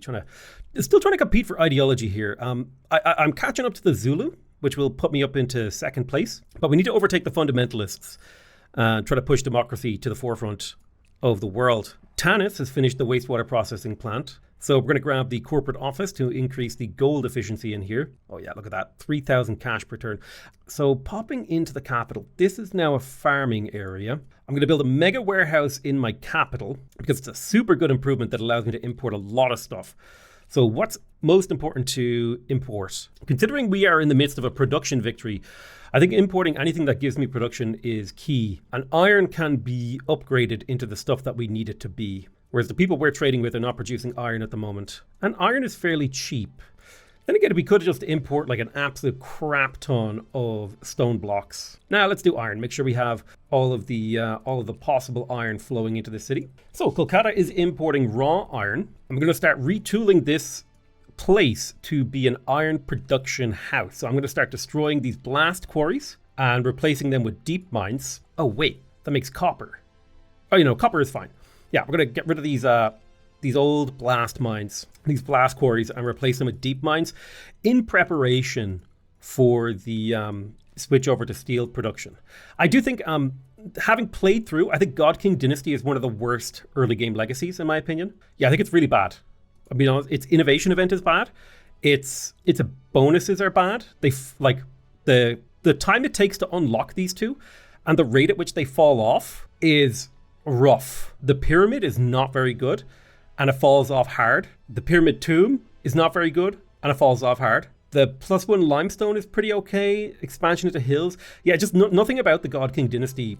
I don't think I would ever pick it again were I given the choice. I just do not think it's very good.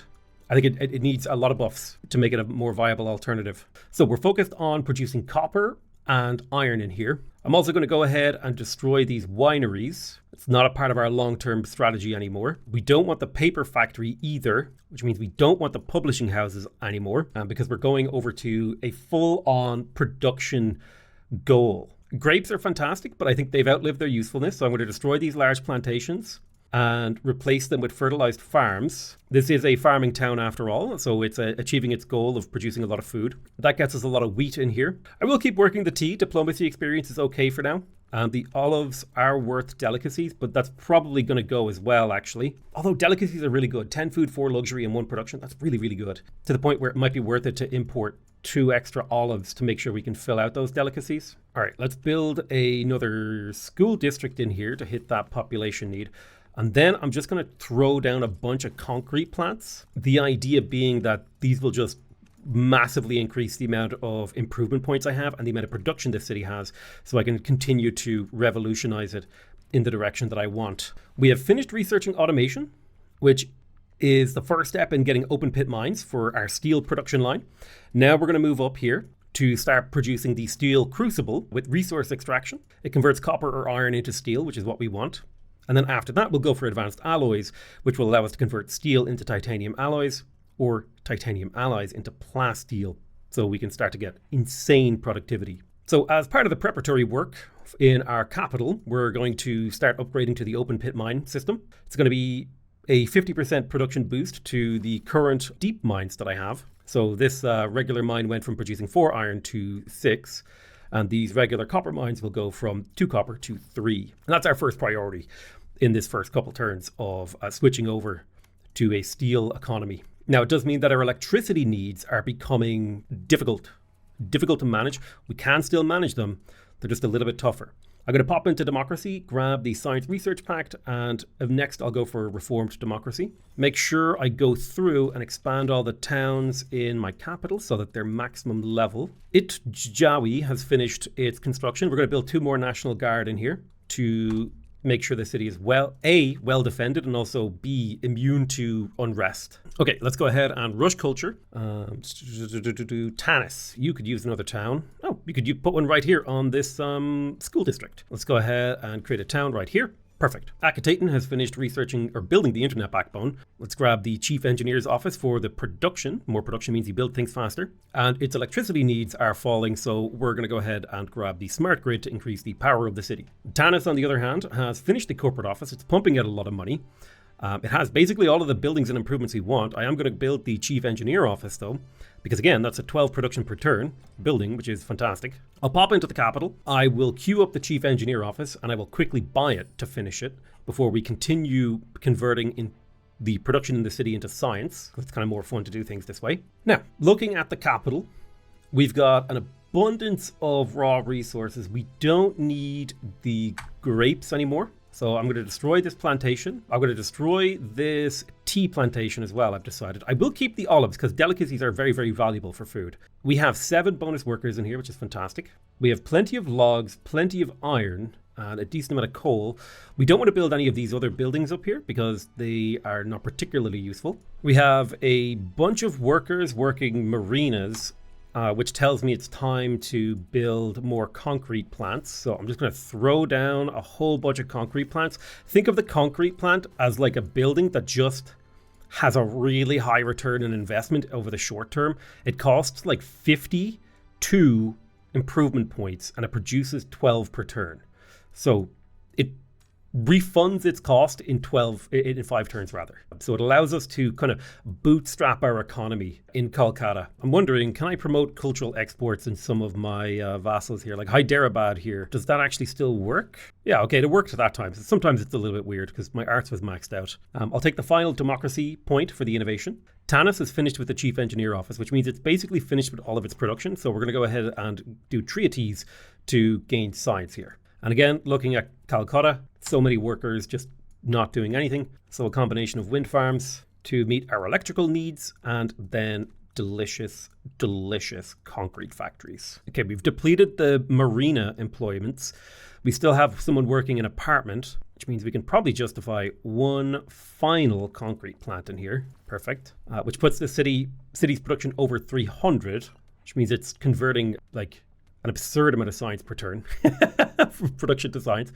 Excellent. You love to see it. We're up to 3,000 gold per turn at our income level, which I'm very happy about. That means I feel comfortable spending about 3,000 gold per turn. Let's use our excessive amount of gold to rush this resource extraction technology. Boom. That's the beautiful thing about gold. So now we have access to the steel crucible, which is the next step in the production chain. This allows us to convert a copper and iron, a resource that produces 2 production, into steel, which is a resource that produces 6 production. So it's very efficient. Like if we compare this to a concrete factory, which is what we're going to do, a single worker at a concrete factory is 12 production. Let's say I get rid of a concrete factory and I place down a steel crucible. Was that it again? Yeah. Right. It's time for me to destroy the inventor's laboratory and the World's Fair. They are awesome, but I think at this point in the game, they're kind of falling off where they need to be for me. And so now if I have these 2 steel crucible guys working in here, right? These guys are producing 8 steel. So let's say it takes 5 population here to produce 60 production. That's 10 production per population. That is not that much better than just spamming concrete. I'm gonna be real with you. So something's off with the math there. If we were just working these regular open pit mines, yeah, something ain't right. We still have a lot of iron we need to convert. So I'm gonna build a second steel crucible and fully work it. So now we're up to 16 steel being produced here in this city. How much iron do I actually have? Oh my God. So much copper. I can build another steel crucible. Well, let me destroy a concrete plant and we will put another steel crucible down. I'll destroy another concrete plant to make this simpler as well. There we go. We're basically now converting all of our iron into steel, which is 24 steel in the capital. Perfect. Whew. It was a lot of work to get to that point, but 24 times 6 is 100 and something production. It's some ungodly number of converted production. And just for the sake of good measure here, we're going to pump in a powered saw to make sure we're using up all of our wood to turn it into lumber. I will also build logging camps because that feels like, feels like something. But now the capital is finished with all this construction we were doing, and we can start the work in other cities. So I think Champa is going to be next. And what we really need is eco-engineering to be able to deforest Champa. So I'll get the ball rolling there. Let's destroy these blast quarries. I think it's clear, or at least it should be clear, that we are far more interested in moving to a steel economy. So I'll upgrade these open pit mines. I'm going to destroy these wind farms. I hate doing it, but I think it is the thing to do. I will upgrade you to a drone farm. One thing at a time. All right, we don't need the paper factory anymore, which means we don't need the publishing house anymore. We're going full production here. And I think in my capital, I'm going to stop doing the treaties and actually try to win the game. So I'm going to start doing colony ship construction, making 38 colony ship points per turn, which is basically all of the points I've earned up until this point. So that's the plan. Now, in Itjawi, I think we need another National Guard. Let me double check.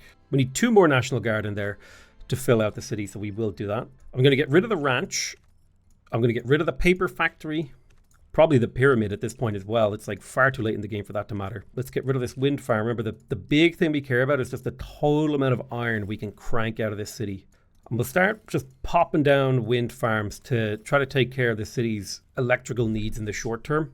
Probably a good idea too to crack down some other stuff, but we need to wait till next turn so we have more improvement points. Champa, I'm going to switch to colony ship construction as well. I think it's perfectly reasonable at this point now for me to start playing the victory condition, considering how long I went without playing it. Avaris has finished building Wall Street. We have like 40,000 gold in the bank, so we can kind of push this city forward. I'll buy the internet backbone and get to work on the chief engineer office in there. That'll just be like the little bit of a help I give it. I don't want to spend too much of my money. I got to balance it very carefully. I got a budget, then I got a balance. Now, Champa has open pit mines on every available hill tile except for these coffee plantations, which I'm now going to destroy because these are perfectly good mining locations. Open pit mine right there and an open pit mine right there. Champa is now producing 21 copper and 12 iron. Quite valuable. And so we will need to begin the process of converting that into steel. So there's a steel crucible. We definitely want 2 employees of that, and we'll make a wind farm. Food-wise, I think it would be perfectly fine to get this drone farm going. The drone farm can probably feed a huge proportion of the city. A single worker will make 8 wheat, which is kind of nuts, actually. But growing the city isn't as important as just like making sure it's fed. We don't need our cities to expand anymore as much. All right, I'm going to build a brain trust because I'm starting to run out of specialists. And I'll put a school district right there to bring the education need back up. Opus is another city I need to start looking to convert over. Yeah, let's build those pit mines. It's happening, albeit slowly. We convert our empire towards the direction of actually winning the game. All right, we're going to gold rush the research to finish eco-engineering this turn, so we can now deforest things, and we also lost a little bit of chaos. We're going to grab advanced alloys for the ability to grab the titanium foundry and the plasteel factory. They're very expensive. Government-wise, I'm going to go ahead and take organization points, and I'll take a community point, and I'll take an insight point. I'm going to rush culture, and I'm going to do local reforms in my capital, so that it gets a 50% efficiency boost. So now it's generating 44 colony ship progress per turn. Seems like a perfectly reasonable thing to do. Okay, so Opus, I need it to have a brain trust, and I need it to build a school district, and then I'll get it to make another brain trust, I think. I need a lot of those brain trusts. Brain trusts are like advanced versions of the concrete factory. But in the meantime, we're going to make sure that we get all the open pit mines that we can in here while we maintain our electricity capabilities. Tanis is going to switch over to colony ship construction as well. I don't think the science is as important anymore. More important that I actually make progress on the ship. Because I believe I'm making 100 progress points per turn, which is somewhere in the region of taking less than 50 turns to win. Although I think that the turn limit of a game is 300, so I don't even know what to say. And if I click too soon when a turn rolls over, like the game lags. Okay, we got the smart grid in Akitaten. Let's use our gold to rush some stuff in here. Corporate office will rush. Wall Street will rush, so the city just makes a lot of gold. We'll grab the sports stadium. We're going to keep our gold nice and high. All right, electricity is an issue in Champa, so we can do some more wind farms. I'll do 2 more wind farms, and we'll be back to improve that city when we have time. Now, the steel crucible costs specialists, so I'm going to need a lot of brain trusts. So I'm putting down as many as I can in the city of Opus to try to increase the total amount of specialists I'm producing. This is, again, it's a bit like building concrete factories, but for higher tier improvement points. Ijebi has finished building its National Guard, so I think the thing to focus on now is making sure that we get the city's productivity up. So Chief Engineer's Office for production, I'll even buy that to help the city out. And then I'll grab a media network to improve the city's information capabilities. Opus got the Performing Arts Center, very nice. I'll grab the sports stadium for wealth and ideology. Ooh, first we get the Chief Engineer's Office though, because that's worth production. It's always worth it to get the productive ones first. Okay, I think coming into Champa, our goal is to get rid of these logging camps. So let's start over here. We're going to deforest this tile, and it's replaced with a grassland tile. What we really want now is a steel crucible, and we want to fully work that steel crucible to make sure we're converting our metal over. We're going to want another steel crucible. I don't think we can quite afford one this turn. I will expand the town of Shimla to get it up to 12 production. I'm going to use my deforestation power again to destroy this. I can't afford a steel crucible yet, but soon. And then I'll go through places like Tanis to build marinas, improve the city. It's a process of construction and rebuilding. And Akitaten finished the Chief Engineer's Office, which is fantastic. Let's grab the Performing Arts Center and the Sports Stadium to keep pushing the gold income in that city up. Sorry, that wasn't Akitaten, was it? I might have gotten confused between my cities. Excellent. We have the specialists so that we can get ourselves another steel crucible in Shimla. We still have enough capacity. We can have one more steel crucible because of the amount of iron here. So I'm going to take my engineering point and I will deforest another tile. Next turn, I'll be able to afford that. Yeah, so we're a little bit light on electricity in here, but maybe once we have fracking, we'll be able to do more. Electricity is definitely going to be an issue. It's probably why the next thing we'll need to research after this will be whatever gives us more electricity. Okay, another turn. We'll rush culture. I'm going to Eureka to speed up advanced alloys by a turn. Can't do organization. God, we make so much government experience. 100 government experience per turn is kind of nuts, actually. Metalwork, we're going to build another steel crucible in Champa, and we want to max that out. So now we have an electricity problem. Let's import a couple pieces of coal into this city, and then we'll use the deforestation power to clear a tile, and we'll build ourselves a basic power station. It's not amazing, but it will cover the energy needs to where this city is able to just barely stay afloat energy-wise while still having an insane production line. Now cranking out 34 colony ship progress points per turn. We're up to 500 right now. Very, very nice. And I've been going through a lot of my old cities and just spamming out brain trusts. to try and get more. I really do think just that the concrete factory is spamming concrete factories out if you're behind here and you have a bunch of cities is honestly a very viable way to approach this victory condition, it seems. China offered me open borders. I can research advanced alloys with gold, so I will. And that will get me titanium foundries and plasteel factories. It's a good time to take a look at the capital. It would be really nice to get solar farms. That means a single tile could produce 15 power versus the current, I think, windmills produce 6. Well, quite a bit better if we could get renewable resources. Power plants, on the other hand, would allow us to do fracking wells. So we could produce 3 petroleum per tile, which is 9 electricity, which would then get converted into 12 fuel. Weirdly enough, solar power is more efficient than fracking. So I'm going to do. I wonder if that's a deliberate design choice by the developers. So in the city of Kolkata, we're going to make a titanium foundry. So now converting steel, which is worth 6 production, into titanium, which is worth 10. And the titanium foundry can have 3 workers in it. And that's what we're going to do. We're going to have 3 workers in there. Now, electricity is falling. That's totally fine. I'm going to get rid of these powered sawmills because they're old hat.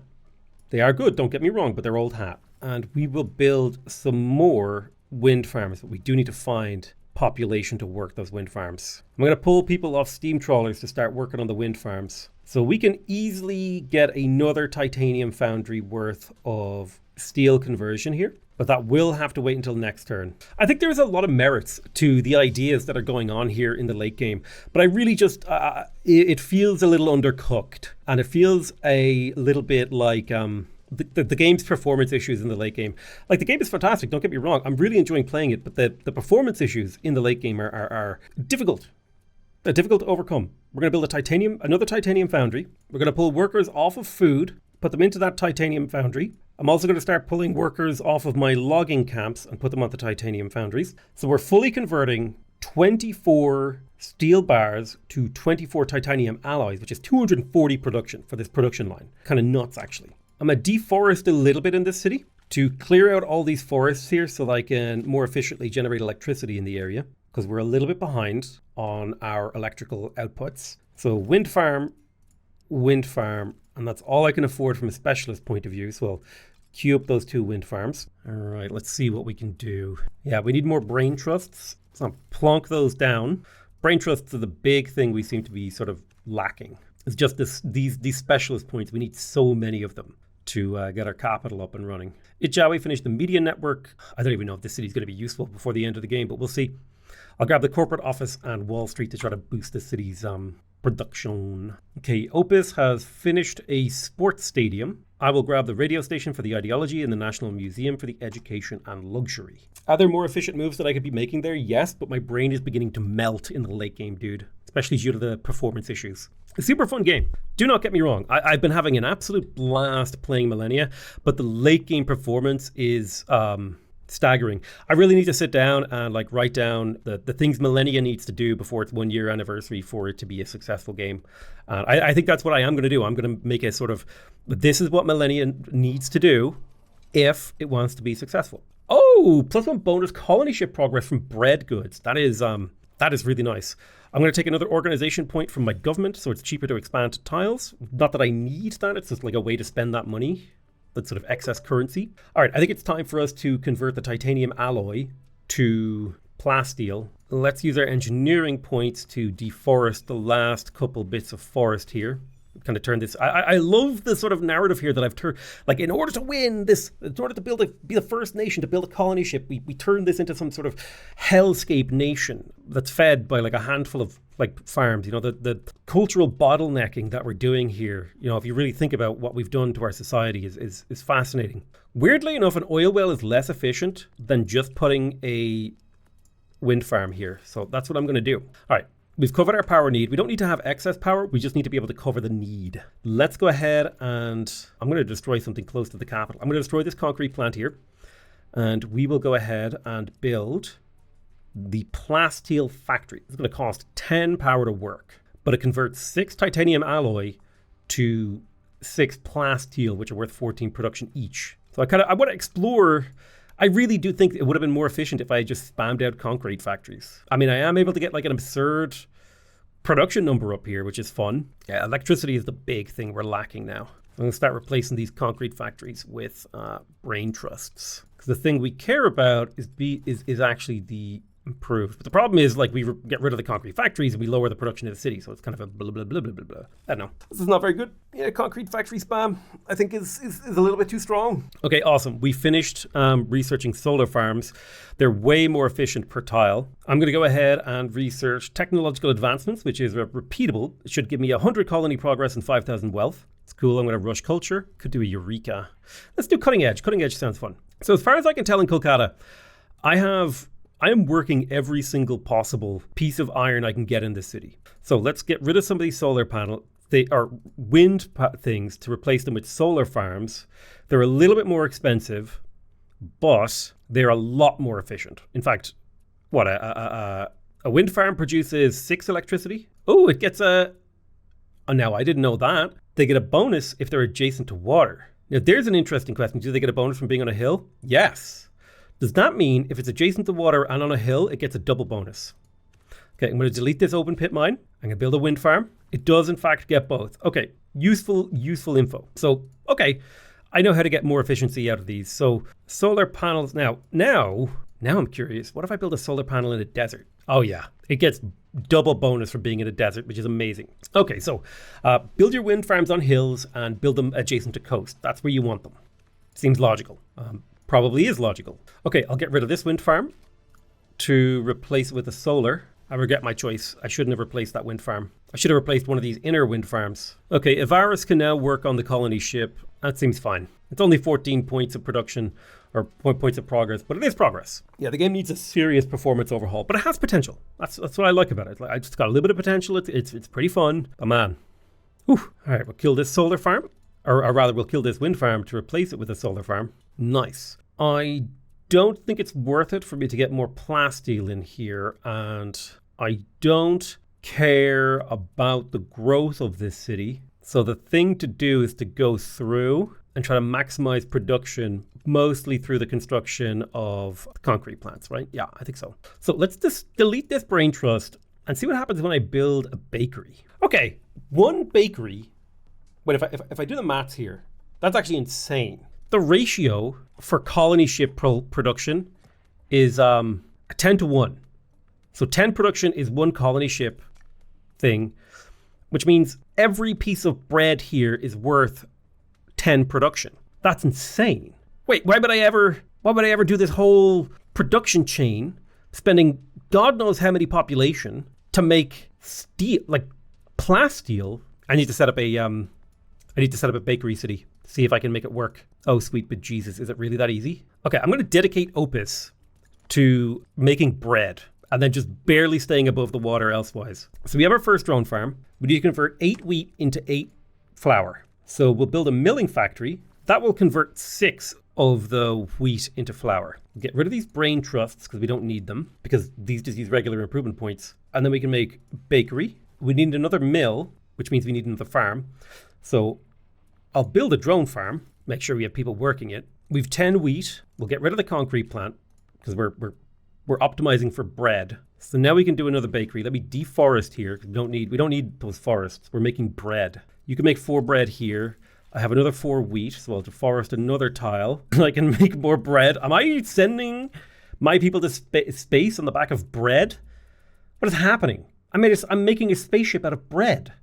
That's 12 colony ship progress from 1, 2, 3, 4, 5, 6, 7, 8, 9, 10, 11. 11 population. That is over 10 production per pop. That's insane. Holy shit. We need to make more bread. We don't need any steam trawlers whatsoever, so we can get rid of all of those and we'll replace them with marinas. Okay, I ran out of improvement points, but suffice to say, I'm building a spaceship out of bread. It's turn 299, which I assume is the second last turn of a game that you can actually have, which means the gloves are off when it comes to spending money on my cities and running the colony ship project. I can't believe I'm fueling a space race with bread. Since flatland is all that matters to me in this city, I'm going to convert my hills into wind farms because they will be more efficient than flatland wind farms, and the solar panels take up precious flat tiles. We need 2 more milling factories to meet up with demand. And I'm unlocking every building that does not contribute to the production of bread or the sustenance of the city.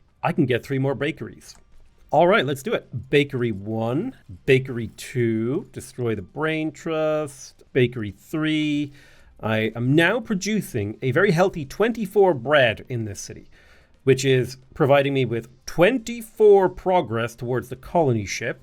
And to put that into perspective, my capital, where I just spent an inordinate amount of time getting an absurd amount of iron into the city, is producing about, what is it here? What is 46 colony ship construction progress. Opus, the bakery of the world, is contributing 24. What the actual See, I don't think the developers, I don't think they appreciated the concept of a bread-fueled rocket. Like, they were like, okay, this is going to just be helpful for people who are like a little bit behind, and maybe they didn't get a really good start, and a little bit of passive progress from bread. See, the problem is, if you give me the ability to make a rocket out of bread, I am going to take that option.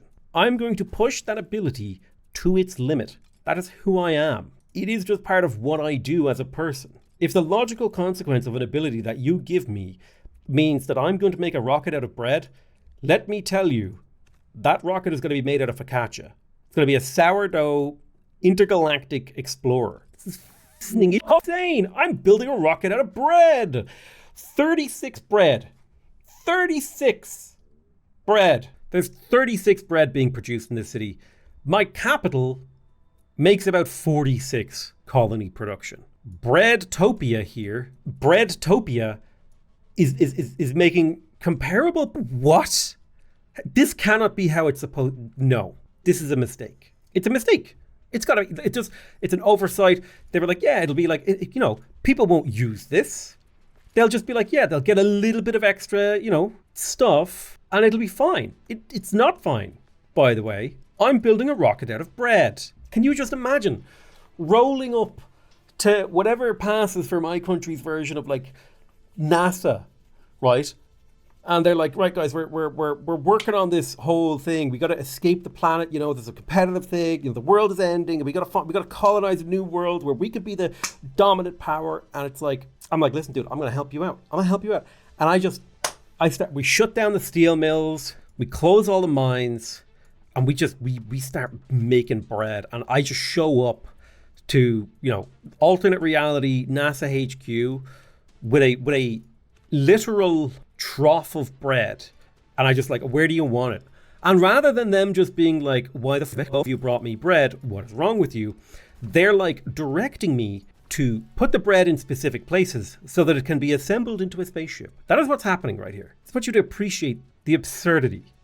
I love it. It's amazing. It's unhinged. In exactly the way I love my video games to be unhinged. Okay, let's build a milling factory. And then we need another milling factory. That's to get all the bread milled. I don't have enough population to mill all this bread. So instead, what I will do is I will build a bakery over here. I am now making 40 bread. That is 40 spaceship progress per turn. I'm building a rocket out of bread. I really want you to think about that statement. I really want you to understand what I mean when I say I'm building a rocket out of bread. I'm not exaggerating. Amazing. This is science right here. This is how rockets are built. This is how the world has changed. All right, Breadtopia has been completed. So I guess I work on Breaditating next. Just begin the mass deforestation of the city as I completely eradicate every possible tile improvement that is not specifically geared towards the production of bread or the sustenance of the city. Okay, let's see here. We're currently producing 12 flour here. That means that we need 3 bakeries. Whoops, misclick. 1 bakery, 2 bakery, and a 3 bakery. We're also going to want to clear out any of the old fishing boats here. And instead, I'm just going to pop marinas down. Just to kind of, we're doing a little chopping and changing. So I don't know how much actual colony ship production we're getting per turn. This is 150, what was it, 1576? Damn, this project takes a while. It's a hell of a project. So is going to increase to how much now? Okay, I'm rejecting the alliance with China. So we're up to 1777. So we made like, what, Was that 200 progress in a turn? Not bad.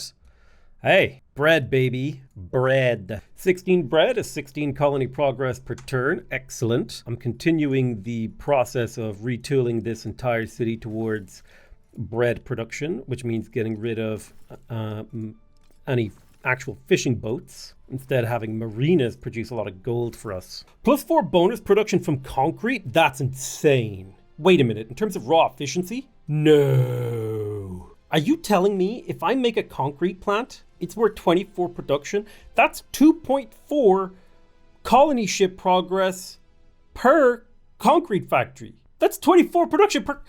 That's even better. I'm gonna build a spaceship out of bread and concrete. What was the point of all this? Why did I put so much time and energy into these things?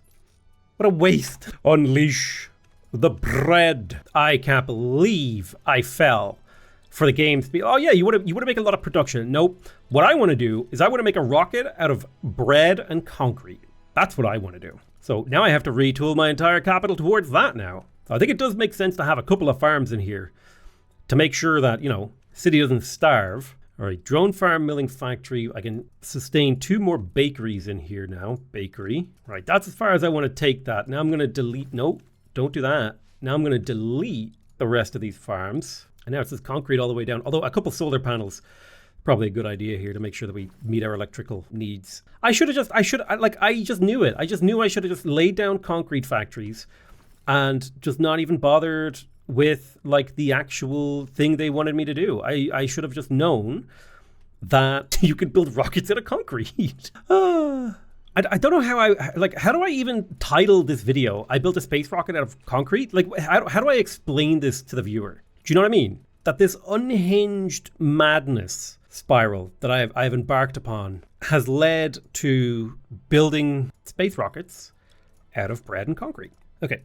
Let's build 2 more solar farms. That should take care of our electricity needs. And then on every possible available unoccupied tile, we build concrete. Okay, bakeries are churning at maximum capacity. We're at 700 production from concrete. Just spamming concrete. That is stupid. Like, why would I keep this pyramid tomb? Like, it's pointless. When I could just put a concrete plant right there. Seriously.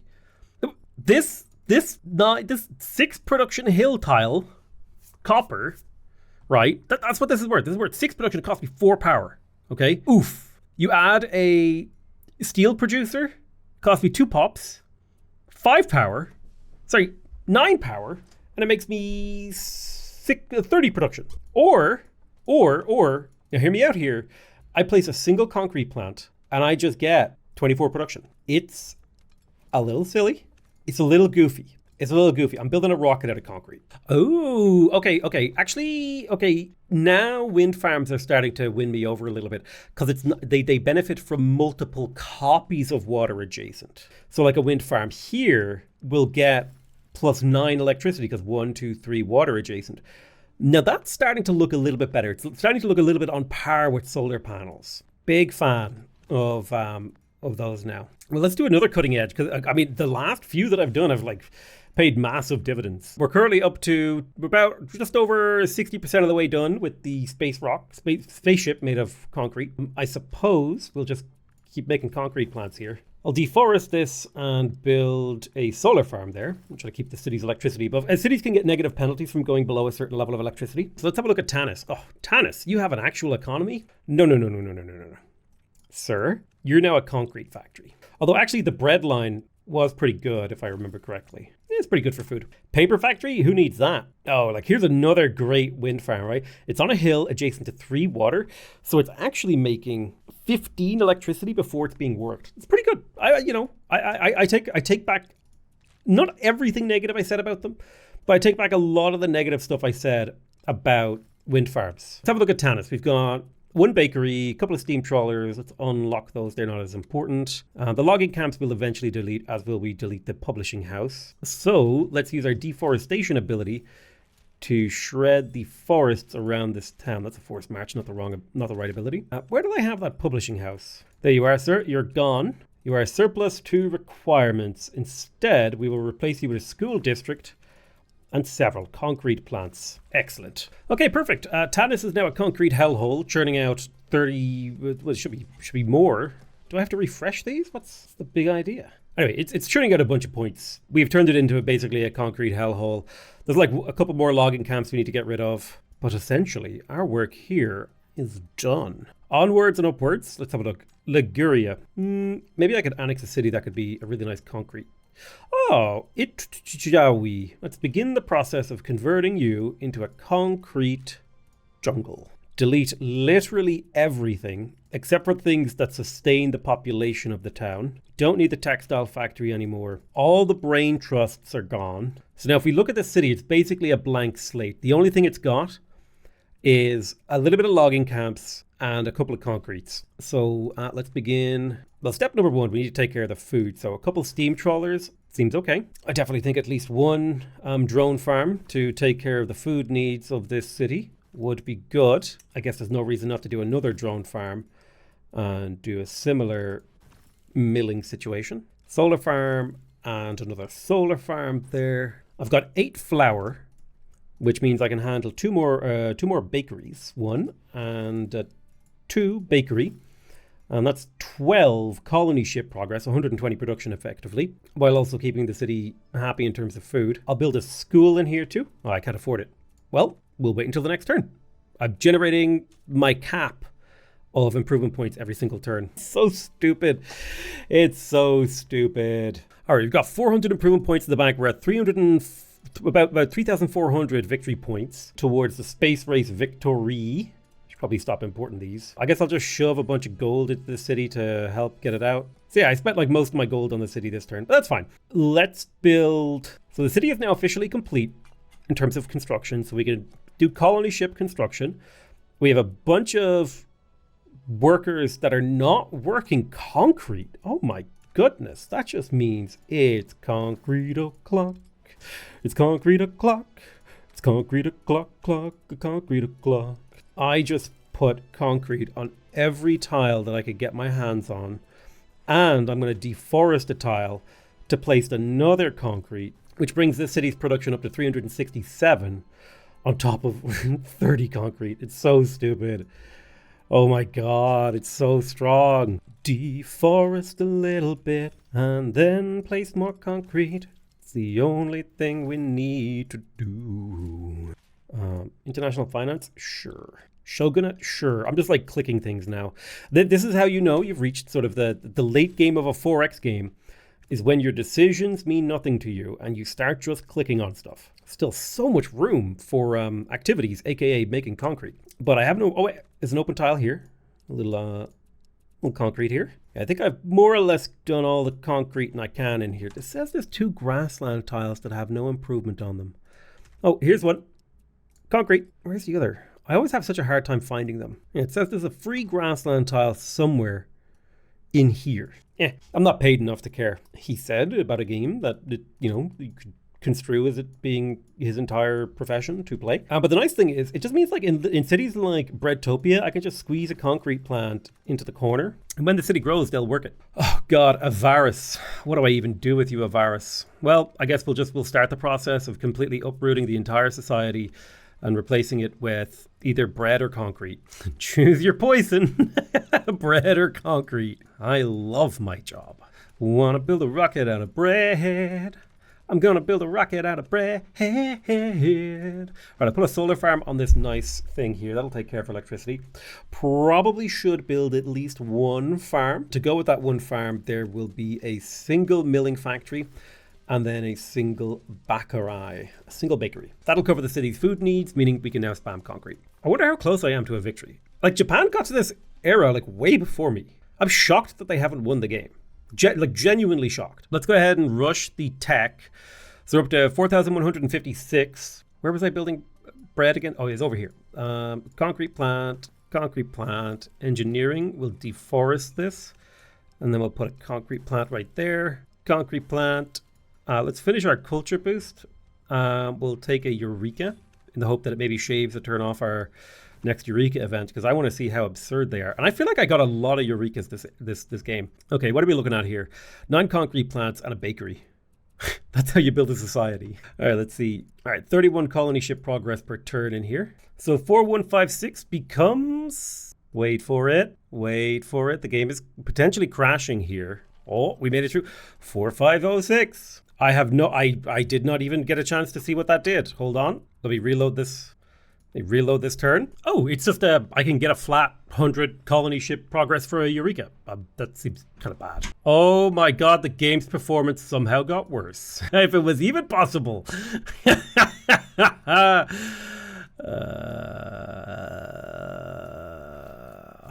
Alright, we do a little deforestation. We get ourselves a couple more concrete plants. I think I've said the word concrete so many times that the word is meaningless to me now. I'm hoping I win the game this turn or next turn. I'm okay with next turn. It was just, I've been having a great time up until this exact moment. This is the exact moment where I'm kind of like, okay, I'm bored of the game now, and I want this game to be over. I can seal the deal and move on with my life in terms of this specific game of Millennia. That would be great. Okay, another turn. I'm just gonna mash the end turn. It's a classic 4X gamer move. We won the game. Don't know how we pulled it through. Doesn't make any sense whatsoever. We were behind the entire game. And I think that really just goes to show you that Millennia, as fun as I think it is, as fun as and awesome, and how much fun I've been having playing it, in order for this game to have legs, it's going to need to really refine a lot.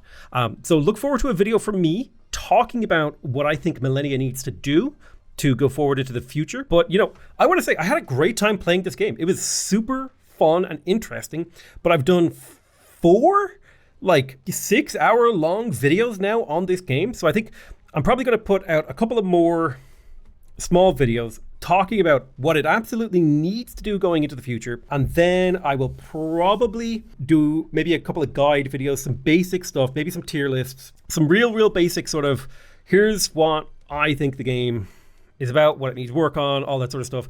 But other than that, I think I'm more or less done with Millennia for now. I think if I check Steam, right, if I take a moment to open up the old Steam menu there, I have crammed over 200 hours into this game, probably closer to 220, or maybe, I don't know exactly how many when I finish this game. But let's say 210 hours. Let's call it a in between the two. 210 hours into the game. I think that's pretty good. I'm pretty happy with the game. The late game performance is very frustrating, I will admit that. And the game needs some balance changes. It also desperately needs some graphical updates. They need some of that post-launch budget to go into the graphics. The graphics, the performance, and the balance. Because here's the thing, the gameplay, you can't even really get to the gameplay because the performance and the graphics are kind of difficult. I have a lot of stuff turned off, which is why the game kind of looks a little ugly right now. But yeah, I think the game just needs some work. I'm just gonna say it like that, right? It's a good start. Good start for a 4X game. It's got potential there. But that's going to be it for me. I want to thank you guys very much for watching this Millennia video. I love you all very, very much, and I'll see you guys next time. Bye-bye!